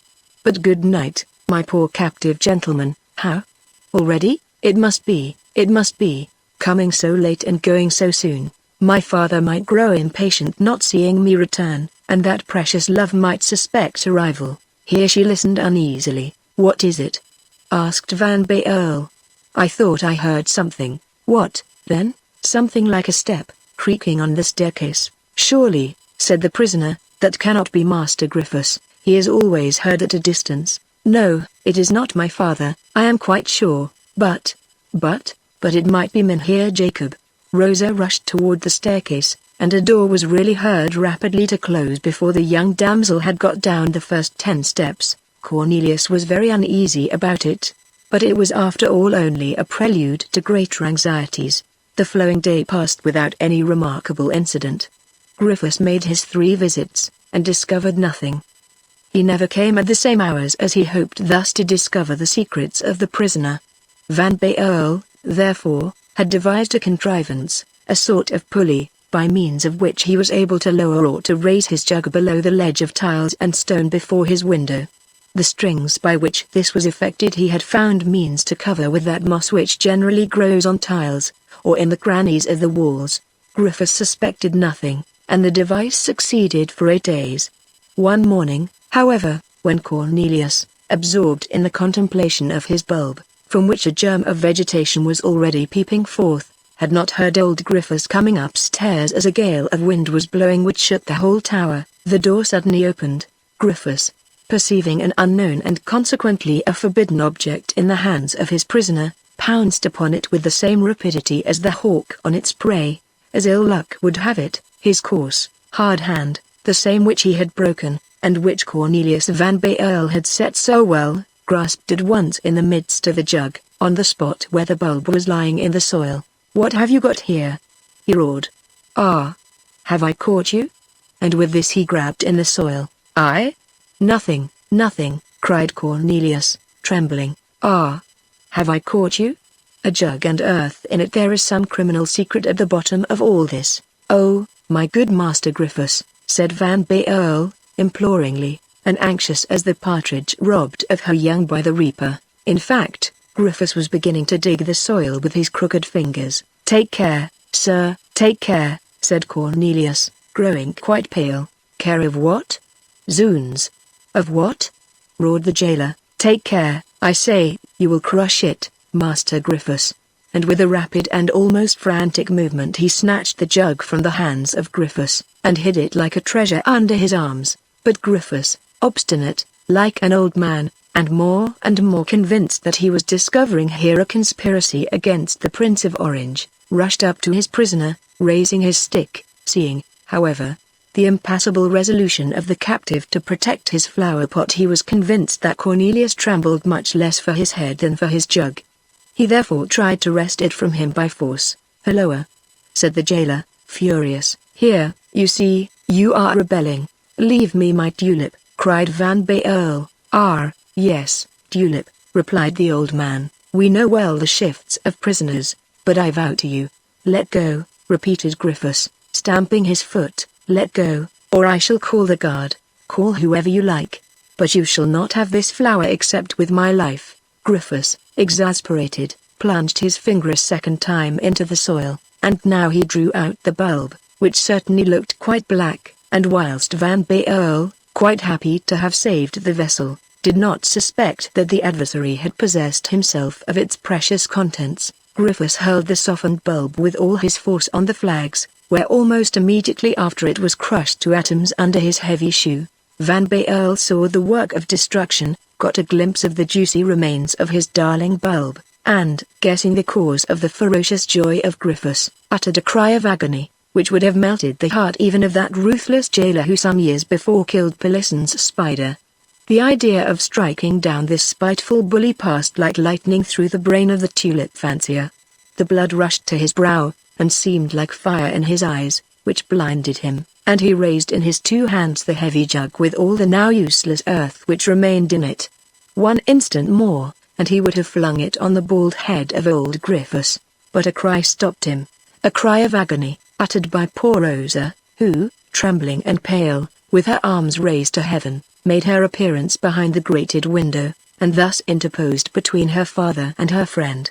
Griffiths then understood the danger with which he had been threatened, and he broke out in a volley of the most terrible abuse. "Indeed," said Cornelius to him, "you must be a very mean and spiteful fellow to rob a poor prisoner of his only consolation, a tulip bulb." "For shame, my father," Rosa chimed in, "it is indeed a crime you have committed here."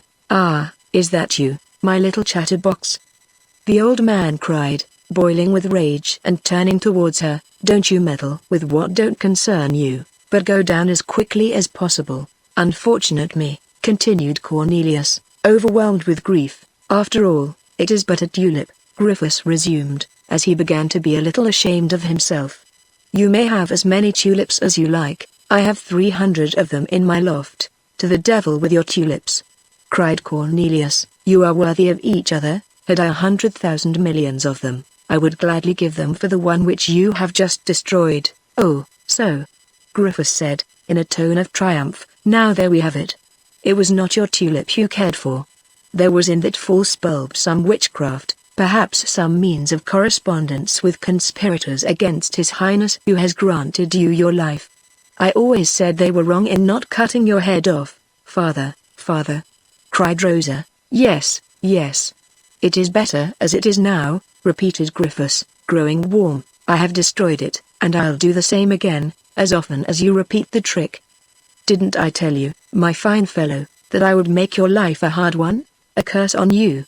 Cornelius exclaimed, quite beyond himself with despair, as he gathered, with his trembling fingers, the remnants of that bulb on which he had rested so many joys and so many hopes.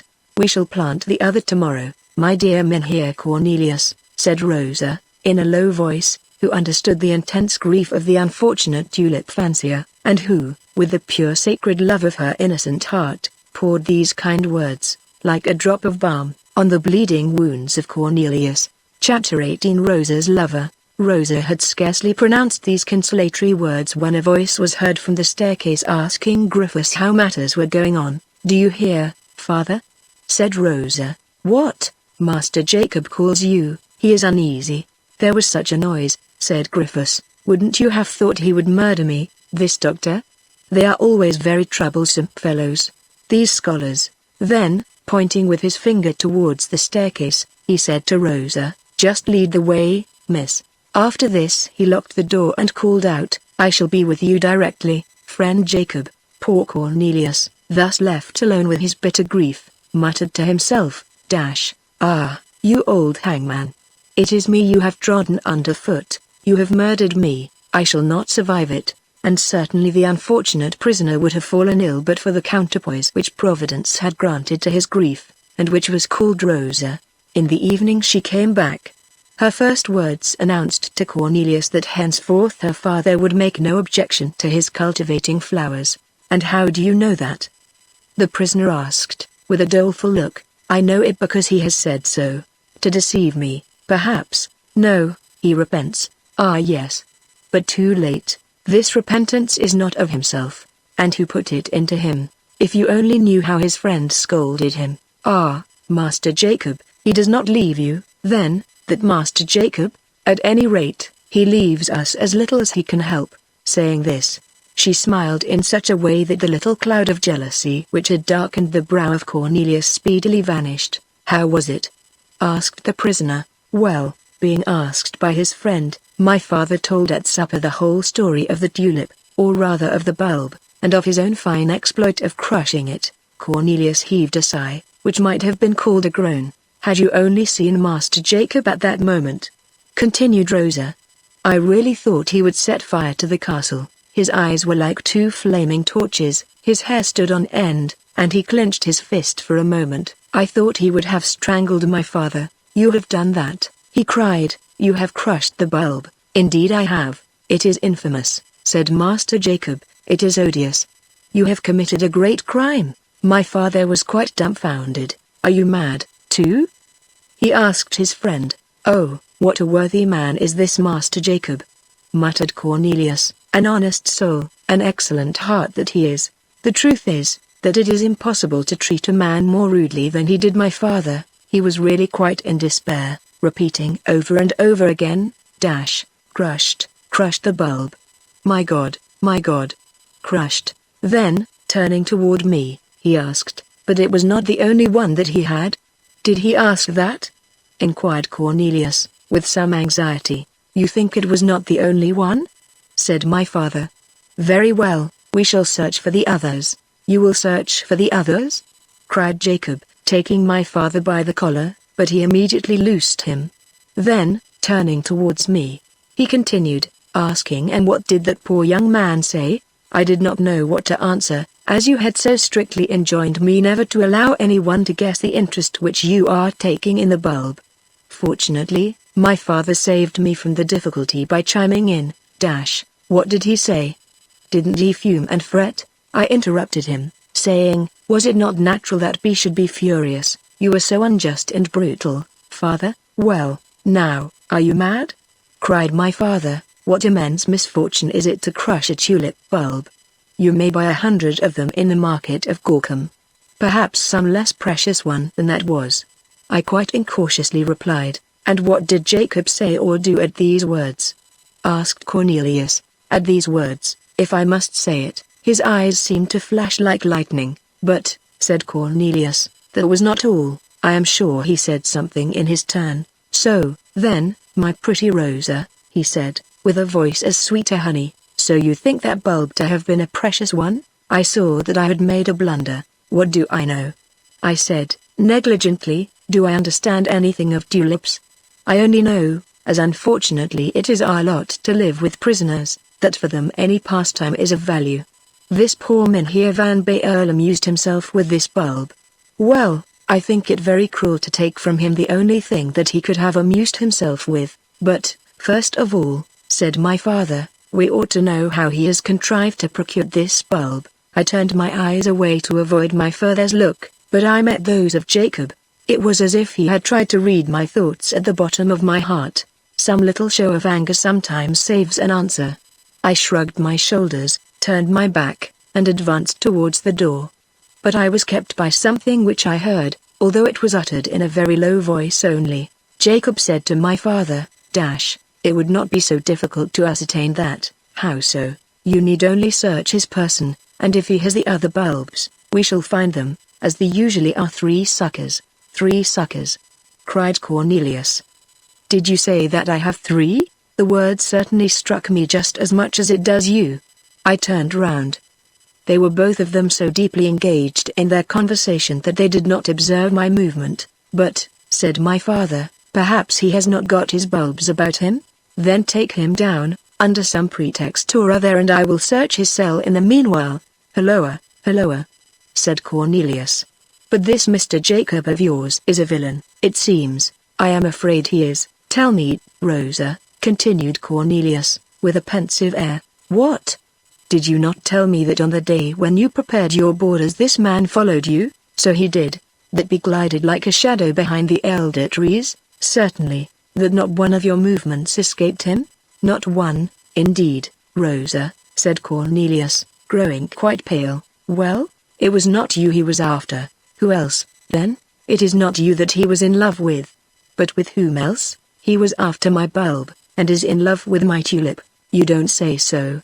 "And yet it is very possible," said Rosa. "Will you make sure of it?" "In what manner?" "Oh, it would be very easy. Tell me. Go tomorrow into the garden, manage matters so that Jacob may know, as he did the first time, that you are going there, and that he may follow you. Feign to put the bulb into the ground, leave the garden, but look through the keyhole of the door and watch him." "Well, and what then?" "What then? We shall do as he does." "Oh," said Rosa, with a sigh, "you are very fond of your bulbs." "To tell the truth," said the prisoner, sighing likewise, "since your father crushed that unfortunate bulb, I feel as if part of my own self had been paralyzed." "Now just hear me," said Rosa. "Will you try something else?" "What? Will you accept the proposition of my father?" "Which proposition? Did not he offer to you tulip bulbs by hundreds?" "Indeed he did. Accept 2 or 3, and, along with them, you may grow the 3rd sucker." "Yes, that would do very well," said Cornelius, knitting his brow, "if your father were alone, but there is that Master Jacob, who watches all our ways." "Well, that is true, but only think. You are depriving yourself, as I can easily see, of a very great pleasure." She pronounced these words with a smile, which was not altogether without a tinge of irony. Cornelius reflected for a moment. He evidently was struggling against some vehement desire. "No," he cried at last, with the stoicism of a Roman of old, "it would be a weakness. It would be a folly. It would be a meanness. If I thus give up the only and last resource which we possess to the uncertain chances of the bad passions of anger and envy, I should never deserve to be forgiven. No, Rosa, no. Tomorrow we shall come to a conclusion as to the spot to be chosen for your tulip. You will plant it according to my instructions, and as to the 3rd sucker," Cornelius here heaved a deep sigh, "watch over it as a miser over his first or last piece of gold, as the mother over her child, as the wounded over the last drop of blood in his veins. Watch over it, Rosa.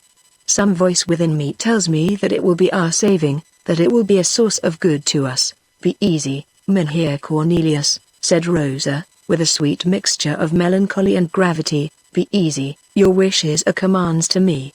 And even," continued Van Baerle, warming more and more with his subject, "if you should perceive that your steps are watched, and that your speech has excited the suspicion of your father and of that detestable Master Jacob, well, Rosa, don't hesitate for one moment to sacrifice me, who am only still living through you, me, who have no one in the world but you. Sacrifice me, don't come to see me any more." Rosa felt her heart sink within her, and her eyes were filling with tears. "Alas!" she said. "What is it?" asked Cornelius. "I see one thing." "What do you see?" "I see," said she, bursting out in sobs, "I see that you love your tulips with such love as to have no more room in your heart left for other affections." Saying this, she fled. Cornelius, after this, passed one of the worst nights he ever had in his life. Rosa was vexed with him, and with good reason. Perhaps she would never return to see the prisoner, and then he would have no more news. either of Rosa or of his tulips. We have to confess, to the disgrace of our hero and of floriculture, that of his two affections he felt most strongly inclined to regret the loss of Rosa, and when, at about 3 in the morning, he fell asleep overcome with fatigue, and harassed with remorse, the grand black tulip yielded precedence in his dreams to the sweet blue eyes of the fair maid of Friesland. Chapter 19. The Maid and the Flower. But poor Rosa, in her secluded chamber, could not have known of whom or of what Cornelius was dreaming. From what he had said she was more ready to believe that he dreamed of the black tulip than of her, and yet Rosa was mistaken. But as there was no one to tell her so, and as the words of Cornelius's thoughtless speech had fallen upon her heart like drops of poison, she did not dream, but she wept. The fact was, that, as Rosa was a high-spirited creature, of no mean perception and a noble heart, she took a very clear and judicious view of her own social position, if not of her moral and physical qualities. Cornelius was a scholar, and was wealthy, at least he had been before the confiscation of his property. Cornelius belonged to the merchant bourgeoisie, who were prouder of their richly emblazoned shop signs than the hereditary nobility of their heraldic bearings. Therefore, although he might find Rosa a pleasant companion for the dreary hours of his captivity, when it came to a question of bestowing his heart it was almost certain that he would bestow it upon a tulip, that is to say, upon the proudest and noblest of flowers, rather than upon poor Rosa, the jailer's lowly child. Thus Rosa understood Cornelius's preference of the tulip to herself, but was only so much the more unhappy therefore. During the whole of this terrible night the poor girl did not close an eye, and before she rose in the morning she had come to the resolution of making her appearance at the grated window no more. But as she knew with what ardent desire Cornelius looked forward to the news about his tulip, and as, notwithstanding her determination not to see any more a man her pity for whose fate was fast growing into love, she did not, on the other hand, wish to drive him to despair, she resolved to continue by herself the reading and writing lessons, and, fortunately, she had made sufficient progress to dispense with the help of a master when the master was not to be Cornelius. Rosa therefore applied herself most diligently to reading poor Cornelius de Witt's Bible, on the second fly-leaf of which the last will of Cornelius van Baerle was written. Alas! She muttered, when perusing again this document, which she never finished without a tear, the pearl of love, rolling from her limpid eyes on her pale cheeks. Alas! At that time I thought for one moment he loved me. Poor Rosa! She was mistaken. Never had the love of the prisoner been more sincere than at the time at which we are now arrived, when in the contest between the black tulip and Rosa the tulip had had to yield to her the first and foremost place in Cornelius's heart. But Rosa was not aware of it. Having finished reading, she took her pen, and began with as laudable diligence the by far more difficult task of writing. As, however, Rosa was already able to write a legible hand when Cornelius so uncautiously opened his heart, she did not despair of progressing quickly enough to write, after 8 days at the latest, to the prisoner an account of his tulip. She had not forgotten one word of the directions given to her by Cornelius, whose speeches she treasured in her heart, even when they did not take the shape of directions. He, on his part, awoke deeper in love than ever. The tulip, indeed, was still a luminous and prominent object in his mind, but he no longer looked upon it as a treasure to which he ought to sacrifice everything, and even Rosa, but as a marvelous combination of nature and art with which he would have been happy to adorn the bosom of his beloved one. Yet during the whole of that day he was haunted with a vague uneasiness, at the bottom of which was the fear lest Rosa should not come in the evening to pay him her usual visit. This thought took more and more hold of him, until at the approach of evening his whole mind was absorbed in it. How his heart beat when darkness closed in. The words which he had said to Rosa on the evening before and which had so deeply afflicted her, now came back to his mind more vividly than ever, and he asked himself how he could have told his gentle comforter to sacrifice him to his tulip, that is to say, to give up seeing him, if need be, whereas to him the sight of Rosa had become a condition of life. In Cornelius's cell one heard the chimes of the clock of the fortress. It struck 7, it struck 8, it struck 9. Never did the metal voice vibrate more forcibly through the heart of any man than did the last stroke, marking the 9th hour, through the heart of Cornelius. All was then silent again. Cornelius put his hand on his heart, to repress as it were its violent palpitation, and listened. The noise of her footstep, the rustling of her gown on the staircase, was so familiar to his ear, that she had no sooner mounted one step than he used to say to himself, "Here comes Rosa." This evening none of those little noises broke the silence of the lobby. The clock struck 9, and a quarter, the half hour, then a quarter to 10, and at last its deep tone announced, not only to the inmates of the fortress, but also to all the inhabitants of Loewestein, that it was 10. This was the hour at which Rosa generally used to leave Cornelius. The hour had struck, but Rosa had not come. Thus then his foreboding had not deceived him. Rosa, being vexed, shut herself up in her room and left him to himself. Alas! He thought, I have deserved all this. She will come no more, and she is right in staying away. In her place I should do just the same. Yet notwithstanding all this, Cornelius listened, waited, and hoped until midnight. Then he threw himself upon the bed, with his clothes on. It was a long and sad night for him, and the day brought no hope to the prisoner. At 8 in the morning, the door of his cell opened, but Cornelius did not even turn his head. He had heard the heavy step of Griffiths in the lobby, but this step had perfectly satisfied the prisoner that his jailer was coming alone. Thus Cornelius did not even look at Griffiths, and yet he would have been so glad to draw him out, and to inquire about Rosa. He even very nearly made this inquiry, strange as it would needs have appeared to her father. To tell the truth, there was in all this some selfish hope to hear from Griffiths that his daughter was ill. Except on extraordinary occasions, Rosa never came during the day. Cornelius therefore did not really expect her as long as the day lasted. Yet his sudden starts, his listening at the door, his rapid glances at every little noise towards the grated window, showed clearly that the prisoner entertained some latent hope that Rosa would, somehow or other, break her rule.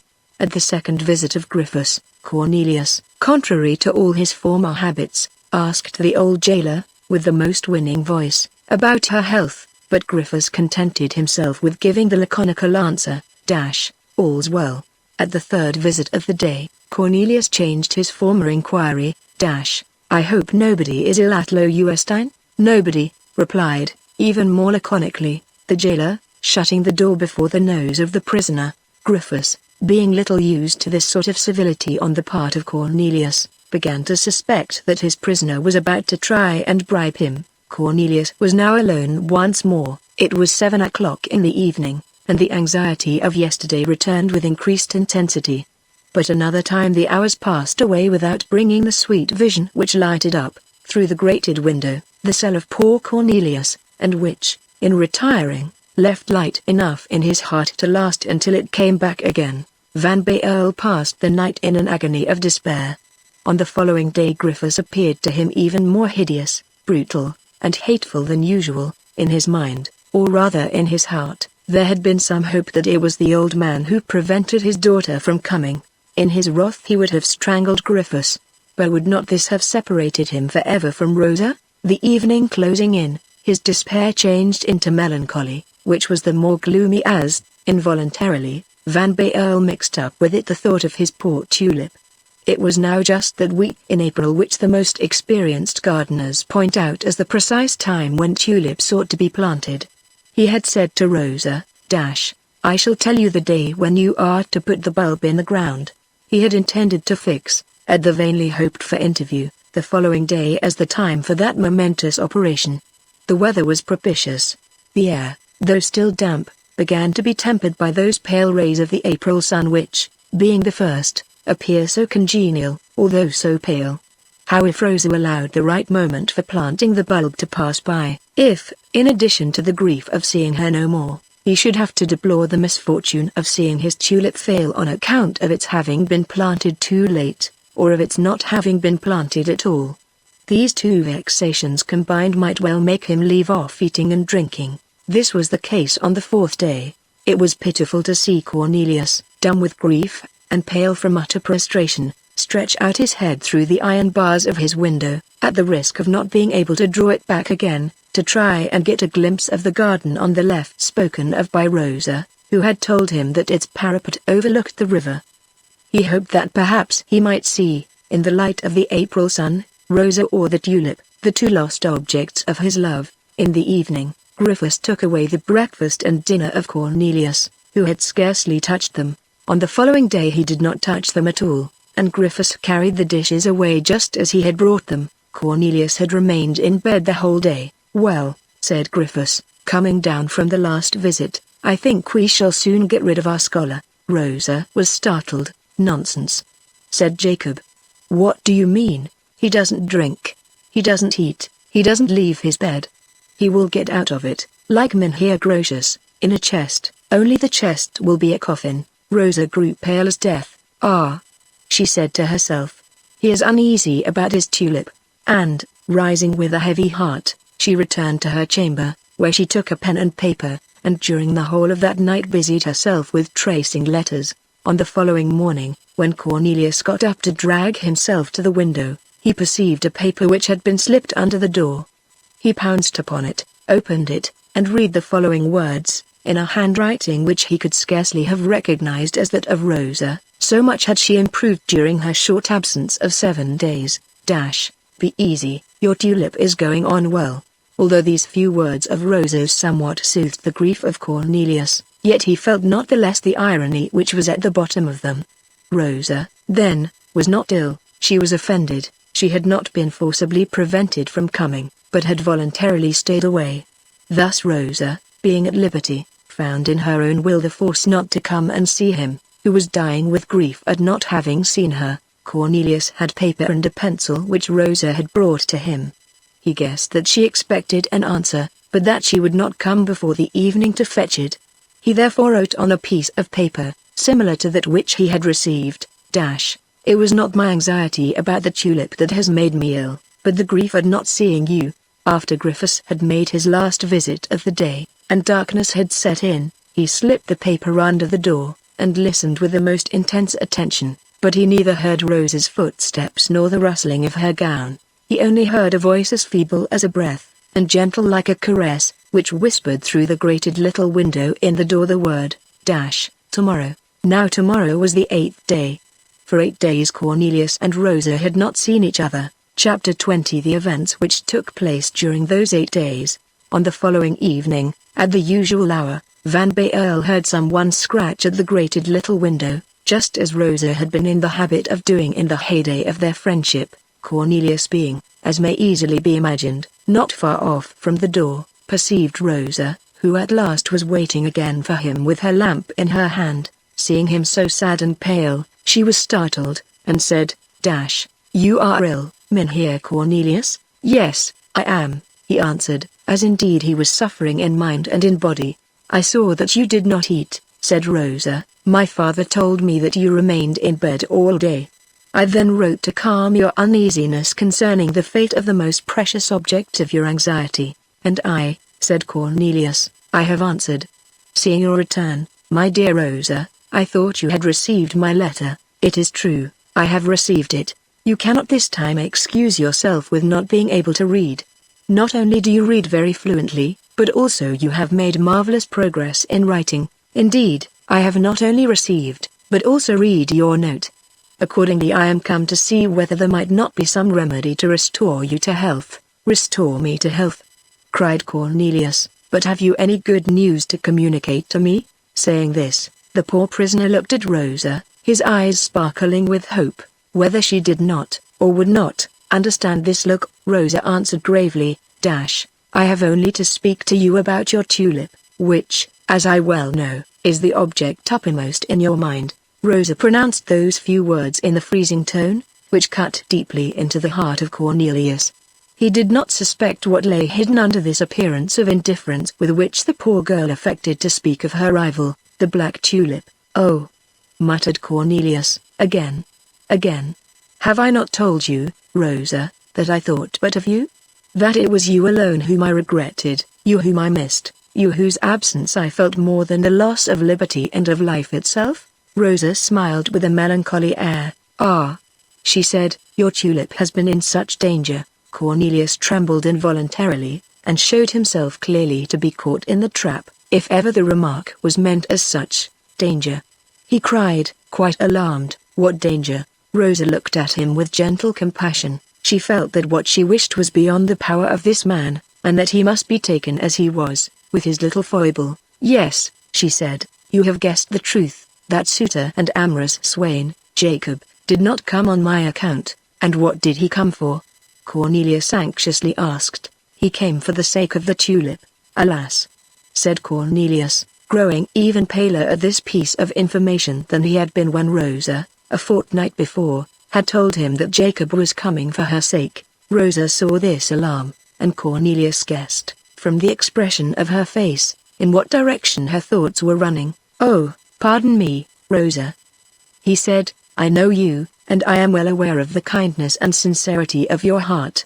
To you God has given the thought and strength for defending yourself, but to my poor tulip, when it is in danger, God has given nothing of the sort." Rosa, without replying to this excuse of the prisoner, continued, "From the moment when I first knew that you were uneasy on account of the man who followed me, and in whom I had recognized Jacob, I was even more uneasy myself. On the day, therefore, after that on which I saw you last, and on which you said—" Cornelius interrupted her. "Once more, pardon me, Rosa," he cried. "I was wrong in saying to you what I said. I have asked your pardon for that unfortunate speech before. I ask it again. Shall I always ask it in vain?" On the following day, Rosa continued, remembering what you had told me about the stratagem which I was to employ to ascertain whether that odious man was after the tulip, or after me. "Yes, yes, odious. Tell me," he said, "do you hate that man?" "I do hate him," said Rosa, "as he is the cause of all the unhappiness I have suffered these 8 days. You, too, have been unhappy, Rosa? I thank you 1,000 times for this kind confession. Well, on the day after that unfortunate one, I went down into the garden and proceeded towards the border where I was to plant your tulip, looking round all the while to see whether I was again followed as I was last time." "And then?" Cornelius asked. "And then the same shadow glided between the gate and the wall, and once more disappeared behind the elder trees. You feigned not to see him, didn't you?" Cornelius asked, remembering all the details of the advice which he had given to Rosa. "Yes, and I stooped over the border, in which I dug with a spade, as if I was going to put the bulb in. And what did he do during all this time? I saw his eyes glisten through the branches of the tree like those of a tiger.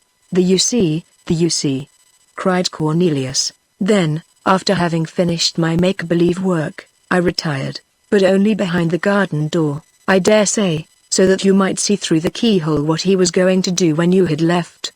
He waited for a moment, very likely to make sure of my not coming back, after which he sneaked forth from his hiding place, and approached the border by a long roundabout. At last, having reached his goal, that is to say, the spot where the ground was newly turned, he stopped with a careless air, looking about in all directions, and scanning every corner of the garden, every window of the neighboring houses, and even the sky, after which, thinking himself quite alone, quite isolated, and out of everybody's sight, he pounced upon the border, plunged both his hands into the soft soil, took a handful of the mold, which he gently frittered between his fingers to see whether the bulb was in it, and repeated the same thing 2 or 3 times, until at last he perceived that he was outwitted.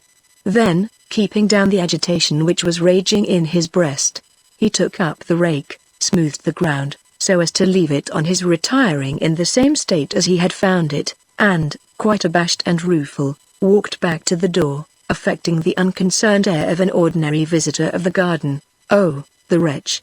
muttered Cornelius, wiping the cold sweat from his brow. "Oh, the wretch! I guessed his intentions.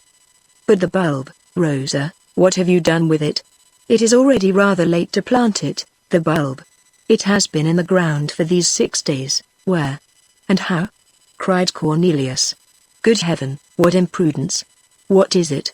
In what sort of soil is it? In what aspect? Good or bad? Is there no risk of having it filched by that detestable Jacob?" "There is no danger of its being stolen," said Rosa, "unless Jacob will force the door of my chamber." "Oh, then it is with you in your bedroom," said Cornelius, somewhat relieved. "But in what soil? In what vessel? You don't let it grow, I hope, in water like those good ladies of Haarlem and Dort, who imagined that water could replace the earth. You may make yourself comfortable on that score, said Rosa, smiling. Your bulb is not growing in water. I breathe again. It is in a good, sound stone pot, just about the size of the jug in which you had planted yours. The soil is composed of 3 parts of common mold, taken from the best spot of the garden, and 1 of the sweepings of the road. I have heard you and that detestable Jacob, as you call him, so often talk about what is the soil best fitted for growing tulips, that I know it as well as the first gardener of Haarlem. And now what is the aspect, Rosa? At present it has the sun all day long, that is to say when the sun shines. But when it once peeps out of the ground, I shall do as you have done here, dear Mynheer Cornelius. I shall put it out of my window on the eastern side from 8 in the morning until 11, and in my window towards the west from 3 to 5 in the afternoon. That's it. That's it, cried Cornelius, and you are a perfect gardener, my pretty Rosa. But I am afraid the nursing of my tulip will take up all your time. Yes, it will, said Rosa, but never mind. Your tulip is my daughter. I shall devote to it the same time as I should to a child of mine, if I were a mother. Only by becoming its mother, Rosa added, smilingly, can I cease to be its rival, my kind and pretty Rosa.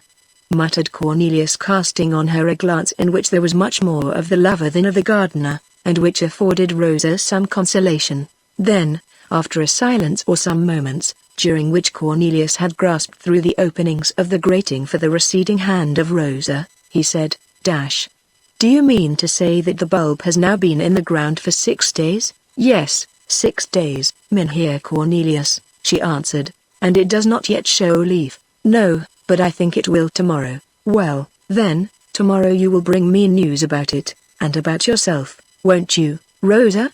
I care very much for the daughter, as you called it just now, but I care even much more for the mother. Tomorrow? Said Rosa, looking at Cornelius askance. I don't know whether I shall be able to come tomorrow. Good heavens!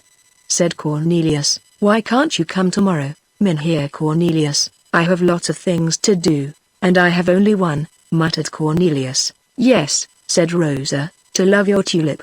To love you, Rosa? Rosa shook her head, after which followed a pause. Well, Cornelius at last broke the silence. Well, Rosa, everything changes in the realm of nature. The flowers of spring are succeeded by other flowers, and the bees, which so tenderly caressed the violets and the wallflowers, will flutter with just as much love about the honeysuckles, the rose, the jessamine, and the carnation. What does all this mean? Asked Rosa. You have abandoned me, Miss Rosa, to seek your pleasure elsewhere. You have done well, and I will not complain. What claim have I to your fidelity, my fidelity? Rosa exclaimed, with her eyes full of tears, and without caring any longer to hide from Cornelius this dew of pearls dropping on her cheeks. My fidelity. Have I not been faithful to you? Do you call it faithful to desert me, and to leave me here to die? But, Mynheer Cornelius, said Rosa, am I not doing everything for you that could give you pleasure? Have I not devoted myself to your tulip? You are bitter, Rosa. You reproach me with the only unalloyed pleasure which I have had in this world. I reproach you with nothing, Mynheer Cornelius, except, perhaps, with the intense grief which I felt when people came to tell me at the Buitenhof that you were about to be put to death. You are displeased, Rosa, my sweet girl, with my loving flowers. I am not displeased with your loving them, Mynheer Cornelius, only it makes me sad to think that you love them better than you do me. Oh, my dear, dear Rosa. Look how my hands tremble, look at my pale cheek, hear how my heart beats. It is for you, my love, not for the black tulip. Destroy the bulb, destroy the germ of that flower, extinguish the gentle light of that innocent and delightful dream, to which I have accustomed myself, but love me, Rosa, love me, for I feel deeply that I love but you. Yes, after the black tulip, sighed Rosa, who at last no longer coyly withdrew her warm hands from the grating, as Cornelius most affectionately kissed them. Above and before everything in this world, Rosa, may I believe you? As you believe in your own existence. Well, then, be it so, but loving me does not bind you too much. Unfortunately, it does not bind me more than I am bound, but it binds you, Rosa, you.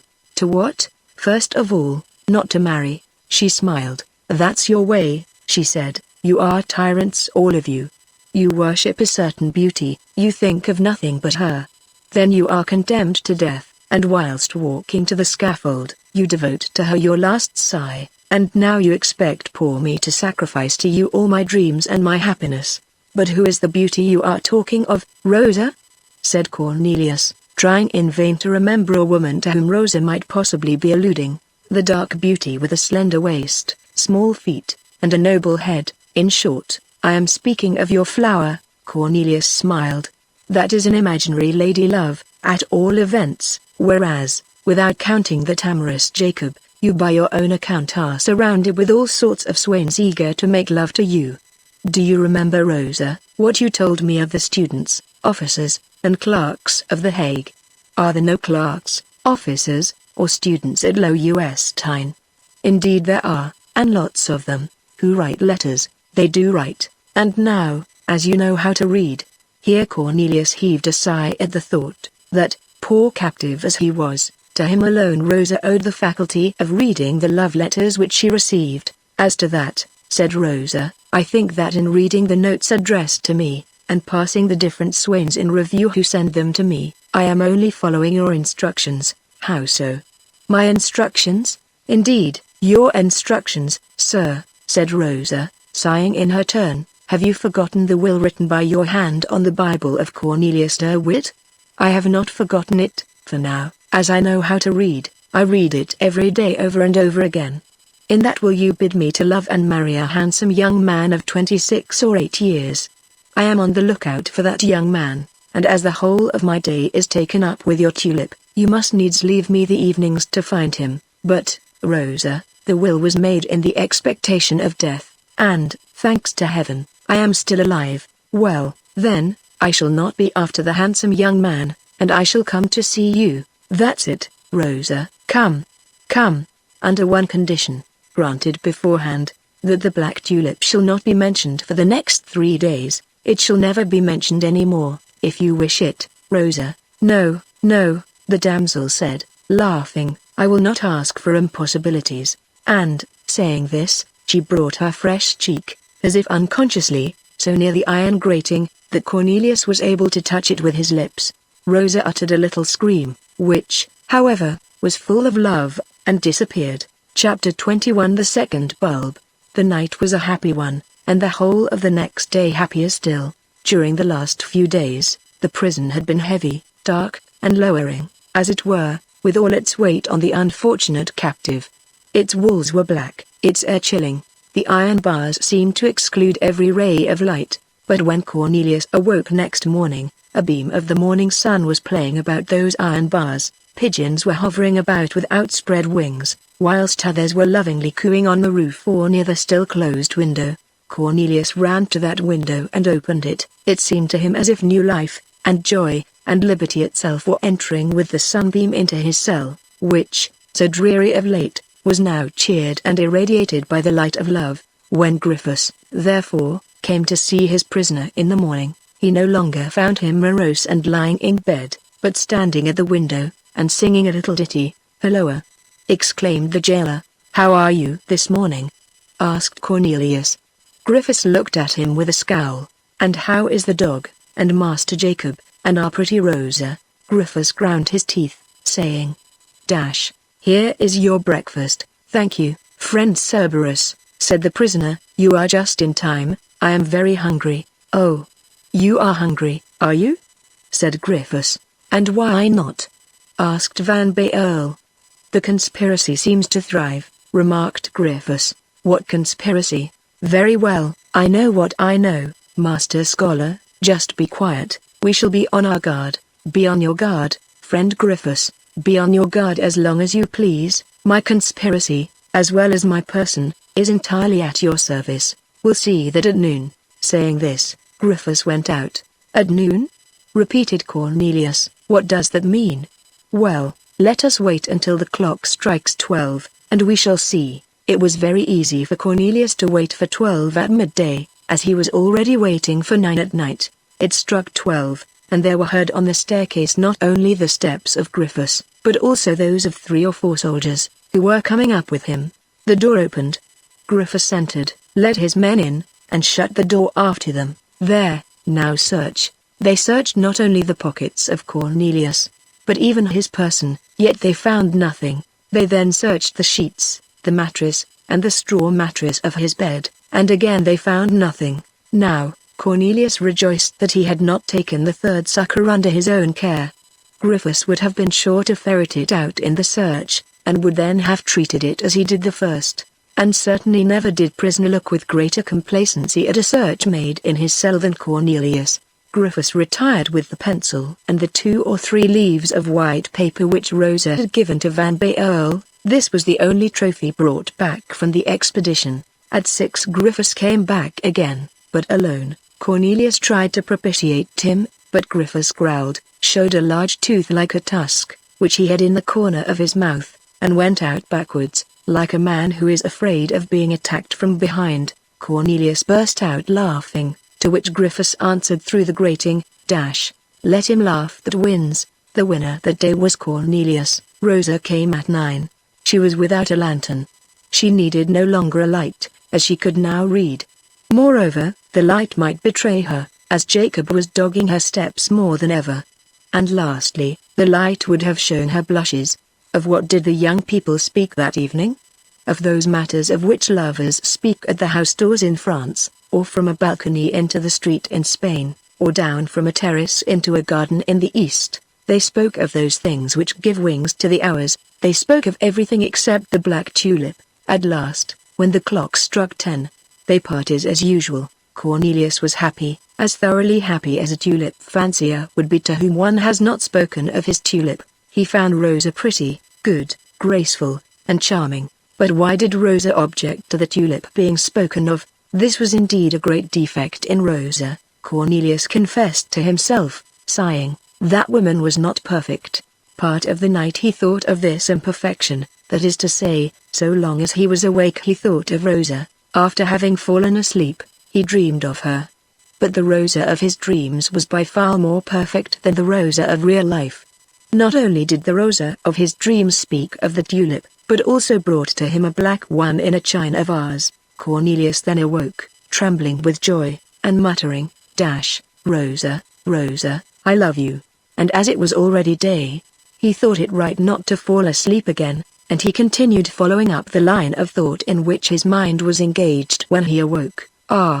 If Rosa had only conversed about the tulip, Cornelius would have preferred her to Queen Semiramis, to Queen Cleopatra, to Queen Elizabeth, to Queen Anne of Austria, that is to say, to the greatest or most beautiful queens whom the world has seen. But Rosa had forbidden it under pain of not returning. Rosa had forbidden the least mention of the tulip for 3 days.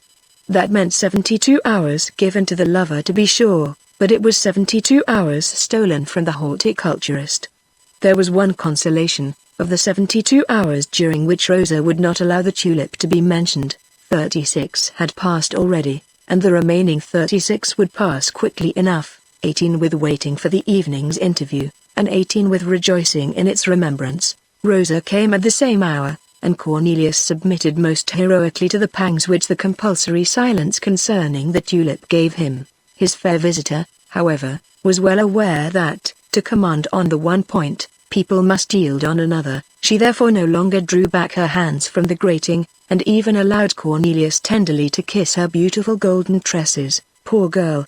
She had no idea that these playful little lovers' tricks were much more dangerous than speaking of the tulip was, but she became aware of the fact as she returned with a beating heart, with glowing cheeks, dry lips, and moist eyes. And on the following evening, after the first exchange of salutations, she retired a step, looking at him with a glance, the expression of which would have rejoiced his heart could he but have seen it. "Well," she said, "she is up. She is up." "Who? What?" asked Cornelius, who did not venture on a belief that Rosa would, of her own accord, have abridged the term of his probation. "She? Well, my daughter, the tulip," said Rosa. "What?" cried Cornelius. "You give me permission, then?" "I do," said Rosa, with the tone of an affectionate mother who grants a pleasure to her child. "Rosa," said Cornelius, putting his lips to the grating with the hope of touching a cheek, a hand, a forehead, anything. In short, he touched something much better, 2 warm and half-open lips. Rosa uttered a slight scream. Cornelius understood that he must make haste to continue the conversation. He guessed that this unexpected kiss had frightened Rosa. "Is it growing up straight?" "Straight as a rocket," said Rosa. "How high?" "At least 2 inches. "Oh, Rosa, take good care of it, and we shall soon see it grow quickly." "Can I take more care of it?" said she. "Indeed, I think of nothing else but the tulip." "Of nothing else, Rosa? Why, now I shall grow jealous in my turn." "Oh, you know that to think of the tulip is to think of you. I never lose sight of it. I see it from my bed, on awaking it is the first object that meets my eyes, and on falling asleep the last on which they rest. During the day I sit and work by its side, for I have never left my chamber since I put it there." "You are right, Rosa, it is your dowry, you know." "Yes, and with it I may marry a young man of 26 or 28 years, whom I shall be in love with." "Don't talk in that way, you naughty girl." That evening Cornelius was one of the happiest of men. Rosa allowed him to press her hand in his, and to keep it as long as he would, besides which he might talk of his tulip as much as he liked. From that hour every day marked some progress in the growth of the tulip and in the affection of the 2 young people. At one time it was that the leaves had expanded, and at another that the flower itself had formed. Great was the joy of Cornelius at this news, and his questions succeeded one another with a rapidity which gave proof of their importance. "Formed!" exclaimed Cornelius. "Is it really formed?" "It is," repeated Rosa. Cornelius trembled with joy, so much so that he was obliged to hold by the grating. "Good heavens!" he exclaimed. Then, turning again to Rosa, he continued his questions. "Is the oval regular? The cylinder full? And are the points very green?" "The oval is almost 1 inch long, and tapers like a needle. The cylinder swells at the sides, and the points are ready to open." 2 days after Rosa announced that they were open. "Open, Rosa!" cried Cornelius. "Is the involucrum open?" "But then one may see and already distinguish." Here the prisoner paused, anxiously taking breath. "Yes," answered Rosa, "one may already distinguish a thread of different color, as thin as a hair." "And its color?" asked Cornelius, trembling. "Oh," answered Rosa, "it is very dark." "Brown?" "Darker than that." "Darker, my good Rosa, darker?" "Thank you." Dark as the ink with which I wrote to you." Cornelius uttered a cry of mad joy. Then, suddenly stopping and clasping his hands, he said, "Oh, there is not an angel in heaven that may be compared to you, Rosa." "Indeed?" said Rosa, smiling at his enthusiasm. "Rosa, you have worked with such ardor, you have done so much for me. Rosa, my tulip is about to flower, and it will flower black. Rosa, Rosa, you are the most perfect being on earth, after the tulip, though." "Ah! Be quiet, you malicious little creature, be quiet. For shame. Do not spoil my pleasure. But tell me, Rosa, as the tulip is so far advanced, it will flower in 2 or 3 days, at the latest, tomorrow, or the day after." "Ah!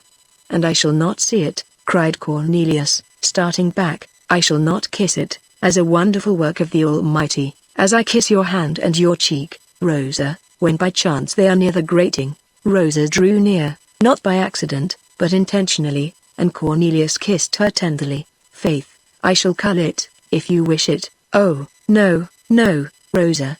When it is open, place it carefully in the shade, and immediately send a message to Harlem, to the president of the Horticultural Society, that the grand black tulip is in flower. I know well it is far to Harlem, but with money you will find a messenger. Have you any money, Rosa?" Rosa smiled. "Oh, yes," she said. "Enough?" said Cornelius. "I have 300 guilders." "Oh, if you have 300 guilders, you must not send a messenger, Rosa, but you must go to Harlem yourself." "But what in the meantime is to become of the flower?" "Oh, the flower. You must take it with you. You understand that you must not separate from it for an instant, but whilst I am not separating from it, I am separating from you, Mynheer Cornelius." "Ah, that's true, my sweet Rosa. Oh, my God! How wicked men are! What have I done to offend them, and why have they deprived me of my liberty?" "You are right, Rosa, I cannot live without you." "Well, you will send someone to Harlem, That's settled, really. The matter is wonderful enough for the president to put himself to some trouble. He will come himself to Lowenstein to see the tulip. Then, suddenly checking himself, he said, with a faltering voice, Rosa, Rosa, if after all it should not flower black, oh, surely, you will know tomorrow, or the day after. And to wait until evening to know it, Rosa. I shall die with impatience. Could we not agree about a signal? I shall do better than that. What will you do? If it opens at night, I shall come and tell you myself. If it is day, I shall pass your door, and slip you a note either under the door, or through the grating, during the time between my father's first and second inspection. Yes, Rosa, let it be so. One word of yours, announcing this news to me, will be a double happiness. There, 10 o'clock strikes, said Rosa. I must now leave you. Yes, said Cornelius. Go, Rosa, go. Rosa withdrew, almost melancholy, for Cornelius had all but sent her away. It is true that he did so in order that she might watch over his black tulip. Chapter 22 The opening of the flower. The night passed away very sweetly for Cornelius, although in great agitation. Every instant he fancied he heard the gentle voice of Rosa calling him. He then started up, went to the door, and looked through the grating, but no one was behind it, and the lobby was empty. Rosa, no doubt, would be watching too, but, happier than he, she watched over the tulip. She had before her eyes that noble flower, that wonder of wonders, which not only was unknown, but was not even thought possible until then. What would the world say when it heard that the black tulip was found, that it existed, and that it was the prisoner Van Baerle who had found it? How Cornelius would have spurned the offer of his liberty in exchange for his tulip. Day came, without any news. The tulip was not yet in flower. The day passed as the night. Night came, and with it Rosa, joyous and cheerful as a bird. Well? Asked Cornelius. Well, all is going on prosperously. This night, without any doubt, our tulip will be in flower. And will it flower black? Black as jet. Without a speck of any other color. Without one speck. Good heavens. My dear Rosa, I have been dreaming all night, in the first place of you. Rosa made a sign of incredulity, and then of what we must do. Well, and I will tell you now what I have decided on.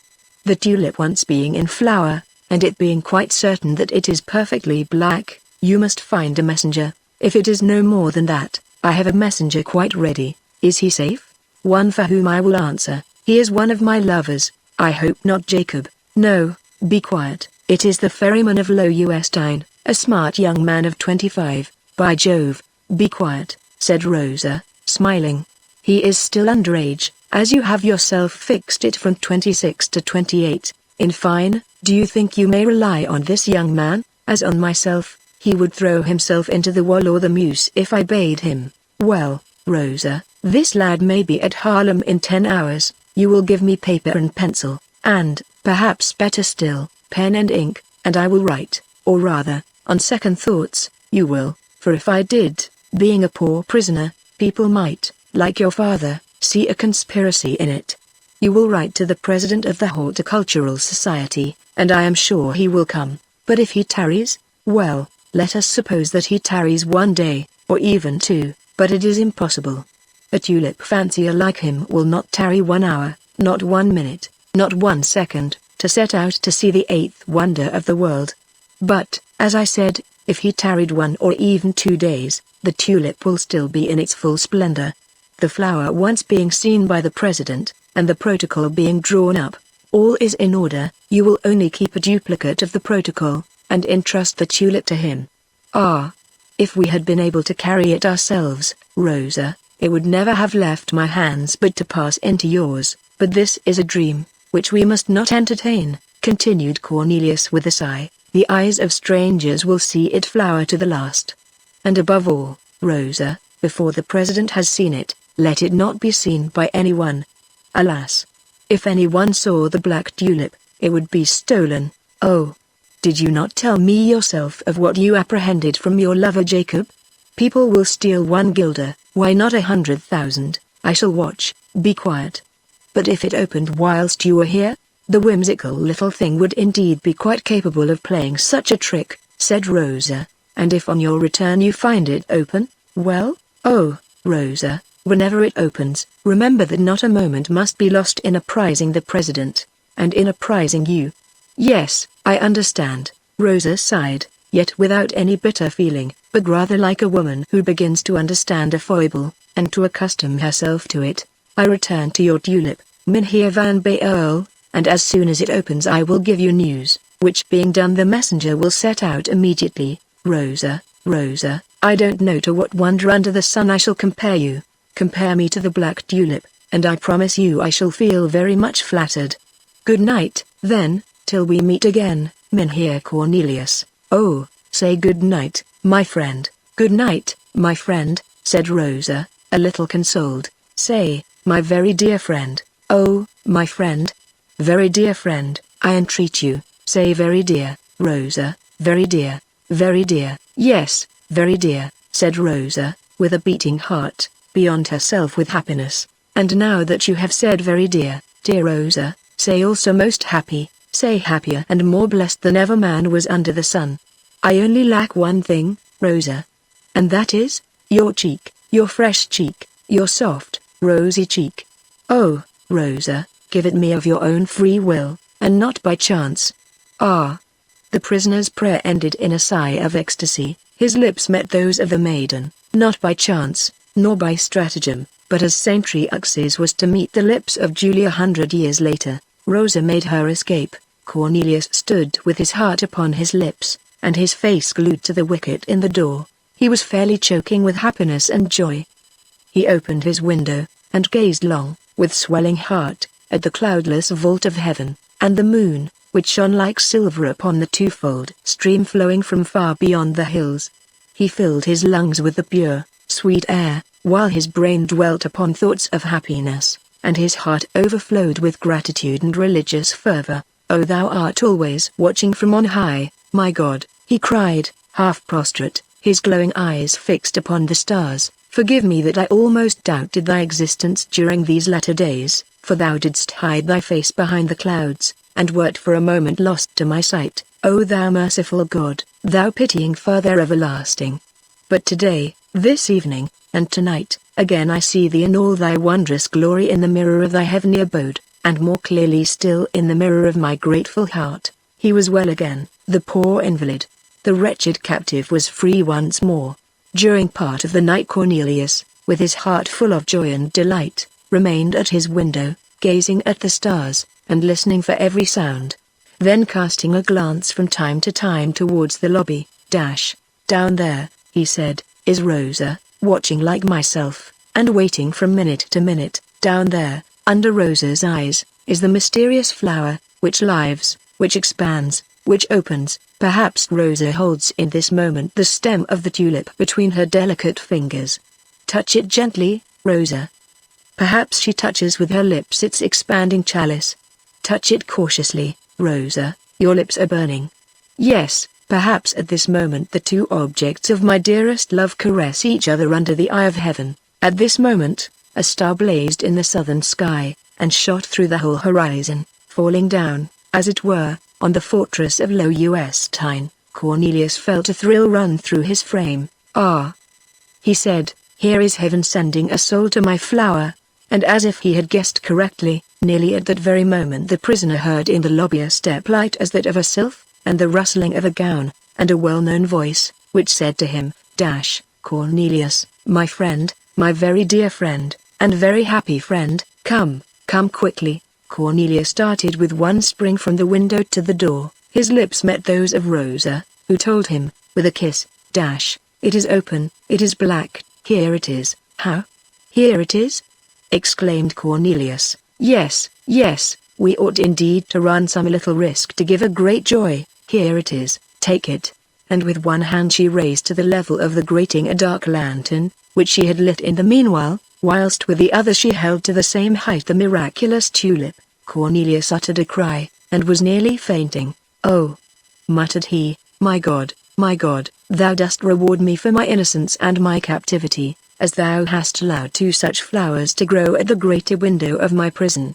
The tulip was beautiful, splendid, magnificent. Its stem was more than 18 inches high, It rose from out of 4 green leaves, which were as smooth and straight as iron lance heads. The whole of the flower was as black and shining as jet. "Rosa," said Cornelius, almost gasping, "Rosa, there is not one moment to lose in writing the letter. It is written." "My dearest Cornelius," said Rosa, "is it, indeed? Whilst the tulip opened I wrote it myself, for I did not wish to lose a moment. Here is the letter, and tell me whether you approve of it." Cornelius took the letter, and read, in a handwriting which was much improved even since the last little note he had received from Rosa, as follows: "Mynheer President, the black tulip is about to open, perhaps in 10 minutes. As soon as it is open, I shall send a messenger to you, with the request that you will come and fetch it in person from the fortress at Loewestein. I am the daughter of the jailer, Griffiths, almost as much of a captive as the prisoners of my father. I cannot, therefore, bring to you this wonderful flower. This is the reason why I beg you to come and fetch it yourself. It is my wish that it should be called Rosa Barlensis. It has opened, it is perfectly black. Come, Mynheer President, come. I have the honor to be your humble servant. Rosa Griffiths." "That's it, dear Rosa, that's it. Your letter is admirable. I could not have written it with such beautiful simplicity. You will give to the committee all the information that will be required of you.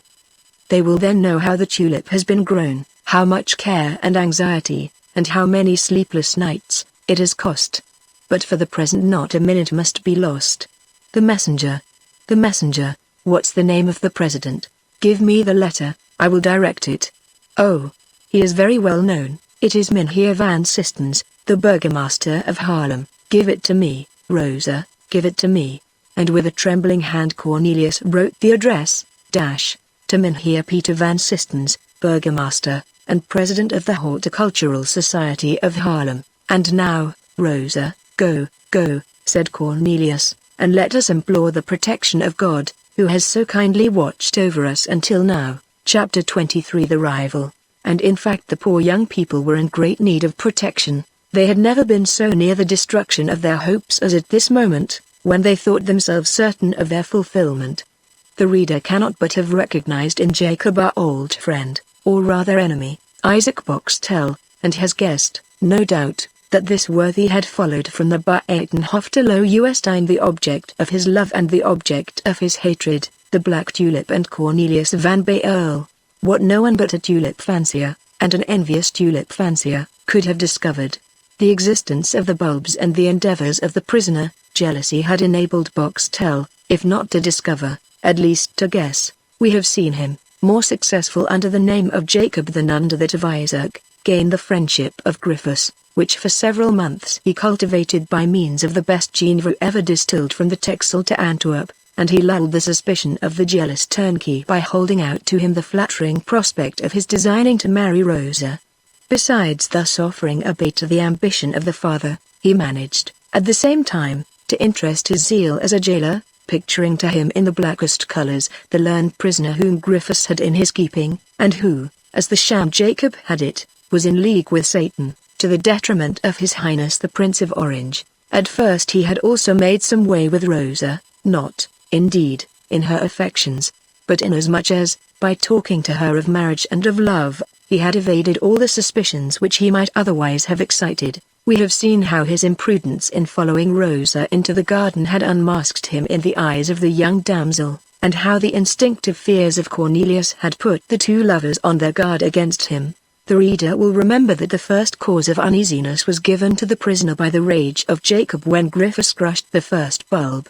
In that moment Boxtel's exasperation was the more fierce, as, though suspecting that Cornelius possessed a second bulb, he by no means felt sure of it. From that moment he began to dodge the steps of Rosa, not only following her to the garden, but also to the lobbies. Only as this time he followed her in the night, and barefooted, he was neither seen nor heard except once, when Rosa thought she saw something like a shadow on the staircase. Her discovery, however, was made too late, as Boxtel had heard from the mouth of the prisoner himself that a second bulb existed, taken in by the stratagem of Rosa, who had feigned to put it in the ground, and entertaining no doubt that this little farce had been played in order to force him to betray himself, he redoubled his precaution, and employed every means suggested by his crafty nature to watch the others without being watched himself.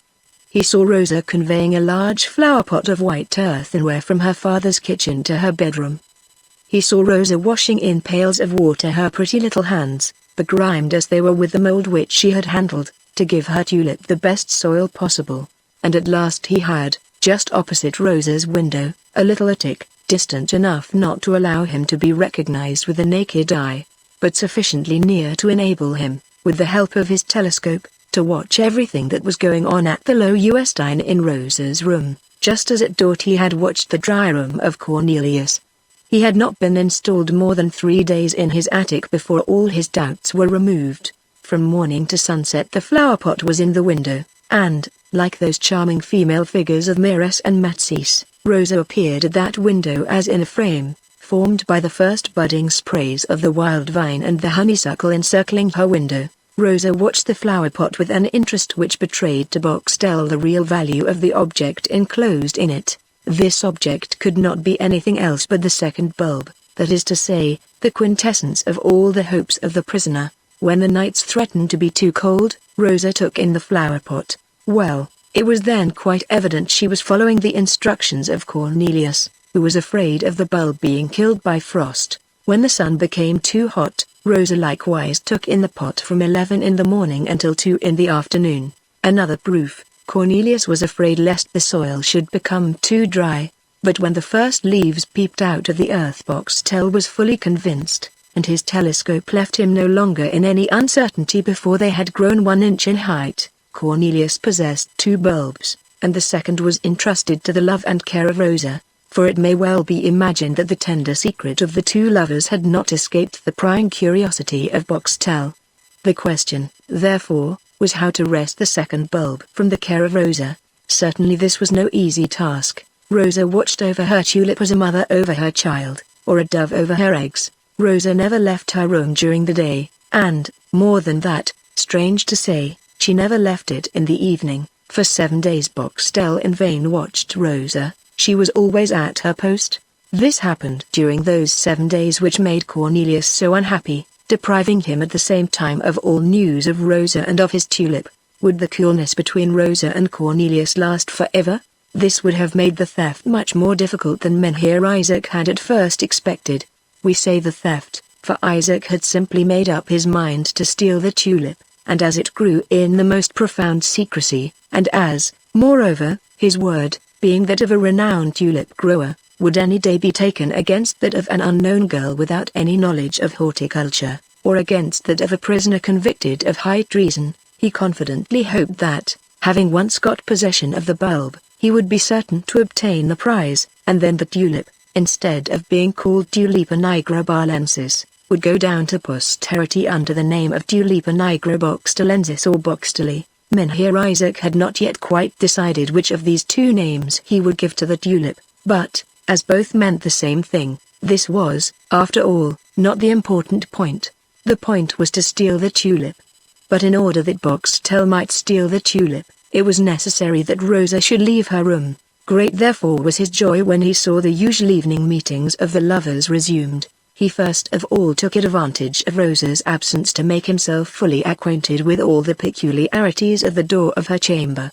The lock was a double one and in good order, but Rosa always took the key with her.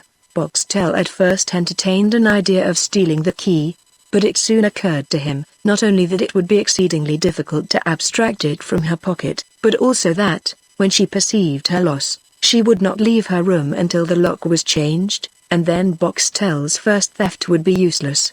He thought it, therefore, better to employ a different expedient.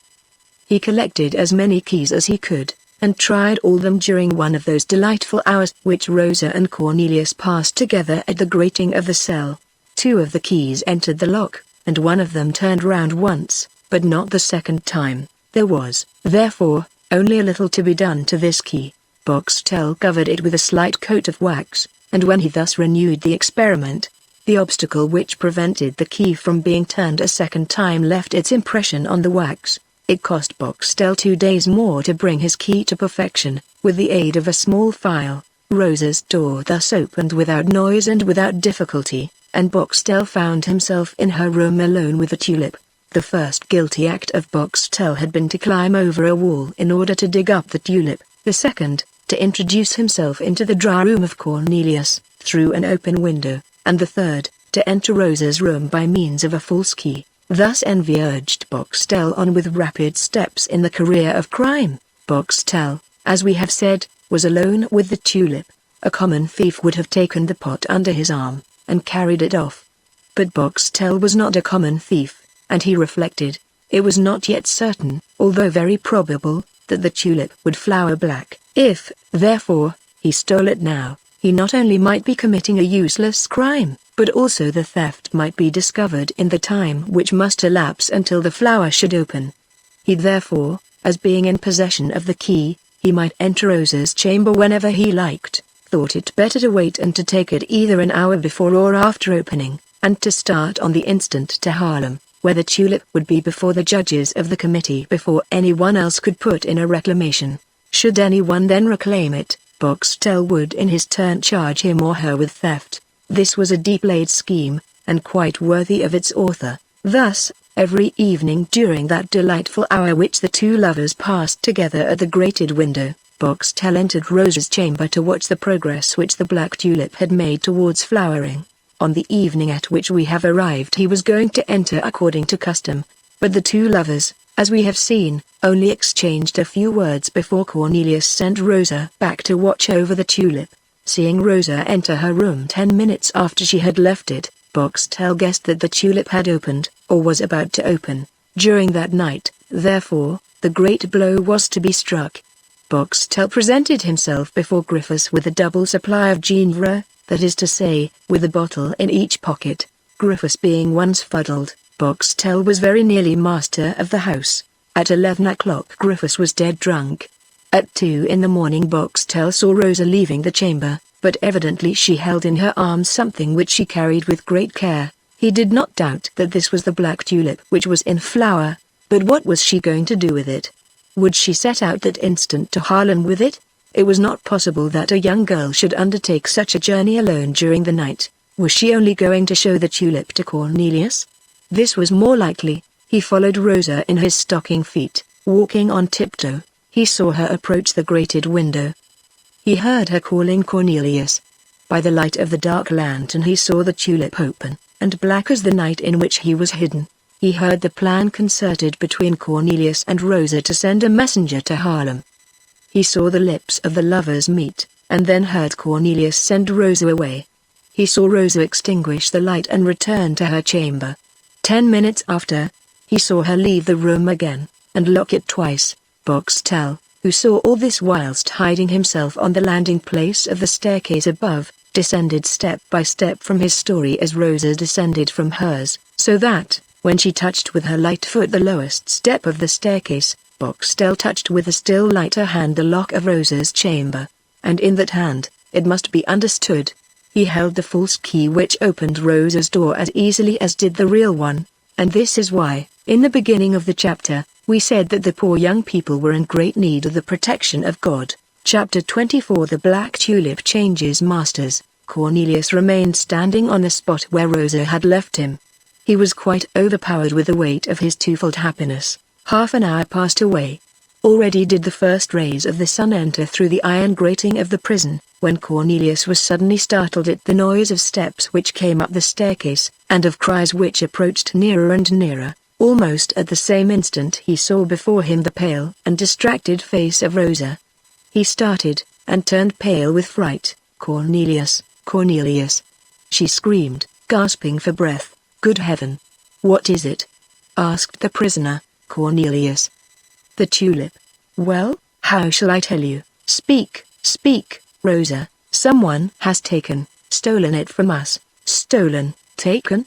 said Cornelius. "Yes," said Rosa, leaning against the door to support herself. "Yes, taken, stolen." And saying this, she felt her limbs failing her, and she fell on her knees. "But how? Tell me, explain to me." "Oh, it is not my fault, my friend." Poor Rosa. She no longer dared to call him my beloved one. "You have then left it alone," said Cornelius, ruefully. "1 minute only, to instruct our messenger, who lives scarcely 50 yards off, on the banks of the wall. And during that time, notwithstanding all my injunctions, you left the key behind, unfortunate child. No, no, no. This is what I cannot understand.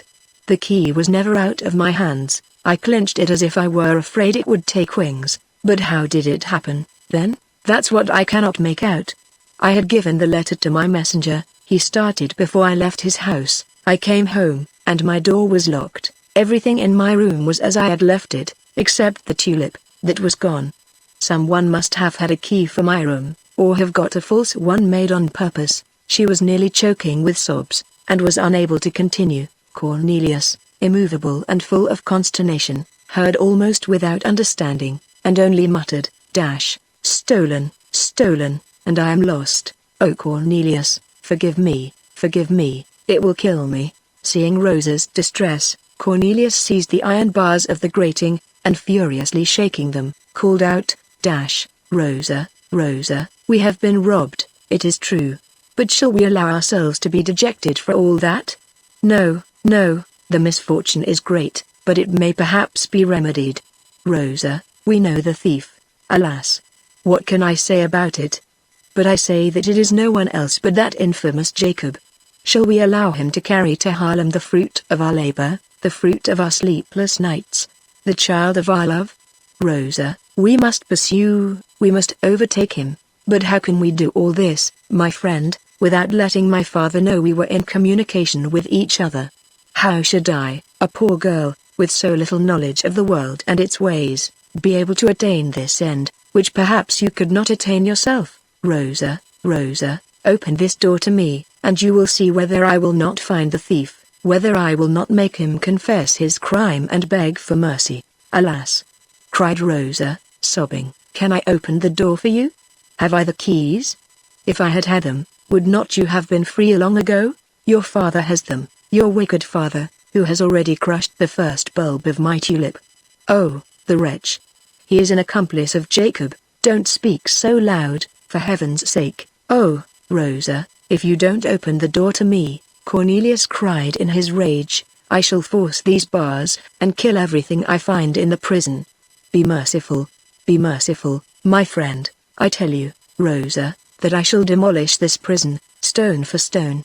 And the unfortunate man, whose strength was increased tenfold by his rage, began to shake the door with a great noise, little heeding that the thunder of his voice was re-echoing through the spiral staircase. Rosa, in her fright, made vain attempts to check this furious outbreak. "I tell you that I shall kill that infamous Griffiths," roared Cornelius.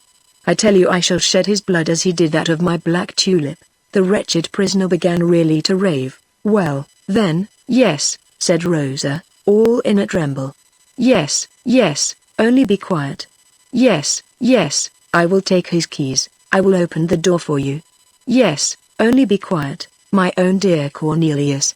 She did not finish her speech, as a growl by her side interrupted her. "My father!" cried Rosa. "Griffiths!" roared Van Baerle. "Oh, you villain!" Old Griffiths, in the midst of all the noise, had ascended the staircase without being heard. He rudely seized his daughter by the wrist. "So you will take my keys?" he said, in a voice choked with rage. "Ah! This dastardly fellow, this monster, this gallows bird of a conspirator, is your own dear Cornelius, is he? Ah! Missy has communications with prisoners of state. Ah! Won't I teach you, won't I?" Rosa clasped her hands in despair. "Ah!" Griffiths continued, passing from the madness of anger to the cool irony of a man who has got the better of his enemy. "Ah, you innocent tulip fancier, you gentle scholar, you will kill me, and drink my blood. Very well. Very well. And you have my daughter for an accomplice. Am I, forsooth, in a den of thieves, in a cave of brigands? Yes, but the governor shall know all tomorrow, and his highness the stadtholder the day after. We know the law, we shall give a second edition of the Buitenhof, master scholar, and a good one this time. Yes, yes, just gnaw your paws like a bear in his cage, and you, my fine little lady, devour your dear Cornelius with your eyes. I tell you, my lambkins, you shall not much longer have the felicity of conspiring together. Away with you, unnatural daughter. and as to you, Master Scholar, we shall see each other again. Just be quiet, we shall." Rosa, beyond herself with terror and despair, kissed her hands to her friend, then, suddenly struck with a bright thought, she rushed toward the staircase, saying, "All is not yet lost, Cornelius. Rely on me, my Cornelius." Her father followed her, growling. As to poor Cornelius, he gradually loosened his hold of the bars, which his fingers still grasped convulsively. His head was heavy, his eyes almost started from their sockets, and he fell heavily on the floor of his cell, muttering, "Stolen. It has been stolen from me." During this time Boxtel had left the fortress by the door which Rosa herself had opened. He carried the black tulip wrapped up in a cloak, and, throwing himself into a coach, which was waiting for him at Gorkum, he drove off, without, as may well be imagined, having informed his friend Griffiths of his sudden departure. And now, as we have seen him enter his coach, we shall with the consent of the reader, follow him to the end of his journey. He proceeded but slowly, as the black tulip could not bear travelling post-haste. But Boxtel, fearing that he might not arrive early enough, procured at Delft a box, lined all round with fresh moss, in which he packed the tulip.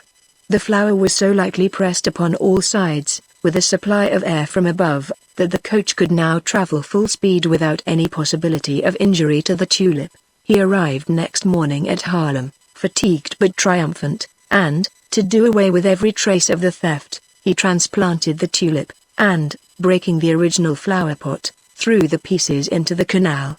After which he wrote the president of the Horticultural Society a letter, in which he announced to him that he had just arrived at Haarlem with a perfectly black tulip, and, with his flower all safe, took up his quarters at a good hotel in the town. And there he waited.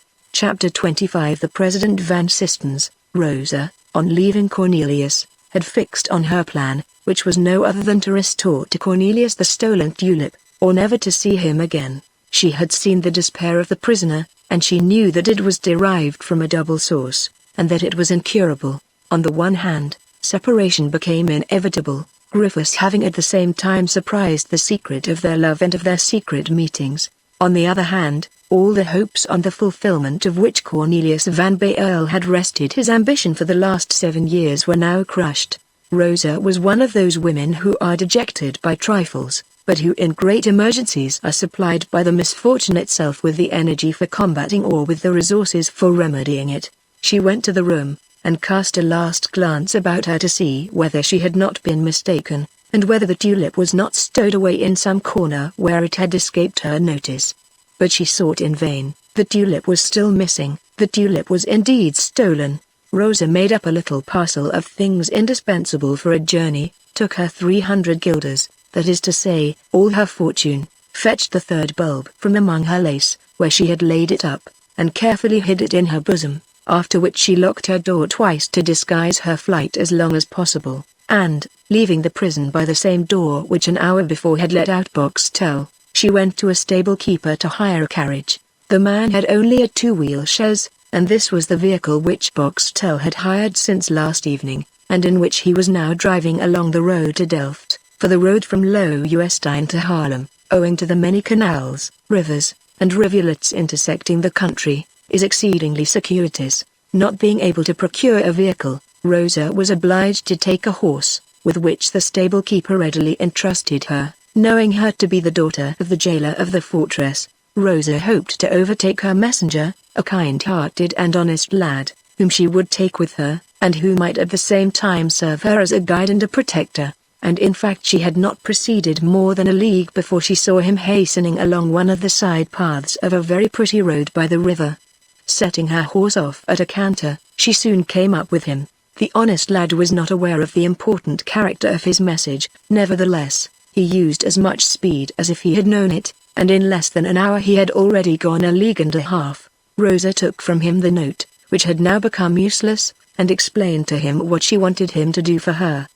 The boatman placed himself entirely at her disposal, promising to keep pace with the horse if Rosa would allow him to take hold of either the croup or the bridle of her horse. The two travellers had been on their way for 5 hours, and made more than 8 leagues, and yet Griffiths had not the least suspicion of his daughter having left the fortress. The jailer, who was of a very spiteful and cruel disposition, chuckled within himself at the idea of having struck such terror into his daughter's heart. But whilst he was congratulating himself on having such a nice story to tell to his boon companion, Jacob, that worthy was on his road to Delft, and, thanks to the swiftness of the horse, had already the start of Rosa and her companion by 4 leagues, and whilst the affectionate father was rejoicing at the thought of his daughter weeping in the room, Rosa was making the best of her way towards Haarlem. Thus the prisoner alone was where Griffiths thought him to be. Rosa was so little with her father since she took care of the Tulip, that at his dinner hour, that is to say, at 12 o'clock, he was reminded for the first time by his appetite that his daughter was fretting rather too long. He sent one of the under-turnkeys to call her, and, when the man came back to tell him that he had called and sought her in vain, he resolved to go and call her himself. He first went to the room, but, loud as he knocked, Rosa answered not. The locksmith of the fortress was sent for. He opened the door, but Griffiths no more found Rosa than she had found the Tulip. At that very moment she entered Rotterdam. Griffiths therefore had just as little chance of finding her in the kitchen as in the room, and just as little in the garden as in the kitchen. The reader may imagine the anger of the jailer when, after having made inquiries about the neighborhood, he heard that his daughter had hired a horse, and, like an adventuress, set out on a journey without saying where she was going. Griffiths again went up in his fury to Van Baerle, abused him, threatened him, knocked all the miserable furniture of his cell about, and promised him all sorts of misery, even starvation and flogging. Cornelius, without even hearing what his jailer said, allowed himself to be ill-treated, abused, and threatened, remaining all the while sullen, immovable, dead to every emotion and fear. After having sought for Rosa in every direction, Griffiths looked out for Jacob, and, as he could not find him either, he began to suspect from that moment that Jacob had run away with her. The damsel, meanwhile, after having stopped for 2 hours at Rotterdam, had started again on her journey. On that evening she slept at Delft, and on the following morning she reached Haarlem, 4 hours after Boxtel had arrived there. Rosa, first of all, caused herself to be led before Mynheer van Sistens, the president of the Horticultural Society of Haarlem. She found that worthy gentleman in a situation which, to do justice to our story, we must not pass over in our description. The president was drawing up a report to the committee of the society. This report was written on large-sized paper, in the finest handwriting of the president. Rosa was announced simply as Rosa Griffiths, but as her name, well as it might sound, was unknown to the president, she was refused admittance. Rosa, however, was by no means abashed. Having vowed in her heart, in pursuing her cause, not to allow herself to be put down either by refusal, or abuse, or even brutality, announced to the president, she said to the servant, that I want to speak to him about the black tulip. These words seemed to be an open sesame, for she soon found herself in the office of the president, Van Sistens, who gallantly rose from his chair to meet her. He was a spare little man, resembling the stem of a flower, his head forming its chalice, and his 2 limp arms representing the double leaf of the tulip. The resemblance was rendered complete by his waddling gait, which made him even more like that flower when it bends under a breeze. "Well, miss," he said, "you are coming, I am told, about the affair of the black tulip." To the president of the Horticultural Society the Tulipa nigra was a first-rate power, which, in its character as queen of the tulips, might send ambassadors. "Yes, sir," answered Rosa, "I come at least to speak of it." "Is it doing well, then?" asked Van Sistens, with a smile of tender veneration. "Alas, sir, I don't know," said Rosa. "How is that? Could any misfortune have happened to it?" "A very great one, sir, yet not to it, but to me." "What? It has been stolen from me." "Stolen? The black tulip?" "Yes, sir." "Do you know the thief?" "I have my suspicions, but I must not yet accuse anyone, but the matter may very easily be ascertained." "How is that?" "As it has been stolen from you, the thief cannot be far off." "Why not?" "Because I have seen the black tulip only 2 hours ago." "You have seen the black tulip?" cried Rosa, rushing up to Mynheer van Sistens. "As I see you, miss." "But where?" "Well, with your master, of course." "With my master?" "Yes." "Are you not in the service of Master Isaac Boxtel?" "I? Yes, you. But for whom do you take me, sir? And for whom do you take me? I hope, sir, I take you for what you are, that is to say, for the Honorable Mynheer van Sistens, Burgomaster of Haarlem, and President of the Horticultural Society. And what is it you told me just now? I told you, sir, that my tulip has been stolen. Then your tulip is that of Mynheer Boxtel. Well, my child, you express yourself very badly. The tulip has been stolen, not from you, but from Mynheer Boxtel. I repeat to you, sir, that I do not know who this Mynheer Boxtel is, and that I have now heard his name pronounced for the first time. You do not know who Mynheer Boxtel is, and you also had a black tulip? But is there any other besides mine?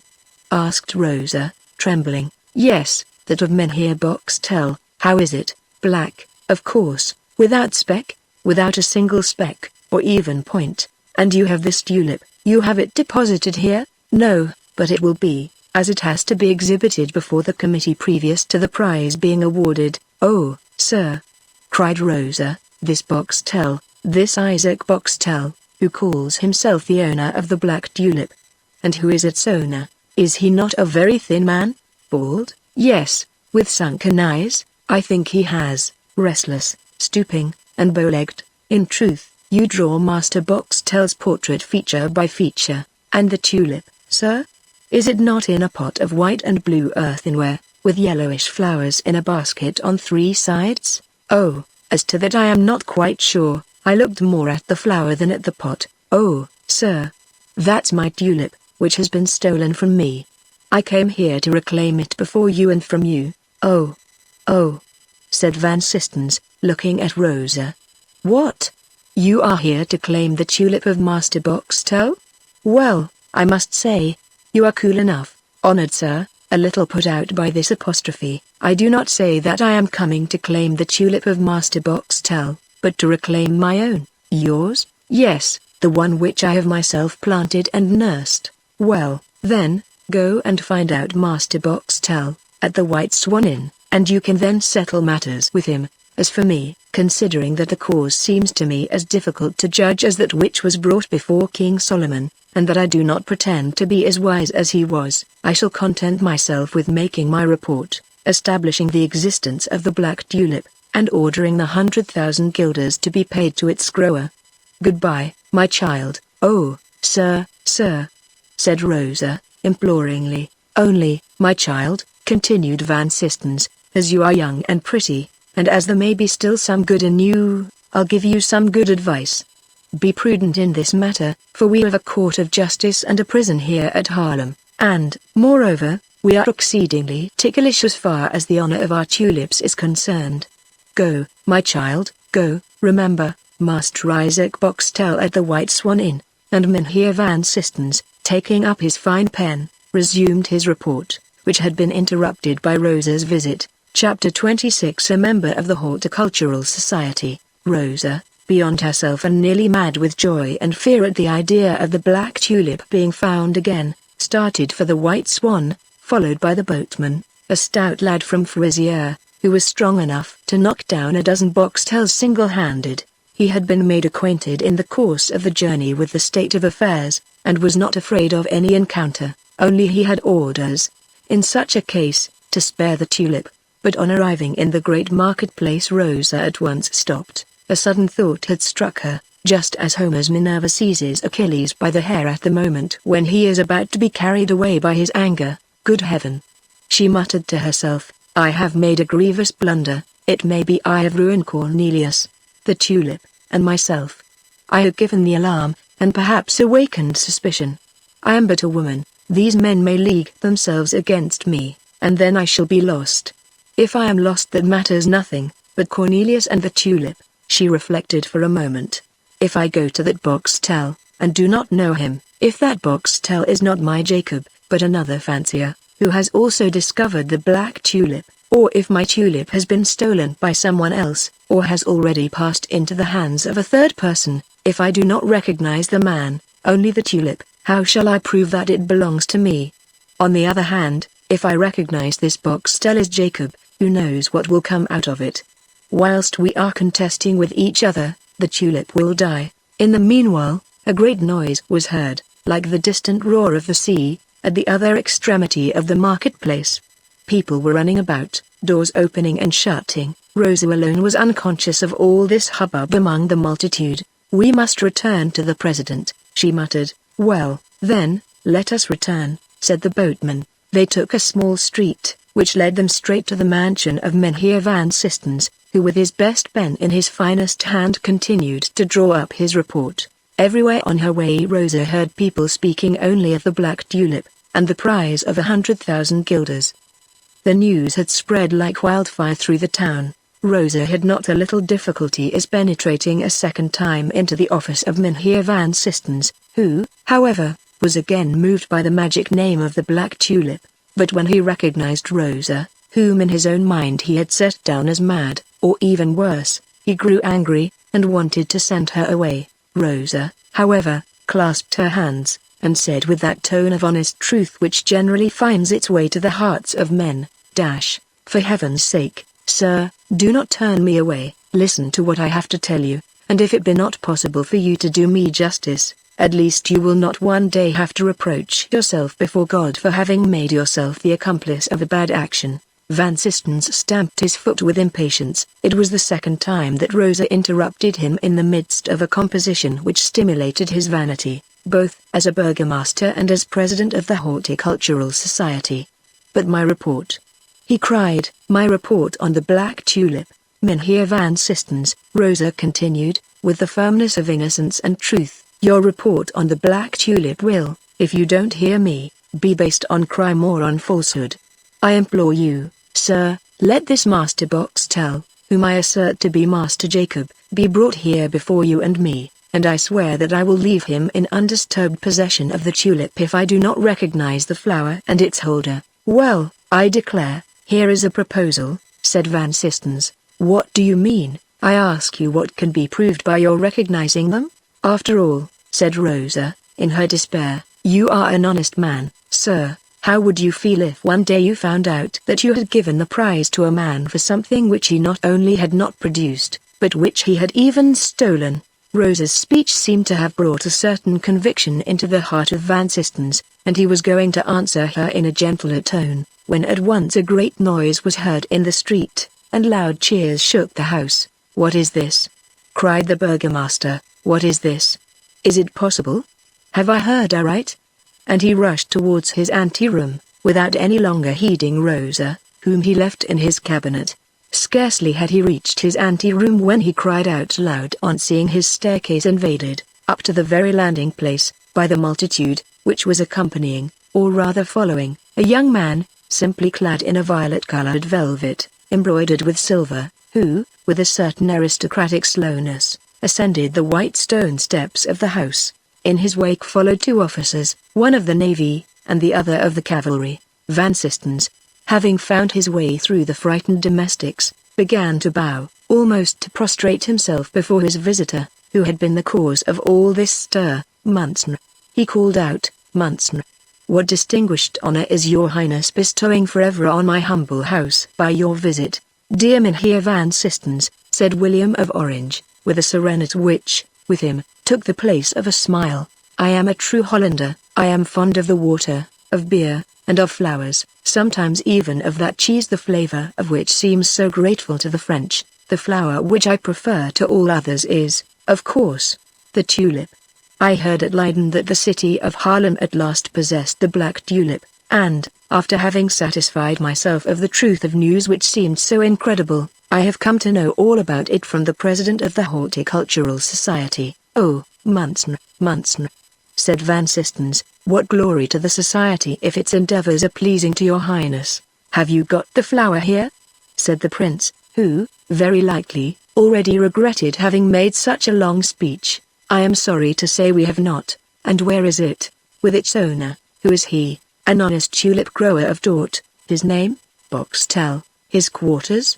"At the White Swan." "I shall send for him, and if in the meanwhile your highness will do me the honor of stepping into my drawing room, he will be sure, knowing that your highness is here, to lose no time in bringing his tulip."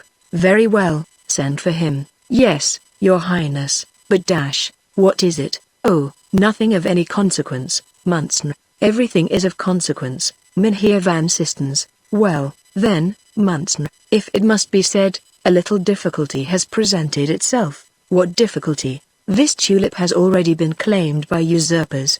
It's true that it is worth 100,000 guilders. Indeed, yes, Munson, by usurpers, by forgers. This is a crime, Mynheer van Sistens. So it is, your highness. And have you any proofs of their guilt? No, Munson, the guilty woman.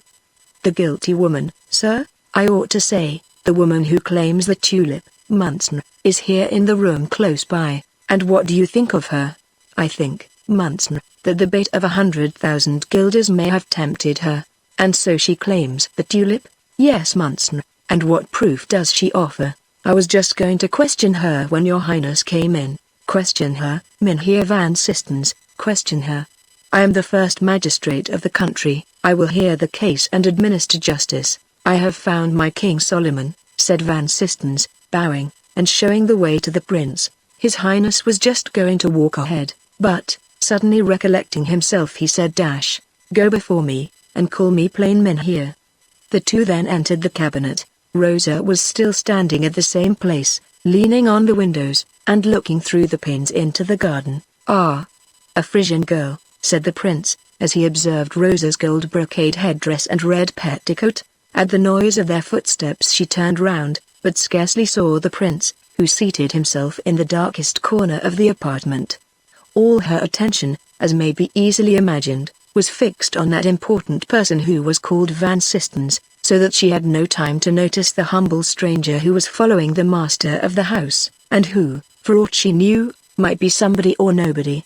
The humble stranger took a book down from the shelf, and made Van Sistens a sign to commence the examination forthwith. Van Sistens, likewise at the invitation of the young man in the violet coat, sat down in his turn, and, quite happy and proud of the importance thus cast upon him, began, "My child, you promised to tell me the truth and the entire truth concerning this tulip?" "I promise." "Well, then, speak before this gentleman." "This gentleman is one of the members of the Horticultural Society." "What am I to tell you, sir?" said Rosa, "beside that which I have told you already?" "Well, then, what is it?" "I repeat the question I have addressed to you before." "Which?"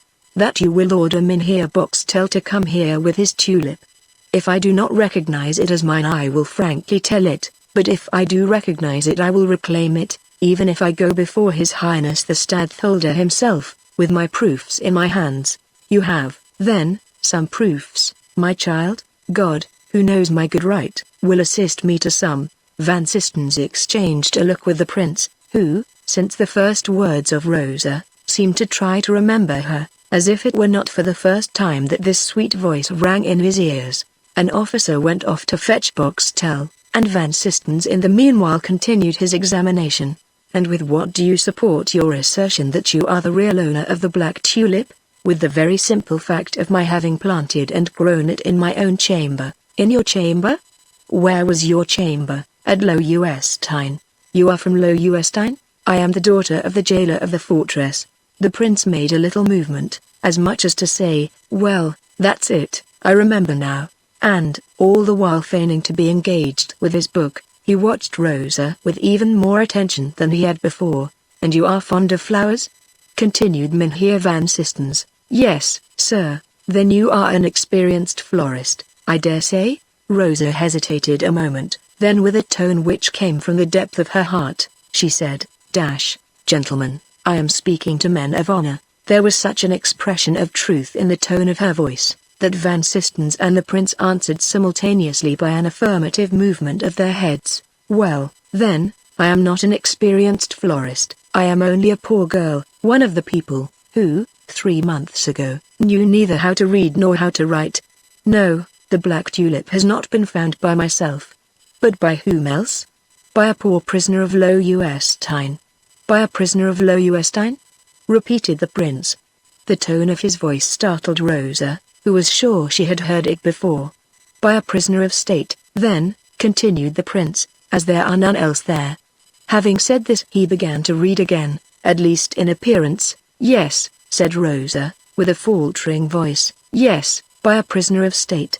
Van Sistens trembled as he heard such a confession made in the presence of such a witness. "Continue," said William dryly, "to the president of the Horticultural Society." "Ah, sir," said Rosa, addressing the person whom she thought to be her real judge, "I am going to incriminate myself very seriously." "Certainly," said Van Sistens. "The prisoner of state ought to be kept in close confinement at Low U.S. Tyne." "Alas, sir.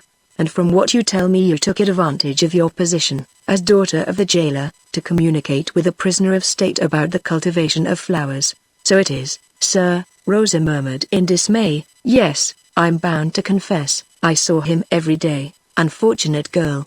exclaimed Van Sistens. The prince, observing the fright of Rosa and the pallor of the president, raised his head, and said, in his clear and decided tone, "This cannot signify anything to the members of the Horticultural Society. They have to judge on the black tulip, and have no cognizance to take of political offenses." "Go on, young woman, go on." Van Sistens, by means of an eloquent glance, offered, in the name of the tulip, his thanks to the new member of the Horticultural Society. Rosa, reassured by this sort of encouragement which the stranger was giving her, related all that had happened for the last 3 months, all that she had done, and all that she had suffered.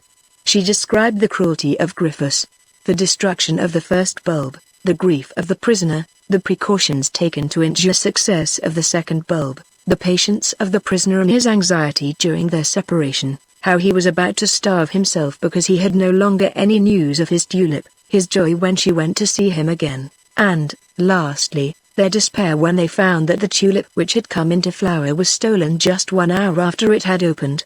All this was detailed with an accent of truth which, although producing no change in the impassible mien of the prince, did not fail to take effect on Van Sistens. "But," said the prince, "it cannot be long since you knew the prisoner." Rosa opened her large eyes and looked at the stranger, who drew back into the dark corner, as if he wished to escape her observation. "Why, sir?" she asked him.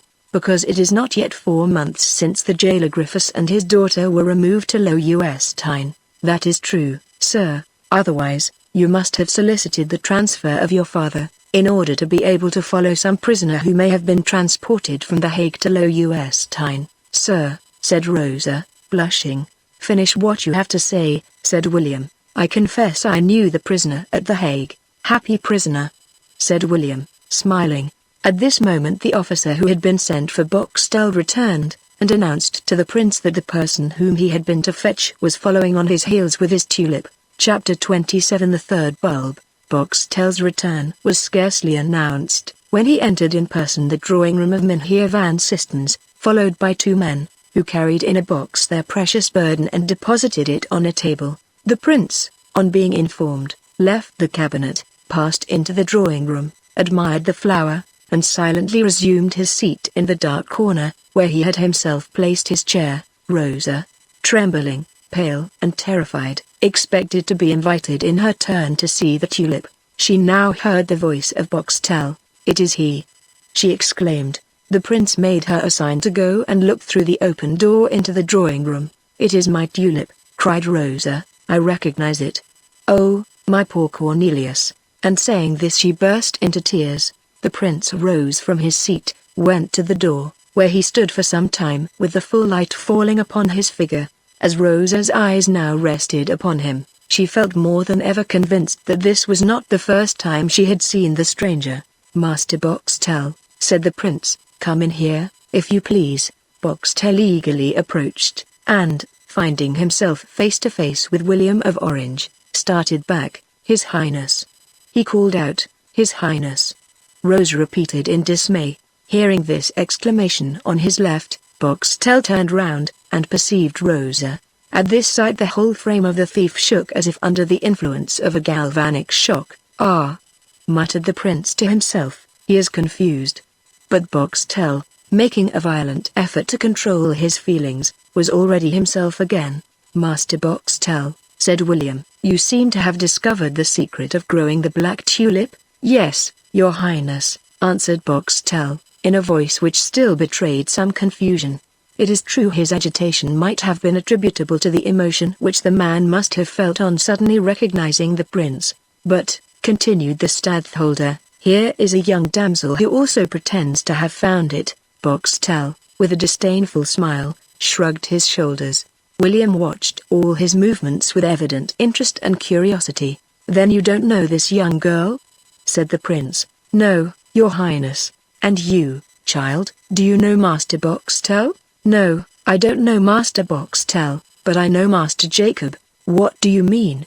I mean to say that at Loewestein the man who here calls himself Isaac Boxtel went by the name of Master Jacob. What do you say to that, Master Boxtel? I say that this damsel lies, your highness. You deny, therefore, having ever been at Loewestein? Boxtel hesitated. The fixed and searching glance of the proud eye of the prince prevented him from lying. I cannot deny having been at Loewestein, your highness, but I deny having stolen the tulip. You have stolen it, and that from my room, cried Rosa, with indignation. I deny it. Now listen to me. Do you deny having followed me into the garden, on the day when I prepared the border where I was to plant it?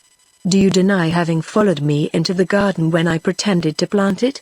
Do you deny that, on that evening, you rushed after my departure to the spot where you hoped to find the bulb? Do you deny having dug in the ground with your hands, but, thank God, in vain, as it was a stratagem to discover your intentions? Say, do you deny all this? Boxtel did not deem it fit to answer these several charges, but, turning to the prince, continued, I have now for 20 years grown tulips at Dort. I have even acquired some reputation in this art. One of my hybrids is entered in the catalogue under the name of an illustrious personage. I have dedicated it to the King of Portugal. The truth in the matter is as I shall now tell your highness. This damsel knew that I had produced the black tulip, and, in concert with a lover of hers in the fortress of Loewestein, she formed the plan of ruining me by appropriating to herself the prize of 100,000 guilders, which, with the help of your highness's justice, I hope to gain. Ja! Cried Rosa, beyond herself with anger. Silence!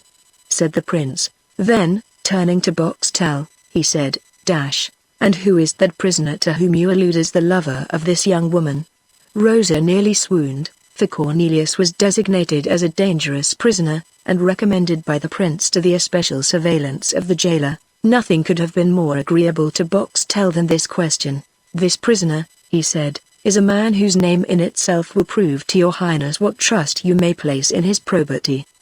He is a prisoner of state, who was once condemned to death, and his name? Rosa hid her face in her hands with a movement of despair. His name is Cornelius van Baerle, said Boxtel, and he is godson of that villain Cornelius de Witt. The prince gave a start, his generally quiet eye flashed, and a death-like paleness spread over his impassible features. He went up to Rosa, and with his finger, gave her a sign to remove her hands from her face. Rosa obeyed, as if under mesmeric influence, without having seen the sign. It was, then, to follow this man that you came to me at Leiden to solicit for the transfer of your father? Rosa hung down her head, and, nearly choking, said, Yes, your highness. Go on, said the prince to Boxtel. I have nothing more to say, Isaac continued. Your highness knows all. But there is one thing which I did not intend to say, because I did not wish to make this girl blush for her ingratitude. I came to Loewestein because I had business there. On this occasion I made the acquaintance of old Griffiths, and, falling in love with his daughter, made an offer of marriage to her, and, not being rich, I committed the imprudence of mentioning to them my prospect of gaining 100,000 guilders, in proof of which I showed to them the black tulip.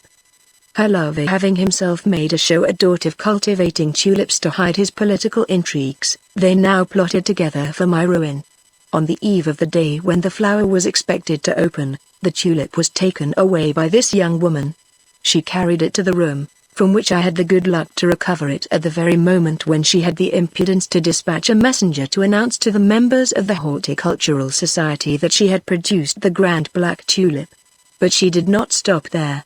There is no doubt that, during the few hours which she kept the flower in the room, she showed it to some persons whom she may now call as witnesses. But, fortunately, your highness has now been warned against this impostor and her witnesses. Oh, my God, my God! What infamous falsehoods! Said Rosa, bursting into tears. and throwing herself at the feet of the stadtholder, who, although thinking her guilty, felt pity for her dreadful agony. "You have done very wrong, my child," he said, "and your lover shall be punished for having thus badly advised you. For you are so young, and have such an honest look, that I am inclined to believe the mischief to have been his doing, and not yours." "Monstre!" cried Rosa. "Cornelius is not guilty." William started. "Not guilty of having advised you? That's what you want to say, is it not?" "What I wish to say, Your Highness, is that Cornelius is as little guilty of the second crime imputed to him as he was of the first." "Of the first? And do you know what was his first crime? Do you know of what he was accused and convicted?"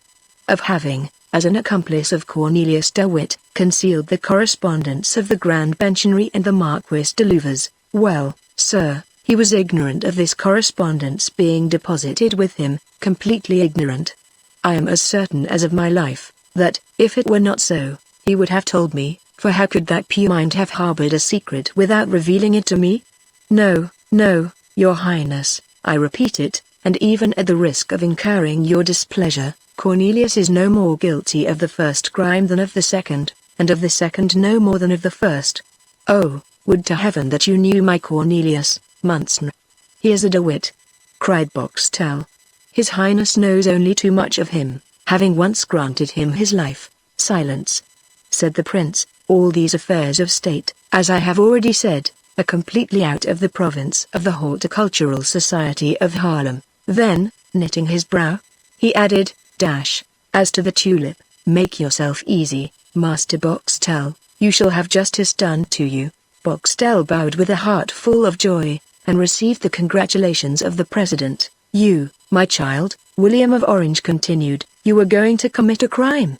I will not punish you, but the real evildoer shall pay the penalty for both. A man of his name may be a conspirator, and even a traitor, but he ought not to be a thief." "A thief?" cried Rosa. "Cornelius a thief?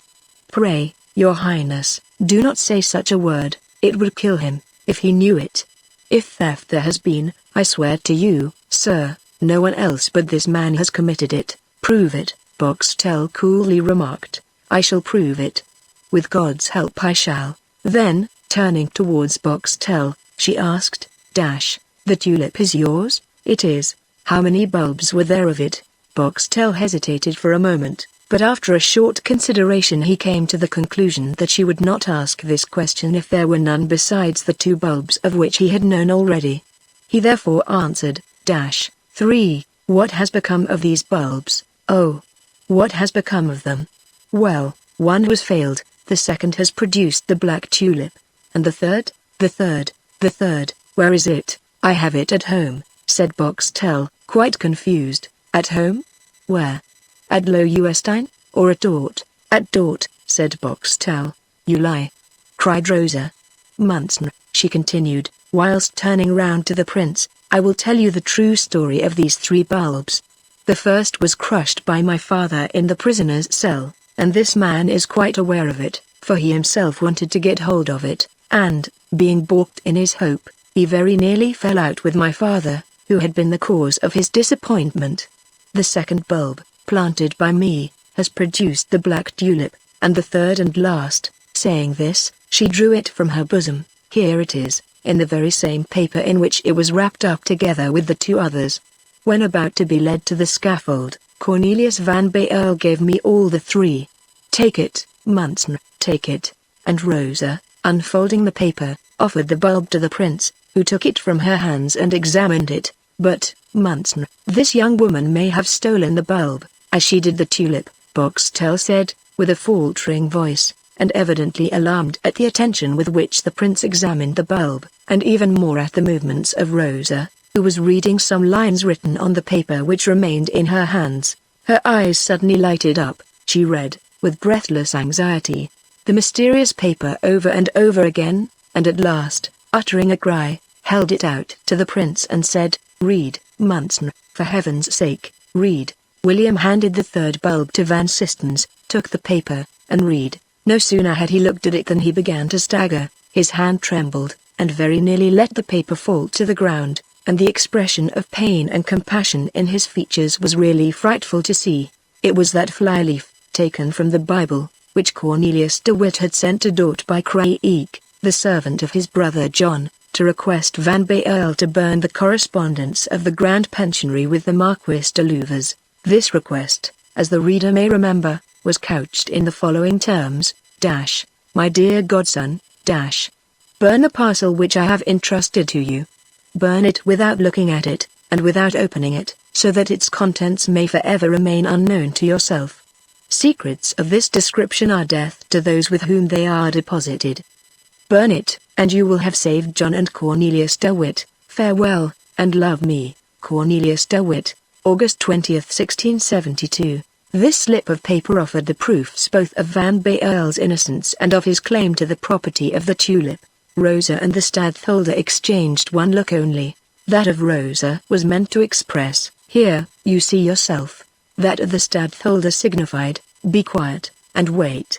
The prince wiped the cold sweat from his forehead, and slowly folded up the paper, whilst his thoughts were wandering in that labyrinth without a goal and without a guide, which is called remorse and shame for the past. Soon, however, raising his head with an effort, he said, in his usual voice, "Go, Mr. Boxtel, justice shall be done, I promise you." Then, turning to the president, he added, "You, my dear Mynheer Van Sistens, take charge of this young woman and of the Tulip.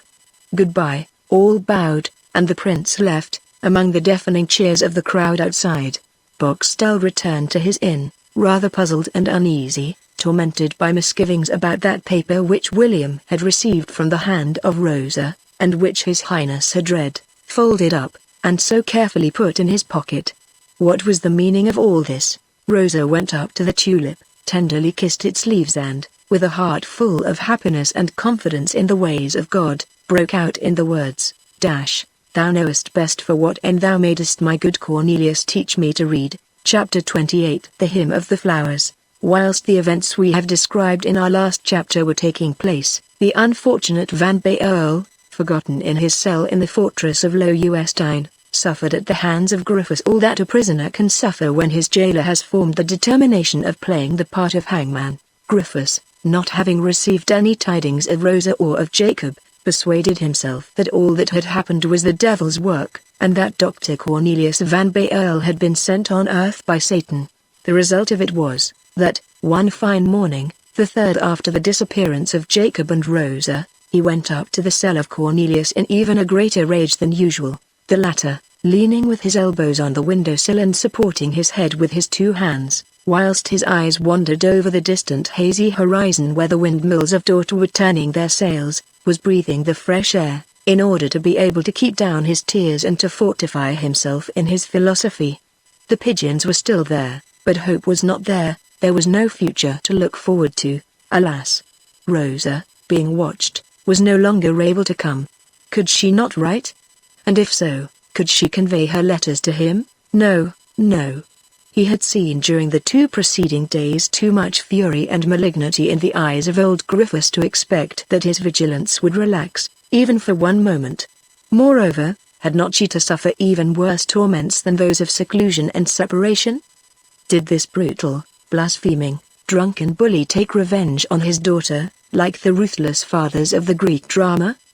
And when the Geneva had heated his brain, would it not give to his arm, which had been only too well set by Cornelius, even double force? The idea that Rosa might perhaps be ill-treated nearly drove Cornelius mad.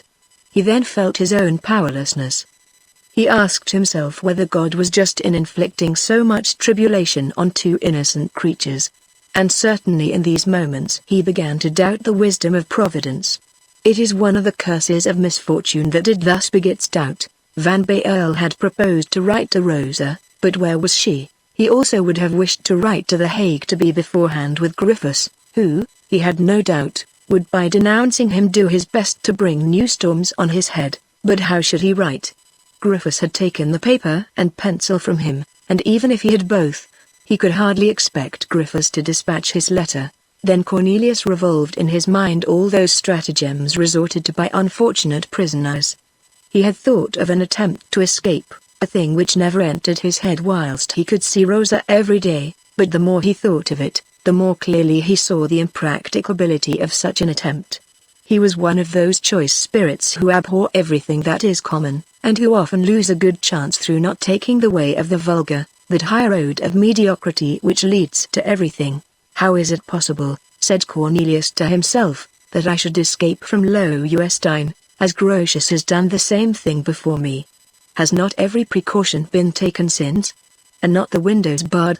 And not the doors of double and even of treble strength, and the sentinels 10 times more watchful? And have not I, besides all this, an Argus so much the more dangerous as he has the keen eyes of hatred? Finally, is there not one fact which takes away all my spirit, I mean Rose's absence? But suppose I should waste 10 years of my life in making a file to file off my bars, or in braiding cords to let myself down from the window, or in sticking wings on my shoulders to fly, like Daedalus. But luck is against me now. The file would get dull, the rope would break, or my wings would melt in the sun. I should surely kill myself, I should be picked up maimed and crippled, I should be labeled, and put on exhibition in the museum at The Hague between the blood-stained doublet of William the Taciturn and the female walrus captured at Stavesn, and the only result of my enterprise will have been to procure me a place among the curiosities of Holland. But no, and it is much better so. Some fine day Griffiths will commit some atrocity. I am losing my patience, since I have lost the joy and company of Rosa, and especially since I have lost my Tulip. Undoubtedly, some day or other Griffiths will attack me in a manner painful to my self-respect, or to my love, or even threaten my personal safety. I don't know how it is, but since my imprisonment I feel a strange and almost irresistible pugnacity. Well, I shall get at the throat of that old villain, and strangle him. Cornelius at these words stopped for a moment, biting his lips and staring out before him, then, eagerly returning to an idea which seemed to possess a strange fascination for him, he continued, "Well, and once having strangled him, why should I not take his keys from him? Why not go down the stairs as if I had done the most virtuous action? Why not go and fetch Rosa from the room? Why not tell her all, and jump from her window into the wall? I am expert enough as a swimmer to save both of us. Rosa, but, oh heaven, Griffiths is her father. Whatever may be her affection for me, she will never approve of my having strangled her father. Brutal and malicious as he has been, I shall have to enter into an argument with her, and in the midst of my speech some wretched turnkey who has found Griffiths with the death rattle in his throat, or perhaps actually dead, will come along and put his hand on my shoulder. Then I shall see the Buitenhof again, and the gleam of that infernal sword, which will not stop halfway a second time, but will make acquaintance with the nape of my neck. It will not do, Cornelius, my fine fellow, it is a bad plan.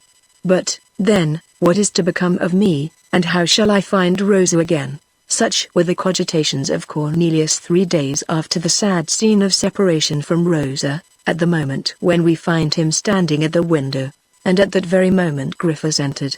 He held in his hand a huge stick, his eyes glistening with spiteful thoughts, a malignant smile played round his lips, and the whole of his carriage, and even all his movements, betokened bad and malicious intentions. Cornelius heard him enter, and guessed that it was he, but did not turn round, as he knew well that Rosa was not coming after him. There is nothing more galling to angry people than the coolness of those on whom they wish to vent their spleen.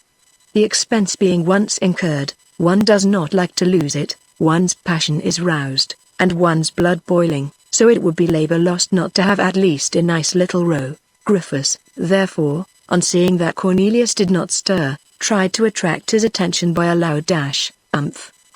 Cornelius was humming between his teeth the hymn of flowers, a sad but very charming song, "We are the daughters of the secret fire of the fire which runs through the veins of the earth. We are the daughters of Aurora and of the dew, we are the daughters of the air, we are the daughters of the water, but we are, above all, the daughters of heaven." This song, the placid melancholy of which was still heightened by its calm and sweet melody, exasperated Griffiths.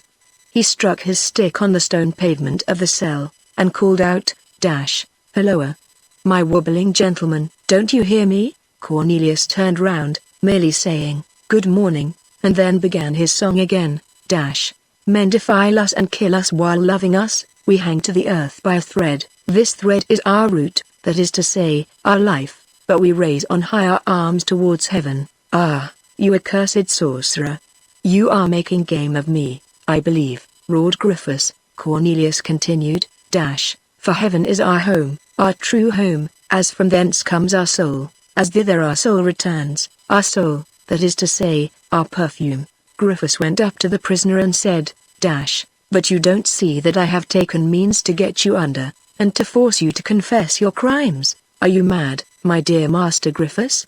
Asked Cornelius, and, as he now for the first time observed the frenzied features, the flashing eyes, and foaming mouth of the old jailer, he said, Bless the man, he is more than mad, he is furious. Griffiths flourished his stick above his head, but Van Baerle moved not, and remained standing with his arms akimbo. It seems your intention to threaten me, Master Griffiths. Yes, indeed, I threaten you, cried the jailer.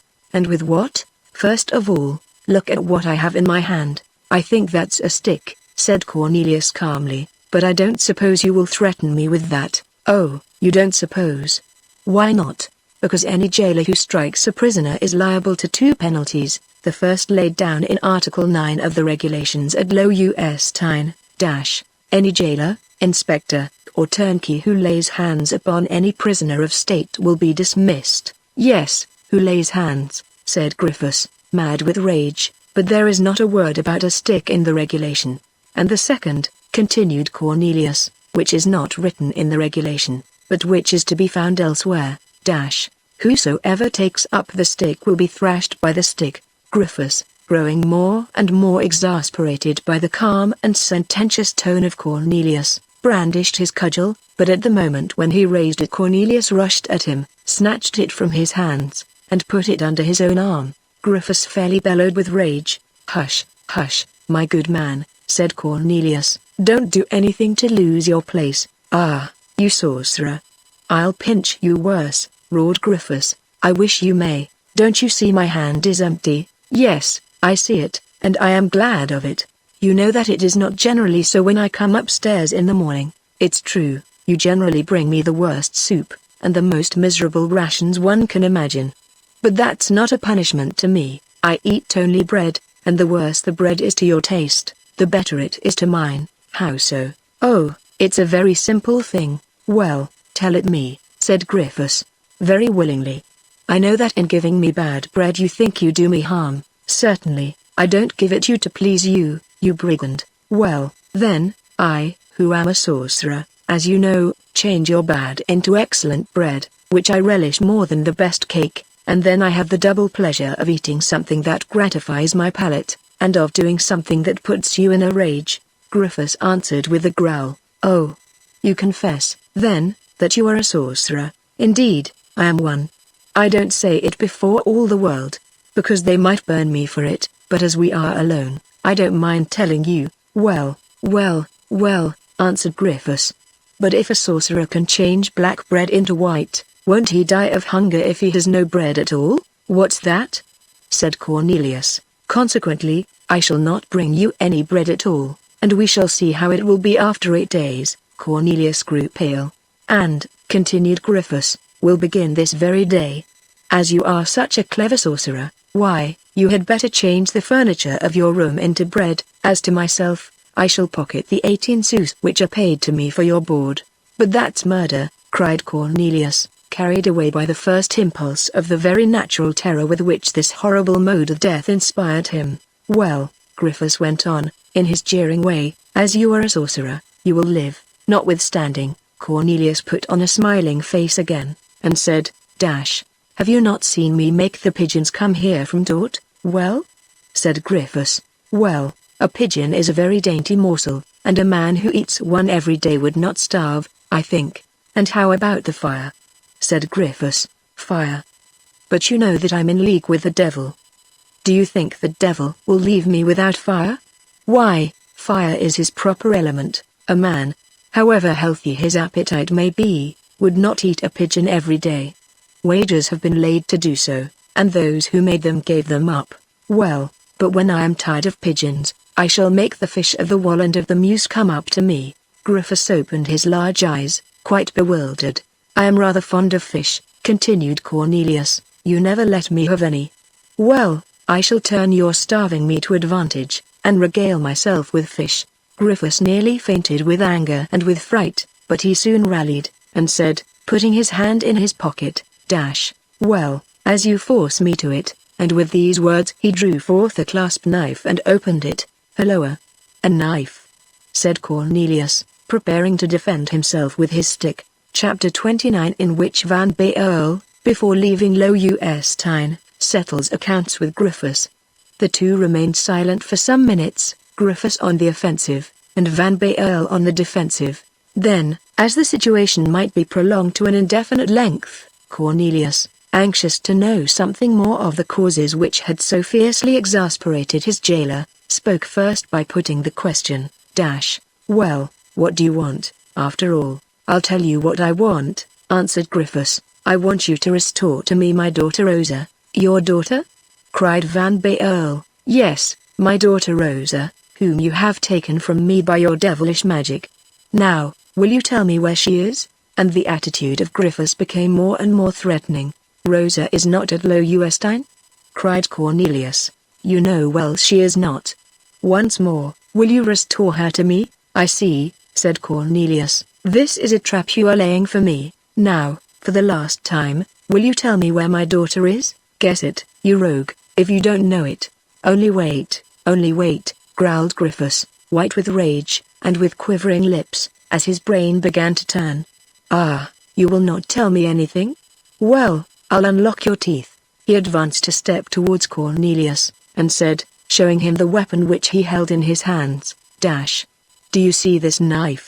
Well, I have killed more than 50 blackcocks with it, and I vow I'll kill their master, the devil, as well as them." "But, you blockhead," said Cornelius, "will you really kill me? I shall open your heart to see in it the place where you hide my daughter." Saying this, Griffiths in his frenzy rushed towards Cornelius, who had barely time to retreat behind his table to avoid the first thrust, but as Griffiths continued, with horrid threats, to brandish his huge knife, and although out of the reach of his weapon, yet, as long as it remained in the madman's hand, the ruffian might fling it at him, Cornelius lost no time, and availing himself of the stick, which he held tight under his arm, dealt the jailer a vigorous blow on the wrist of that hand which held the knife. The knife fell to the ground, and Cornelius put his foot on it. Then, as Griffiths seemed bent upon engaging in a struggle which the pain in his wrist, and shame for having allowed himself to be disarmed, would have made desperate,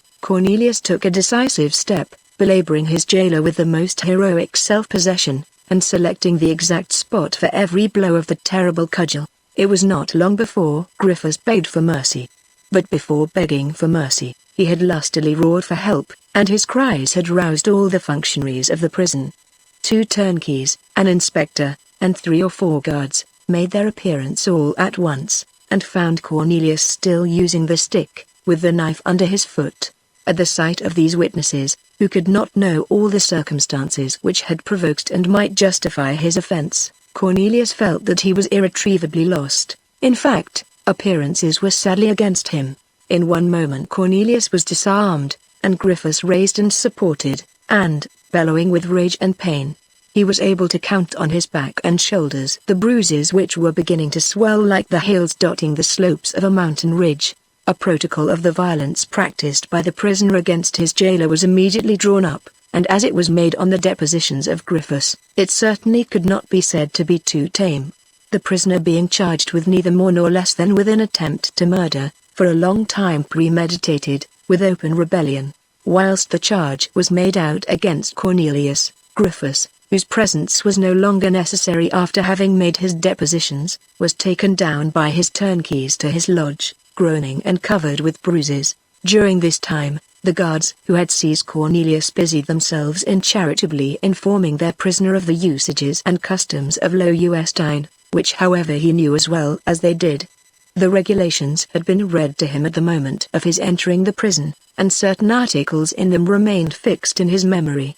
Among other things they told him that this regulation had been carried out to its full extent in the case of a prisoner named Matthias, who in 1668, that is to say, 5 years before, had committed a much less violent act of rebellion than that of which Cornelius was guilty. He had found his soup too hot, and thrown it at the head of the chief turnkey, who in consequence of this ablution had been put to the inconvenience of having his skin come off as he wiped his face. Matthias was taken within 12 hours from his cell, then led to the jailer's lodge, where he was registered as leaving Loewestein, then taken to the esplanade, from which there is a very fine prospect over a wide expanse of country. There they fettered his hands, bandaged his eyes, and let him say his prayers. Hereupon he was invited to go down on his knees, and the guards of Loewestein, 12 in number, at a sign from a sergeant, very cleverly lodged a musket ball each in his body. In consequence of this proceeding, Matthias incontinently did then and there die. Cornelius listened with the greatest attention to this delightful recital, and then said, Within 12 hours, you say? Yes, the 12th hour had not even struck, if I remember right, said the guard who had told him the story. Thank you, said Cornelius. The guard still had the smile on his face with which he accompanied and as it were accentuated his tale, when footsteps and a jingling of spurs were heard ascending the staircase. The guards fell back to allow an officer to pass, who entered the cell of Cornelius at the moment when the clerk of Loewestein was still making out his report. Is this number 11? He asked. Yes, Captain, answered a non-commissioned officer. Then this is the cell of the prisoner Cornelius van Baerle? Exactly, Captain. Where is the prisoner? Here I am, sir, answered Cornelius, growing rather pale, notwithstanding all his courage. You are Dr. Cornelius van Baerle? Asked he, this time addressing the prisoner himself. Yes, sir. Then follow me. Oh, said Cornelius, whose heart felt oppressed by the first dread of death. What quick work they make here in the fortress of Loewestein. And the rascal talked to me of 12 hours. What did I tell you? Whispered the communicative guard in the ear of the culprit. A lie. How so? You promised me 12 hours. Yes, but here comes to you an aide-de-camp of His Highness, even one of his most intimate companions Van Dicken. Zoons! They did not grant such an honor to poor Matthias. Come, said Cornelius, drawing a long breath. Come, I'll show to these people that an honest burgher, godson of Cornelius de Witt, can without flinching receive as many musket balls as that Matthias. Saying this, he passed proudly before the clerk, who, being interrupted in his work, ventured to say to the officer, But, Captain Van Dicken, the protocol is not yet finished. It is not worthwhile finishing it, answered the officer. All right, replied the clerk, philosophically putting up his paper and pen into a greasy and well-worn writing case. It was written, thought poor Cornelius, that I should not in this world give my name either to a child, to a flower, or to a book, the three things by which a man's memory is perpetuated. Repressing his melancholy thoughts, he followed the officer with a resolute heart, and carrying his head erect, Cornelius counted the steps which led to the esplanade, regretting that he had not asked the guard how many there were of them, which the man, in his official complaisance, would not have failed to tell him. What the poor prisoner was most afraid of during this walk, which he considered as leading him to the end of the journey of life, was to see Griffiths and not to see Rosa. What savage satisfaction would glisten in the eyes of the father, and what sorrow dim those of the daughter? How Griffiths would glory in his punishment. Punishment? Rather savage vengeance for an eminently righteous deed, which Cornelius had the satisfaction of having performed as a bounden duty. But Rosa, poor girl, must he die without a glimpse of her, without an opportunity to give her one last kiss, or even to say one last word of farewell? And, worst of all, must he die without any intelligence of the black tulip, and regain his consciousness in heaven with no idea in what direction he should look to find it? In truth, to restrain his tears at such a crisis, the poor wretch's heart must have been encased in more of those triplets, the triple brass, than Horace bestows upon the sailor who first visited the terrifying Acroceraunian shoals. In vain did Cornelius look to the right and to the left. He saw no sign either of Rosa or Griffiths. On reaching the esplanade, he bravely looked about for the guards who were to be his executioners, and in reality saw a dozen soldiers assembled. But they were not standing in line, or carrying muskets, but talking together so gaily that Cornelius felt almost shocked. All at once, Griffiths, limping, staggering, and supporting himself on a crooked stick, came forth from the jailer's lodge. His old eyes, grey as those of a cat, were lit up by a gleam in which all his hatred was concentrated. He then began to pour forth such a torrent of disgusting imprecations against Cornelius, that the latter, addressing the officer, said, "I do not think it very becoming, sir, that I should be thus insulted by this man, especially at a moment like this." "Well, hear me," said the officer, laughing. "It is quite natural that this worthy fellow should bear you a grudge. You seem to have given it him very soundly, but, sir, it was only in self-defense." "Never mind," said the captain, shrugging his shoulders like a true philosopher. "Let him talk. What does it matter to you now?" The cold sweat stood on the brow of Cornelius at this answer, which he looked upon somewhat in a light of brutal irony, especially as coming from an officer of whom he had heard it said that he was attached to the person of the prince. The unfortunate tulip fancier then felt that he had no more resources, and no more friends, and resigned himself to his fate. "God's will be done," he muttered, bowing his head. Then, turning towards the officer, who seemed complacently to wait until he had finished his meditations, he asked, "Please, sir, tell me now, where am I to go?"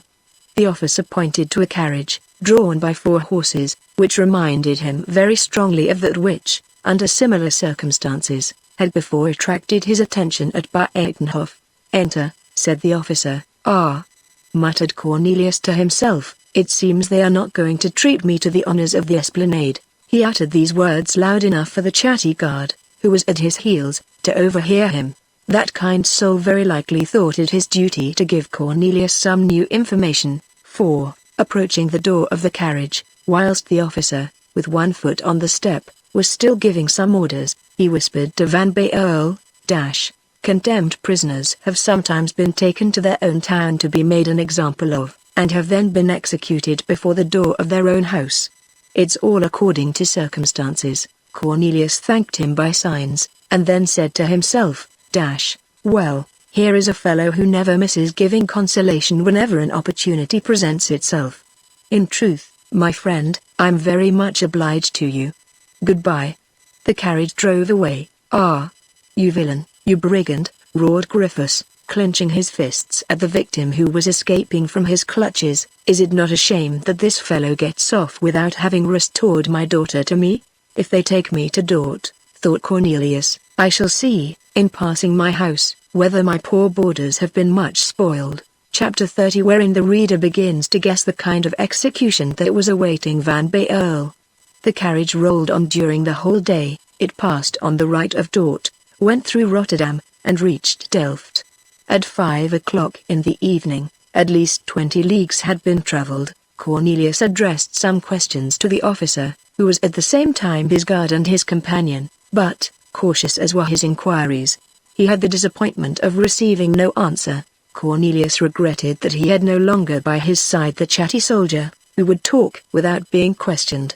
That obliging person would undoubtedly have given him as pleasant details and exact explanations concerning this third strange part of his adventures as he had done concerning the first 2. The travelers passed the night in the carriage. On the following morning at dawn Cornelius found himself beyond Leiden, having the North Sea on his left, and the Zuider Zee on his right. 3 hours after, he entered Haarlem. Cornelius was not aware of what had passed at Haarlem, and we shall leave him in ignorance of it until the course of events enlightens him.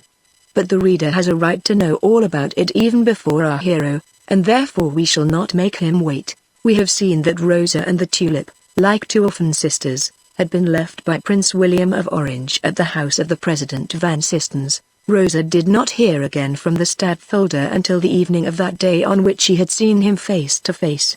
Toward evening, an officer called at Van Sistens' house. He came from His Highness, with a request for Rosa to appear at the town hall. There, in the large council room into which she was ushered, she found the prince writing. He was alone, with a large Frisian greyhound at his feet, which looked at him with a steady glance, as if the faithful animal were wishing to do what no man could do, read the thoughts of his master in his face. William continued his writing for a moment, then, raising his eyes, and seeing Rosa standing near the door, he said, without laying down his pen, Come here, my child. Rosa advanced a few steps towards the table. Sit down, he said. Rosa obeyed, for the prince was fixing his eyes upon her, but he had scarcely turned them again to his paper when she bashfully retired to the door. The prince finished his letter. During this time, the greyhound went up to Rosa, surveyed her and began to caress her. "R," said William to his dog. "It's easy to see that she is a countrywoman of yours, and that you recognize her."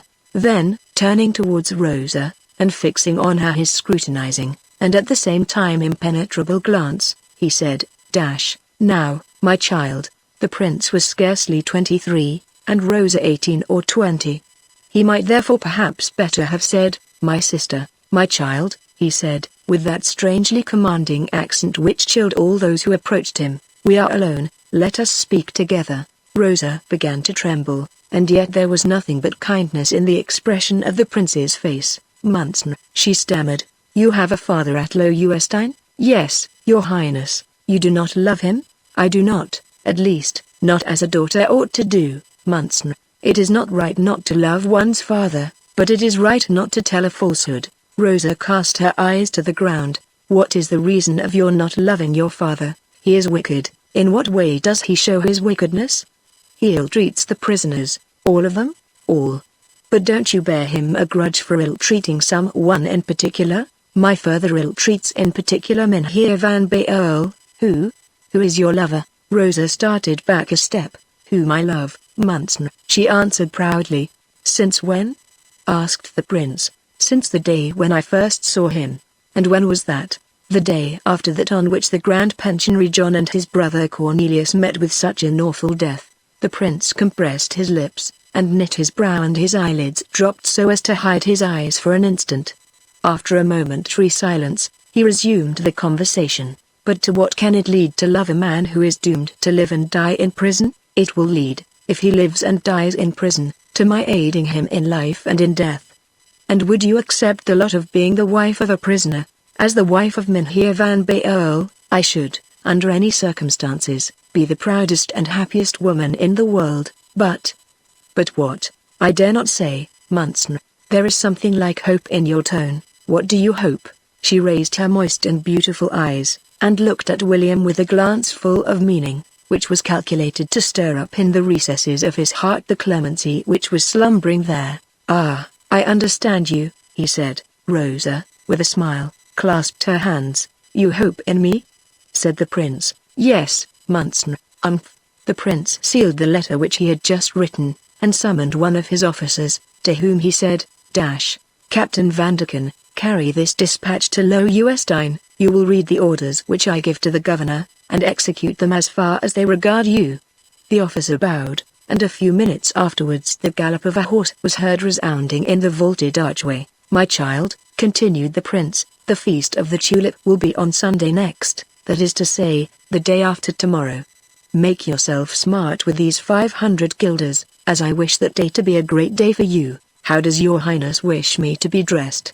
faltered Rosa. "Take the costume of a Frisian bride," said William. "It will suit you very well indeed." Chapter 31 Haarlem, whither, 3 days ago, we conducted our gentle reader, and whither we request him to follow us once more in the footsteps of the prisoner, is a pleasant city, which justly prides itself on being one of the most shady in all the Netherlands, while other towns boast of the magnificence of their arsenals and dockyards, and the splendor of their shops and markets. Haarlem's claims to fame rest upon her superiority to all other provincial cities in the number and beauty of her spreading elms, graceful poplars, and, more than all, upon her pleasant walks, shaded by the lovely arches of magnificent oaks, lindens, and chestnuts. Haarlem, just as her neighbor, Leiden, became the center of science, and her queen, Amsterdam, that of commerce. Haarlem preferred to be the agricultural, or, more strictly speaking, the horticultural metropolis. In fact, girt about as she was, breezy and exposed to the sun's hot rays, she seemed to offer to gardeners so many more guarantees of success than other places, with their heavy sea air, and their scorching heat. On this account all the serene souls who loved the earth and its fruits had gradually gathered together at Haarlem, just as all the nervous, uneasy spirits, whose ambition was for travel and commerce, had settled in Rotterdam and Amsterdam, and all the politicians and selfish worldlings at The Hague, we have observed that Leiden overflowed with scholars. In like manner Haarlem was devoted to the gentle pursuits of peace, to music and painting, orchards and avenues, groves and parks. Haarlem went wild about flowers, and tulips received their full share of worship. Haarlem offered prizes for tulip growing, and this fact brings us in the most natural manner to that celebration which the city intended to hold on May 15, 1673 in honor of the great black tulip, immaculate and perfect, which should gain for its discoverer 100,000 guilders. Haarlem, having placed on exhibition its favorite, having advertised its love of flowers in general and of tulips in particular, at a period when the souls of men were filled with war and sedition, Haarlem, having enjoyed the exquisite pleasure of admiring the very purest ideal of tulips in full bloom, Haarlem, this tiny town, full of trees and of sunshine, of light and shade, had determined that the ceremony of bestowing the prize should be a fete which should live forever in the memory of men. So much the more reason was there, too, in her determination, in that Holland is the home of fates. Never did sluggish natures manifest more eager energy of the singing and dancing sort than those of the good republicans of the 7 provinces when amusement was the order of the day. Study the pictures of the 2 Teniers. It is certain that sluggish folk are of all men the most earnest in tiring themselves, not when they are at work, but at play. Thus Haarlem was thrice given over to rejoicing, for a threefold celebration was to take place. In the first place, the black tulip had been produced. Secondly, the Prince William of Orange, as a true Hollander, had promised to be present at the ceremony of its inauguration, and, thirdly, it was a point of honor with the States to show to the French, at the conclusion of such a disastrous war as that of 1672, that the flooring of the Batavian Republic was solid enough for its people to dance on it, with the accompaniment of the cannon of their fleets. The Horticultural Society of Haarlem had shown itself worthy of its fame by giving 100,000 guilders for the bulb of a tulip.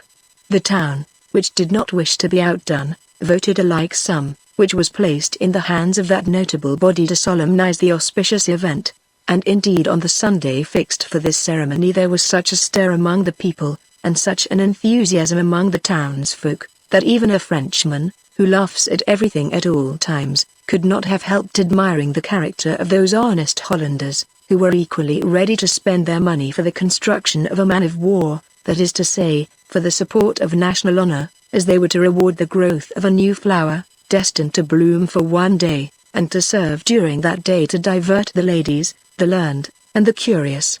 At the head of the notables and of the Horticultural Committee shone Mynheer van Sistens, dressed in his richest habiliments. The worthy man had done his best to imitate his favorite flower in the sombre and stern elegance of his garments, and we are bound to record, to his honor, that he had perfectly succeeded in his object.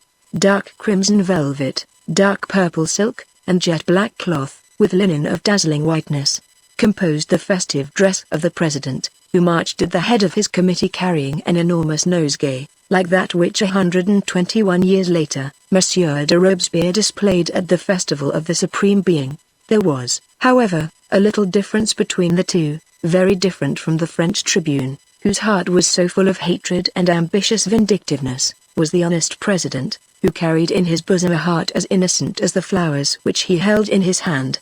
Behind the committee, who were as gay as a meadow, and as fragrant as a garden in spring, marched the learned societies of the town, the magistrates, the military, the nobles and the boors. The people, even among the respected republicans of the 7 provinces, had no place assigned to them in the procession. They merely lined the streets. This is the place for the multitude, which with true philosophic spirit, waits until the triumphal pageants have passed, to know what to say of them, and sometimes also to know what to do. This time, however, there was no question either of the triumph of Pompey or of Caesar, neither of the defeat of Mithridates, nor of the conquest of Gaul. The procession was as placid as the passing of a flock of lambs, and as inoffensive as a flight of birds sweeping through the air. Haarlem had no other triumphers, except its gardeners. Worshipping flowers, Haarlem idolized the florist. In the center of this pacific and fragrant cortege the black tulip was seen, carried on a litter, which was covered with white velvet and fringed with gold. The handles of the litter were supported by 4 men, who were from time to time relieved by fresh relays, even as the bearers of Mother Cybele used to take turn and turn about at Rome in the ancient days, when she was brought from Etruria to the Eternal City, amid the blare of trumpets and the worship of a whole nation. This public exhibition of the tulip was an act of adoration rendered by an entire nation, unlettered and unrefined, to the refinement and culture of its illustrious and devout leaders, whose blood had stained the foul pavement of the Buitenhof, reserving the right at a future date to inscribe the names of its victims upon the highest stone of the Dutch pantheon. It was arranged that the Prince Stadtholder himself should give the prize of 100,000 guilders, which interested the people at large, and it was thought that perhaps he would make a speech which interested more particularly his friends and enemies. For in the most insignificant words of men of political importance their friends and their opponents always endeavor to detect, and hence think they can interpret, something of their true thoughts, as if your true politician's hat were not a bushel under which he always hides his light. At length the great and long-expected day, May 15, 1673, arrived, and all Haarlem, swelled by her neighbors, was gathered in the beautiful tree-lined streets, determined on this occasion not to waste its applause upon military heroes, or those who had won notable victories in the field of science, but to reserve their applause for those who had overcome nature, and had forced the inexhaustible mother to be delivered of what had theretofore been regarded as impossible, a completely black tulip. Nothing, however, is more fickle than such a resolution of the people. When a crowd is once in the humor to cheer, it is just the same as when it begins to hiss. It never knows when to stop.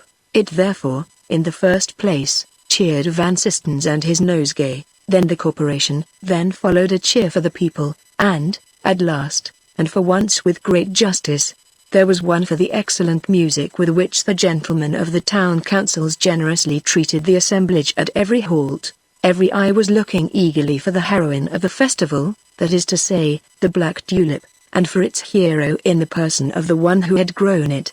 In case this hero should make his appearance after the address we have seen worthy Van Systens at work on so conscientiously, he would not fail to make as much of a sensation as the Stadtholder himself.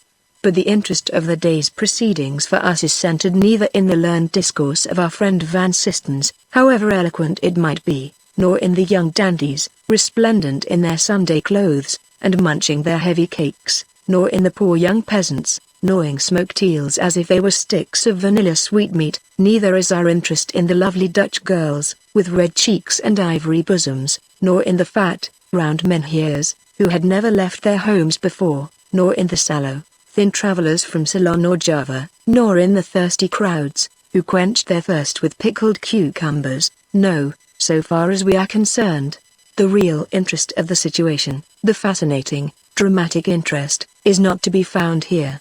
Our interest is in a smiling, sparkling face to be seen amid the members of the Horticultural Committee, in the person with a flower in his belt, combed and brushed, and all clad in scarlet, a color which makes his black hair and yellow skin stand out in violent contrast. This hero, radiant with rapturous joy, who had the distinguished honor of making the people forget the speech of Van Systens, and even the presence of the Stadtholder, was Isaac Boxtel, who saw, carried on his right before him, the black tulip, his pretended daughter, and on his left, in a large purse, the 100,000 guilders in glittering gold pieces, towards which he was constantly squinting, fearful of losing sight of them for one moment.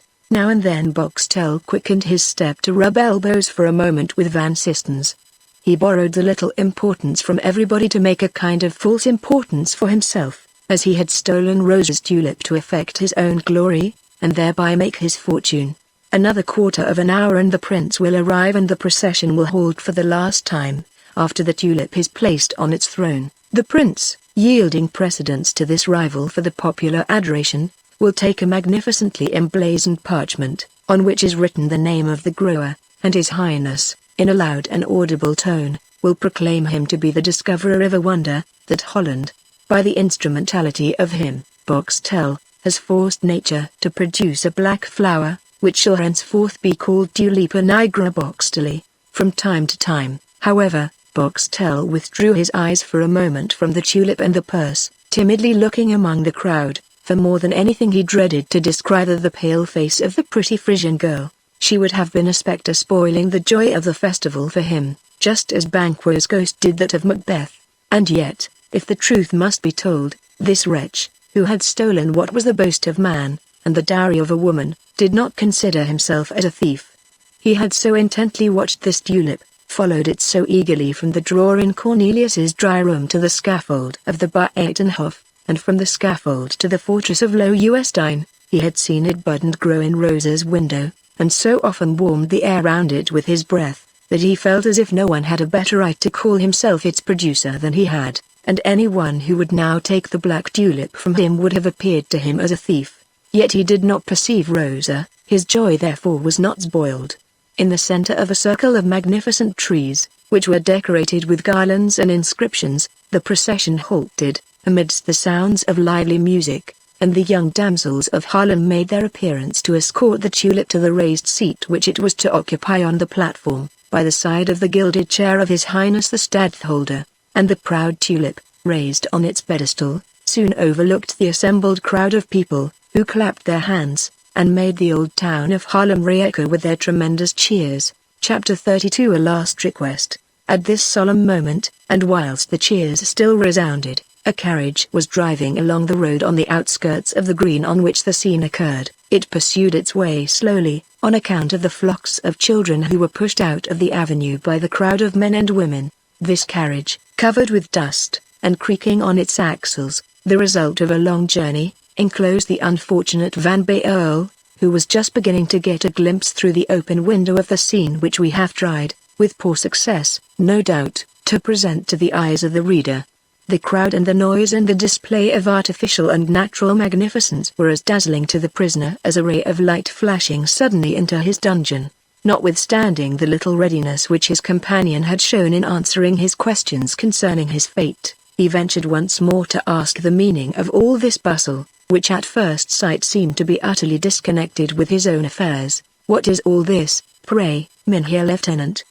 he asked of his conductor. "As you may see, sir," replied the officer, "it is a feast." "Ah, a feast," said Cornelius, in the sad tone of indifference of a man to whom no joy remains in this world. Then, after some moments' silence, during which the carriage had proceeded a few yards, he asked once more, "The feast of the patron saint of Haarlem? As I see so many flowers, it is, indeed, a feast in which flowers play a principal part. Oh, the sweet scents! Oh, the beautiful colors!"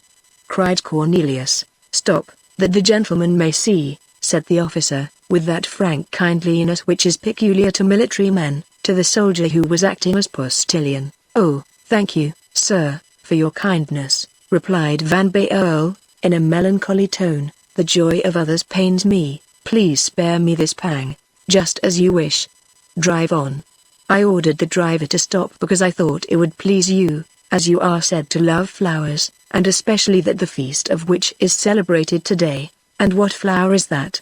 "The tulip." "The tulip," cried Van Baerle, "is today the feast of tulips?" "Yes, sir, but as this spectacle displeases you, let us drive on." The officer was about to give the order to proceed, but Cornelius stopped him, a painful thought having struck him. He asked, with faltering voice, "Is the prize given today, sir?" "Yes, the prize for the black tulip." Cornelius's cheek flushed, his whole frame trembled, and the cold sweat stood on his brow. "Alas, sir," he said, "all these good people will be as unfortunate as myself, for they will not see the solemnity which they have come to witness, or at least they will see it incompletely." "What is it you mean to say?" "I mean to say," replied Cornelius, throwing himself back in the carriage, "that the black tulip will not be found, except by one whom I know." "In this case," said the officer, "the person whom you know has found it, for the thing which the whole of Haarlem is looking at this moment is neither more nor less than the black tulip." "The black tulip," replied Van Baerle, thrusting half his body out of the carriage window. "Where is it? Where is it?" "Down there on the throne. Don't you see?" "I do see it." "Come along, sir," said the officer. "Now we must drive off." "Oh, have pity, have mercy, sir," said Van Baerle, "don't take me away. Let me look once more. Is what I see down there the black tulip?" "Quite black?" Is it possible? Oh, sir, have you seen it? It must have specks, it must be imperfect, it must only be dyed black. Ah! If I were there, I should see it at once. Let me alight, let me see it close, I beg of you. Are you mad, sir? How could I allow such a thing, I implore you? But you forget that you are a prisoner. It is true I am a prisoner, but I am a man of honor, and I promise you on my word that I will not run away, I will not attempt to escape, only let me see the flower. But my orders, sir, my orders. And the officer again made the driver a sign to proceed. Cornelius stopped him once more. Oh, be forbearing, be generous. My whole life depends upon your pity. Alas! Perhaps it will not be much longer. You don't know, sir, what I suffer. You don't know the struggle going on in my heart and mind. For after all, Cornelius cried in despair, if this were my tulip, if it were the one which has been stolen from Rosa. Oh, I must alight, sir. I must see the flower. You may kill me afterwards if you like, but I will see it, I must see it. Be quiet, unfortunate man, and come quickly back into the carriage, for here is the escort of His Highness the Stadtholder, and if the prince observed any disturbance, or heard any noise, it would be ruin to me, as well as to you. Van Baerle, more afraid for his companion than himself, threw himself back into the carriage, but he could only keep quiet for half a minute, and the first 20 horsemen had scarcely passed when he again leaned out of the carriage window, gesticulating imploringly towards the Stadtholder. At the very moment when he passed, William, impassible and quiet as usual, was proceeding to the green to fulfill his duty as chairman. He held in his hand the roll of parchment, which, on this festive day, has become his baton. Seeing the man gesticulate with imploring mien, and perhaps also recognizing the officer who accompanied him, His Highness ordered his carriage to stop. In an instant his snorting steed stood still, at a distance of about 6 yards from the carriage in which Van Baerle was caged. What is this? The prince asked the officer, who at the first order of the Stadtholder had jumped out of the carriage, and was respectfully approaching him. Monseigneur, he cried, this is the prisoner of state whom I have fetched from Loewestein, and whom I have brought to Haarlem according to your highness's command. What does he want? He entreats for permission to stop here for a minute, to see the black tulip, Monseigneur, said Van Baerle, clasping his hands, and when I have seen it, when I have seen what I desire to know, I am quite ready to die, if die I must, but in dying I shall bless your highness's mercy for having allowed me to witness the glorification of my work. It was, indeed, a curious spectacle to see these 2 men at the windows of their several carriages, the one surrounded by his guards, and all-powerful, the other a prisoner and miserable, the one going to mount a throne, the other believing himself to be on his way to the scaffold. William, looking with his cold glance on Cornelius, listened to his anxious and urgent request, then addressing himself to the officer, he said, Is this person the mutinous prisoner who has attempted to kill his jailer at Loewestein? Cornelius heaved a sigh and hung his head. His good-tempered honest face turned pale and red at the same instant. These words of the all-powerful prince, who by some secret messenger unavailable to other mortals had already been apprised of his crime, seemed to him to forebode not only his doom, but also the refusal of his last request. He did not try to make a struggle, or to defend himself, and he presented to the prince the affecting spectacle of despairing innocence, like that of a child, a spectacle which was fully understood and felt by the great mind and the great heart of him who observed it. Allow the prisoner to alight, and let him see the black tulip. It is well worth being seen once. Thank you, Monseigneur, thank you, said Cornelius, nearly swooning with joy, and staggering on the steps of his carriage. Had not the officer supported him, our poor friend would have made his thanks to His Highness prostrate on his knees with his forehead in the dust. After having granted this permission, the prince proceeded on his way over the green amidst the most enthusiastic acclamations.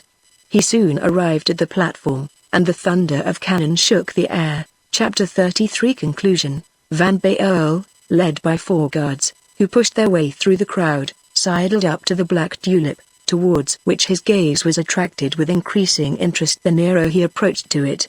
He saw it at last, that unique flower, which he was to see once and no more. He saw it at the distance of 6 paces, and was delighted with its perfection and gracefulness. he saw it surrounded by young and beautiful girls, who formed, as it were, a guard of honor for this queen of excellence and purity. And yet, the more he ascertained with his own eyes the perfection of the flower, the more wretched and miserable he felt. He looked all around for someone to whom he might address only one question, but his eyes everywhere met strange faces, and the attention of all was directed towards the chair of state, on which the stadtholder had seated himself. William rose, casting a tranquil glance over the enthusiastic crowd, and his keen eyes rested by turns on the three extremities of a triangle formed opposite to him by three persons of very different interests and feelings. At one of the angles, Boxtel, trembling with impatience, and quite absorbed in watching the prince, the gilders, the black tulip, and the crowd. At the other, Cornelius, panting for breath, silent, and his attention, his eyes, his life, his heart, his love, quite concentrated on the black tulip. And thirdly, standing on a raised step among the maidens of Haarlem, a beautiful Frisian girl, dressed in fine scarlet woolen cloth, embroidered with silver, and covered with a lace veil, which fell in rich folds from her headdress of gold brocade. In one word, Rosa, who, faint and with swimming eyes, was leaning on the arm of one of the officers of William. The prince then slowly unfolded the parchment, and said, with a calm clear voice, which, although low, made itself perfectly heard amidst the respectful silence, which all at once arrested the breath of 50,000 spectators. You know what has brought us here? A prize of 100,000 guilders has been promised to whosoever should grow the black tulip. The black tulip has been grown, here it is before your eyes, coming up to all the conditions required by the program of the Horticultural Society of Haarlem. The history of its production, and the name of its grower, will be inscribed in the Book of Honor of the city. Let the person approach to whom the black tulip belongs. In pronouncing these words, the prince, to judge of the effect they produced, surveyed with his eagle eye the three extremities of the triangle. He saw Boxtel rushing forward. He saw Cornelius make an involuntary movement, and lastly he saw the officer who was taking care of Rosa lead, or rather push her forward towards him. At the sight of Rosa, a double cry arose on the right and left of the prince. Boxtel, thunderstruck, and Cornelius, in joyful amazement, both exclaimed, Rosa! Rosa! This tulip is yours, is it not, my child? Said the prince. Yes, Monseigneur, stammered Rosa, whose striking beauty excited a general murmur of applause. Oh! Muttered Cornelius, she has then belied me, when she said this flower was stolen from her. Oh! That's why she left Loewestein. Alas! Am I then forgotten, betrayed by her whom I thought my best friend on earth? Oh! Sighed Boxtel, I am lost. This tulip, continued the prince, will therefore bear the name of its producer, and figure in the catalogue under the title, Tulipa nigra rosa barlensis, because of the name Van Baerle, which will henceforth be the name of this damsel. And at the same time William took Rosa's hand, and placed it in that of a young man, who rushed forth, pale and beyond himself with joy, to the foot of the throne saluting alternately the prince and his bride, and who with a grateful look to heaven, returned his thanks to the giver of all this happiness. At the same moment there fell at the feet of the President Van Sistens another man, struck down by a very different emotion.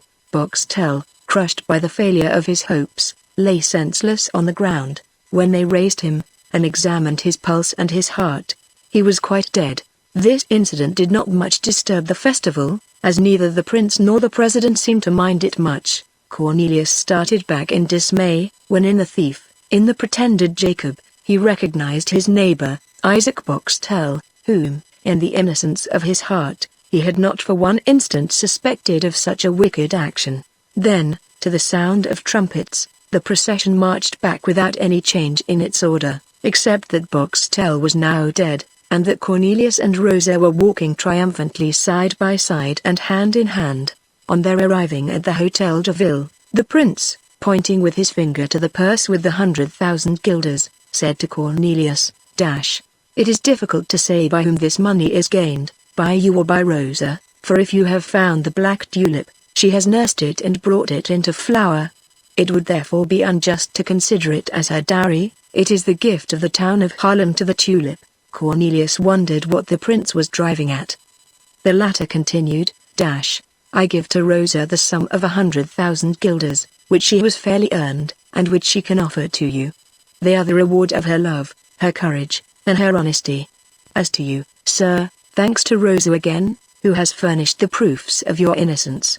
And, saying these words, the prince handed to Cornelius that flyleaf of the Bible on which was written the letter of Cornelius de Witt, and in which the third bulb had been wrapped. "As to you, it has come to light that you were imprisoned for a crime which you had not committed. This means that you are not only free, but that your property will be restored to you, as the property of an innocent man cannot be confiscated. Cornelius van Baerle, you are the godson of Cornelius de Witt and the friend of his brother John. Remain worthy of the name you have received from one of them, and of the friendship you have enjoyed with the other." The two de Witts, wrongly judged and wrongly punished in a moment of popular error, were two great citizens, of whom Holland is now proud. The prince, after these last words, which contrary to his custom, he pronounced with a voice full of emotion, gave his hands to the lovers to kiss, whilst they were kneeling before him, then heaving a sigh, he said, "Alas! You are very happy, who, dreaming only of what perhaps is the true glory of Holland, and forms especially her true happiness, do not attempt to acquire for her anything beyond new colors of tulips." And, casting a glance towards that point of the compass where France lay, as if he saw new clouds gathering there, he entered his carriage and drove off. Cornelius started on the same day for Dort with Rosa, who sent her lover's old housekeeper as a messenger to her father, to apprise him of all that had taken place. Those who, thanks to our description, have learned the character of old Griffiths, will comprehend that it was hard for him to become reconciled to his son-in-law. He had not yet forgotten the blows which he had received in that famous encounter. To judge from the wheels which he counted, their number, he said, amounted to 41. But at last, in order, as he declared, not to be less generous than His Highness the Stadtholder, he consented to make his peace.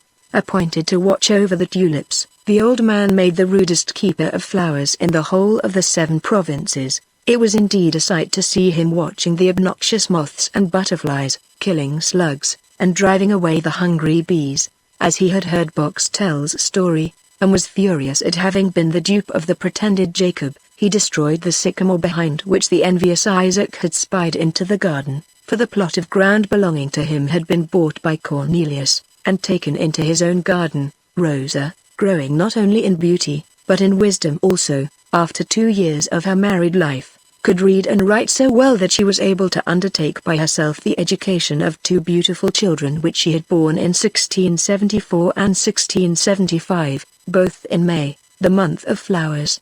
As a matter of course, one was a boy, the other a girl, the former being called Cornelius, the other Rosa. Van Baerle remained faithfully attached to Rosa and to his tulips.